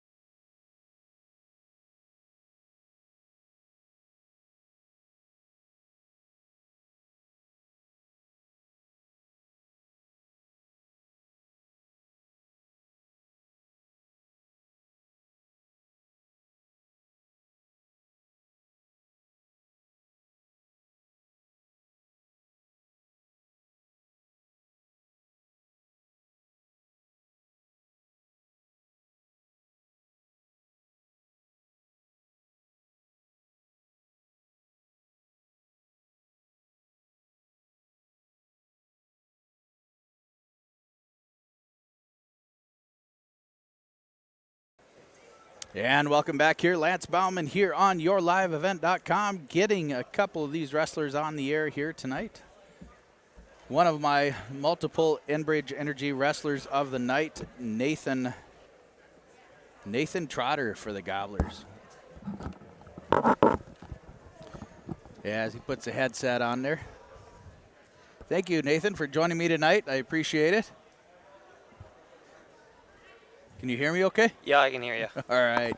There we go. Now you're set. You are on the air, and you're on YourLiveEvent.com. Again, what a barn burner here tonight against the Mille Lacs Raiders. The Gobblers go 1-2 on the night here, falling to the Royals and beating the Bears and losing a tiebreaker to the Raiders. You are one of my Enbridge Energy wrestlers of the night. It's been fun watching you wrestle all season, Nathan. You stopped the bleeding with that first fall here in 1 minute 34 seconds over Justin Spangler. What was going through your mind knowing that you were that far behind? I actually have no idea. Just went out and wrestled. Get out and wrestle and just get out and get it done. The cool thing is watching you wrestle and grow up all over these years and stuff, but seeing some milestones that you're getting ready to tackle here, Nathan. You're 21, well, you'll be 23 and 12 here now, but you have 122 career victories here, and you are just a junior. And watching you roll through the ranks here and now getting ranked here into the guillotine, does that give you any added stress, or are you just going to keep wrestling? Truthfully, personally myself, I try to let it not affect me, but I feel that it does affect my wrestling a little bit. But I got to just put that to the side and not let it bother me. I mean, it's not going to change anything. I just got to let it be how it is, and that's just somebody's opinion. Yeah, exactly. You are exactly right. It is only somebody's opinion. But it's really neat to see you just get out and get after it here. Nathan, you wrestled against Brady Yorchek here earlier tonight against the Royals. You picked up a victory over him 9-5. What was going through your mind at that time, too? You were one of the first to score and get some points for the Gobblers against the Royals. I just knew that we were, I think I was the first to score in that duel, and it was just I knew we needed points, and I was just going out there. I wasn't trying to force anything, but I was working for that fall. But I mean, I just couldn't get to it totally. But my goal was for the fall, and I didn't get to it, I guess. Yeah, but it was still a success, but not the success that you really dreamed of. Yep. But anyways, it's good to see you. You went 3-0 tonight. Unfortunately, you had to get a forfeit too. Yep. But that happens. But anyway, 3-0 tonight. Very good wrestling, and we look forward to seeing you. Do you guys have any matches coming up here in the near future besides Grand Rapids? Well, we just got Grand Rapids Thursday, and then I think we're actually off for like 2 weeks unless our coach gets something and put in, which I think he was looking. And other than that, we're off till sections, and then we got team sections. All right. That's going to be a digger. Enbridge Energy Wrestler of the Night, one of many, Nathan Trotter. I thank you so much for joining me here tonight, and we look forward to seeing some more success from you in the next year or two. And again, tournament time is coming around. It's just around the corner. And rest easy, stay healthy, stay in weight, and we'll get you another Enbridge Energy Wrestler of the Night shirts, and we appreciate you. On the other side over there, actually, Nathan, before you take off, do you want to say thank you to anybody? Who means the world to you? My mom and my dad. Yeah, nice. Two of your only and biggest, hugest fans. And my grandma and grandpa. And your grandma and grandpa, for sure. You have a following like no other. You got multi-generations of people chasing you around, and very proud of you. You're an outstanding young individual, and thank you so much for spending some time here on YourLiveEvent.com. And again, Nathan, I appreciate it. Joining me next will be the Red Squirrel, as they say, Hayden Workman. Hayden Workman, another Enbridge Energy Wrestler of the Night. Comes with some of the most beautiful red, luscious hair that you'll ever see that match. You have probably one of the only heads of hair that matches a singlet. I tell you what, it's got a little bit of black, but a lot of red. And you are an Aitkin Gobbler, true and true. Hayden Workman, one of many of the Workman boys that tackle and take on Aitkin Gobbler Wrestling here tonight. Hayden Workman, it's always very enjoyable to watch you wrestle here for Aitkin. But tonight, you really stepped it up with a major over Landon Reamer here tonight. What do you think, and what was going through your mind there at that last match against the Raiders? I don't know. I was just sitting there trying to do my part for the team, trying not to get pinned and come out on top with a win. Nice. Well, again, you went 3-0 on the night here. Also, Hayden, your first match was against Nick Liebold of Royalton, and you picked up a 7-4 victory over him. That was fun watching you get after it and go a full 6 minutes with that young man. And then you jumped up and picked up another fall, a 37-second fall over Casey Clark for the Bears. And again, you went 3-0 on here tonight. What's your momentum looking like going into Grand Rapids for next week? To be honest, I didn't know we wrestled Grand Rapids next week, but coming into it, I'll be ready to get after and ready to do my job. Nice. That's what we're literally looking for.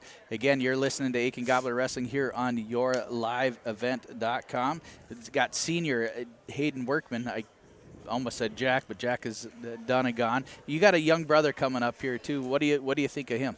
Luke, I think he needs to figure his body out. I think he's starting to get into the groove since the start of this first year. I think he's really starting to pick it up and improve. Sure. For this current season, now you're over 500 here on your season here. You got over 11, maybe 12 takedowns now this year. 48 career takedowns. But watching your pins, when you need a pin, you know when you're really working for it. And getting into that front headlock throw or the hip toss, that's really fun to watch. But as one of the Workman boys for sure, you bring one of the most outgoing, fun matches to watch with all your excitement that you bring to the mat, and we appreciate it. We're going to get you another Enbridge Energy shirt here for the night. We appreciate your time. Thank you so much, Hayden. Is there anyone you want to say thank you to? Honestly, just my parents for pushing me through this sport and not letting me give up. Yep. This is one of the only life-changing sports that you will take day in and day out the rest of your life, and I'll contest to that too. And same with Klein and Coach Bailey and so on and so forth. You are joined to a band of brothers here, and we appreciate you as an active young little brother of Aitkin Gobbler Wrestling, and we enjoy your leadership too in the wrestling room. So thank you so much, Hayden, for your time here tonight. We look forward to seeing you, and definitely good luck for the rest of the season and tournament season coming up really, really soon in a couple of weeks. Stay healthy and get after it, and we look forward to seeing you down there at the big house. Thank you. All right, thank you. That was Hayden Workman of the Aitkin Gobblers, one of my Enbridge Energy wrestlers of the night, along with Nathan Trotter. Thank you so much for those two guys getting up here and getting on the air and seeing stuff pretty cool. Again, hats off to the Mille Raiders. They picked up a over in tie victory over the Gobblers here tonight, so hats off to Coach Josh Hughley and all the Raiders down there. We picked up another victory over the Bears, and we lost a tough defeat to the number 4 ranked in the guillotine in single A, the Royals. Joining me now, the one and only, one of my big brothers at Aitkin Gobbler Wrestling here, who just goes over your ears. There you go. Another great coach here, great friend of mine, a dear, great leader of Aitkin Gobbler Wrestling, Greg Hills of the Aitkin Gobbler Wrestling team. Thank you so much for spending some time. I know you got your nerves. I think this is probably the second time in 13 years I was able to get you on the air. Yeah, thanks, Lance, for having us, man, and doing a great job on the radio. We really appreciate everything you do. It's fun to promote our sport, right? It's what we're here for. So. Yeah, and the elementary program is going to wrestle here this weekend. We got some Spitfire young kids coming up, but watching what the JV is doing out here and your awesome coaching abilities that you just connect with these kids, and you always say it time and time again. It's just fun. It is fun, and it's fun to see kids succeed. It's fun to see them overcome some of their weaknesses for sure. Yeah, and they're working hard, every day. A lot of kids kind of get a bad rap these days, and people say they don't work hard, but these kids work really hard. They're every day in the room, they're in there scrapping away, and man, we're battling some injuries, but they just keep fighting for us. So. Yep, for sure. Yeah, again, the Gobblers are down some of their leaders in the lower weights for sure. But let's go ahead and we can just talk about some of them. You know, young Killinan, Weston is doing a phenomenal job. Even though he's underweight, this is the transition year for him. I think he's going to be right back up to 106 or 113 next year. But his mannerisms, his style, it is just phenomenal to watch at 106. Yeah, our concern with him was that, you know, he'd get down. You know, it's tough, you know, when you're giving up, you know, 10% of your body weight to the other guy. There's not many weights that can happen at, and our concern is to keep positive and to know that we got to just battle, and he has come a long way in that this year. Early, it was hard on him, you know, to not.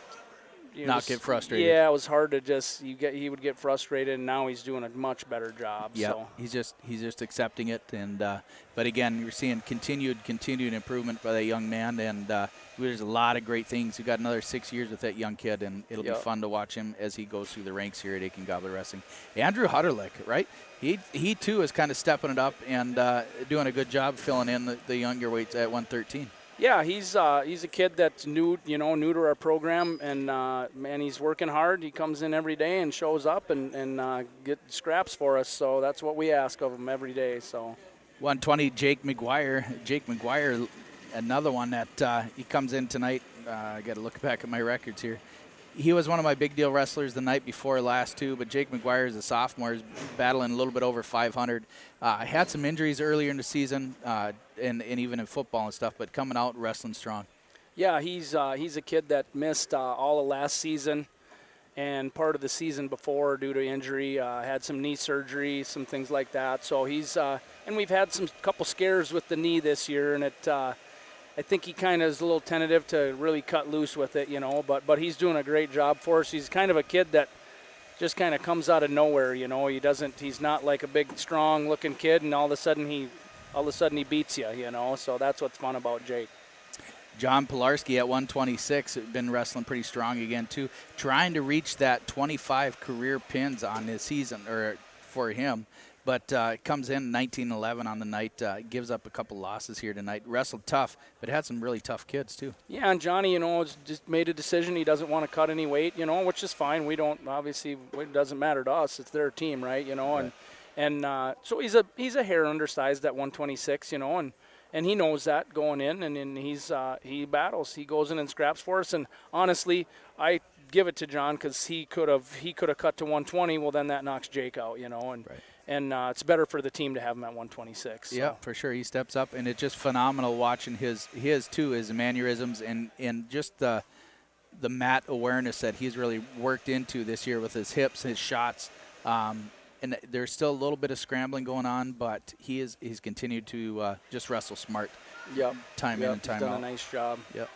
Tyler Frankie, you know, that kid right there, he amazes me too. He had a 1-0 victory the other night. That was like watching an NCAA match again. Picked off a victory there and got some momentum going. But tonight he ended up giving up a couple falls. But you know what else can you ask for a young kid too, trying to step up and fill in? Yeah, you know, he probably put on about 25 pounds from last year, and that's a big jump, you know, and it makes it hard to. It kind of makes it hard to wrestle these bigger kids. You know, yeah, he's stronger too, but it's hard to manage that. You know, when you make that big jump in weight, it's a big change for him. So, for sure. Nathan Trotter at 138 jumps up, goes 3-0 on tonight. One of my Enbridge Energy wrestlers on the night. Really fun to watch him get through and get after it. Just a fun young kid. What else can you say but fun? Yeah, he's really worked hard this year. You know, he struggled a little bit early in the season getting his offense going, and he's really we've really worked. You know, want him to work more on his offense, and he's really been getting after it. It's fun to see the change. Tyler Hacker picks up a fall over Black Ducks. Was Michael Worry. And that too, he's kind of filling in too as a senior. Yep, you know, and he's in a spot where we have to kind of bump. You know, we kind of have to. he weighs in at 38 with Trotter, and we kind of have to make a decision who we're going to put where, which one we're going to bump, So it's kind of one of them spots and kind of bump some weights around there. So Hacker's going to pick up another Enbridge Energy Wrestler of the night for me tonight as he picked up a fall. I want to say thank you to her also as we bump up to 152. Here, like you said, we're kind of jumping and juggling and whatever we can with our calls. But Kenny Erickson at 152, always fun and eventful wrestler to watch. He picked up a fall in 20 seconds tonight over Chase Chandler. Yep, Kenny's a kid that should probably be at 138, but team-wise, we need him at 52. He's weighing in at 45, so he's bumping a weight too, But they're team kids, right? They they do their job, they try to fill a team. So got to have everybody, top to bottom, and hats off to all of them for sure. 160, Hayden Workman. We call him the wild red squirrel because all you see is that red hair flying around and just gets after it, gets into some curious predicaments. But it's fun to see him get some throws going. He's good with his hip awareness and just fun to watch. Yeah, another senior wrestler that's doing a good job for us this year. So Jack Grell at 170, now ranked on the guillotine also, but picked up a few falls for the Gobblers tonight. Yep, Jack's been wrestling well. He's he's a kid that's a hard-working kid and has put a lot of time in the weight room, and it shows. Yeah, for sure. And at over 100 victories now. Yep, that's awesome. He made that. He got that tonight. Got that tonight and made that accomplishment. And again, that's sweet to see for Jack Grell. 182, Jacob Williams again picks up a couple more falls. Just wrestles when he wrestles how he wants to wrestle, but when you need him to get some points, he gets it done for you. Yeah, we've really challenged Jacob this year to get after the offense on his feet. He's kind of been a coaster when he was younger. And I mean he's still only a sophomore, so he's a pretty young kid. But man, he's their talent. There's a lot of talent there and. Got a couple more years with him, too. Yep, and it was good to see him, We kind of like to fly under the radar with the rankings. He's up to 6th now, so first time he's been ranked, so he's pretty proud of that. He had a really good week last week and beat a ton of ranked kids, which is awesome. Yep, so. in Mid-State he had a phenomenal showing. Fun to see that. Yep. Kane Byrne at 195, the rookie senior wrestler. What else can you say but a guy that comes out his senior year and does some amazing things here. As a senior, I don't even think I had as good as a record as he does right now, but you know what? He lays it all out on the line for you and does whatever he can do to just get some points for Absolutely the team. the toughest thing that there is to do in high school athletics is come out as a senior in the upper weights, 195, and compete. I mean, it is the toughest thing in athletics to do, and Kane's doing it. He comes to work every day. He comes to practice and he works hard, for us every day. And it's pretty cool to see him learning a couple more things. Even tonight, as he looked over and you were coaching him on the sidelines, or Matt's side, I should say. It was fun to see him listen and understand. All right, I got to jump over and get on the other side of the half or whatever. And you know what? He came up and got the Gobblers within the tying points there at 195 against the Raiders, picking up a huge fall over Logan Knutson. Gobblers, we've been open at 220. We just need a couple more fat kids out there at. Well, and just I mean, it's hard for us to bump there. We kind of thought we were going to maybe be able to, Walker went down with the concussion and stuff, but it's just hard. You start bumping kids around and it gets tough when they're bumping extra weight and stuff. It's hard. It gets uncomfortable and it's a little bit more of a risk for sure. Yep. Craig Ashton picks up a couple more falls here tonight. A 21-second fall here on the last match against the Raiders. The match I want to say that was awesome to see is he beat Mug from Royalton there in a 1:09 fall. Yeah, he had a couple throws tonight that were scary. That one in the Black Duck match was that was awesome. So he's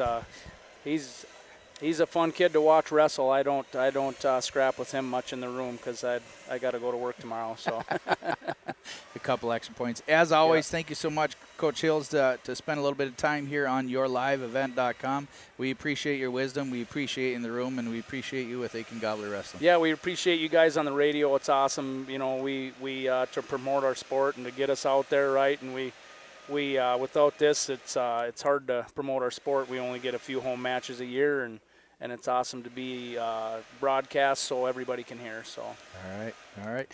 Again, thank you everybody for watching yourliveevent.com, powered by rjbroadcasting.com. Look forward to seeing us again here next Thursday night as the Gobblers play home to the Grand Rapids Thunderhawks. The Thunderhawks right now are holding our milk can. We end up losing to them earlier in the season, but we hope to get it back here in the Aitkin Gobbler barn. So make sure you check us out at yourliveevent.com, powered by rjbroadcasting.com. And thank everybody, Linfield Hines for all the camera work, John Klein for my right-hand man here to get you some moves and everything else here. It's always been a blessing to have that man here to fill in the airwaves as I figure out the computer and the cameras and everything else. But on behalf of everybody at Aitkin Gobbler Wrestling, we appreciate you for watching. And thank you to all of our great sponsors. And they are Enbridge Energy, the Aitkin High School, Aitkin Motors, Minnesota State, Crookston, Mille Energy Cooperative, Paulbex County Market, Aitkin Body Shop, Tire Barn, Atwater, Riverwood Healthcare Center, Haskamp Brothers Well Drilling, Security State Insurance, Cummings Jansen Realty, and the Aitkin Wrestling Club, along with McGuire Mechanical and Wide's Major Appliance over in Brainerd. Again, thank you to everybody that supports us, and thank you for watching. You've been listening to Lance Bowman on yourliveevent.com. Everybody have a great night, and we'll look forward to seeing you again. We'll be right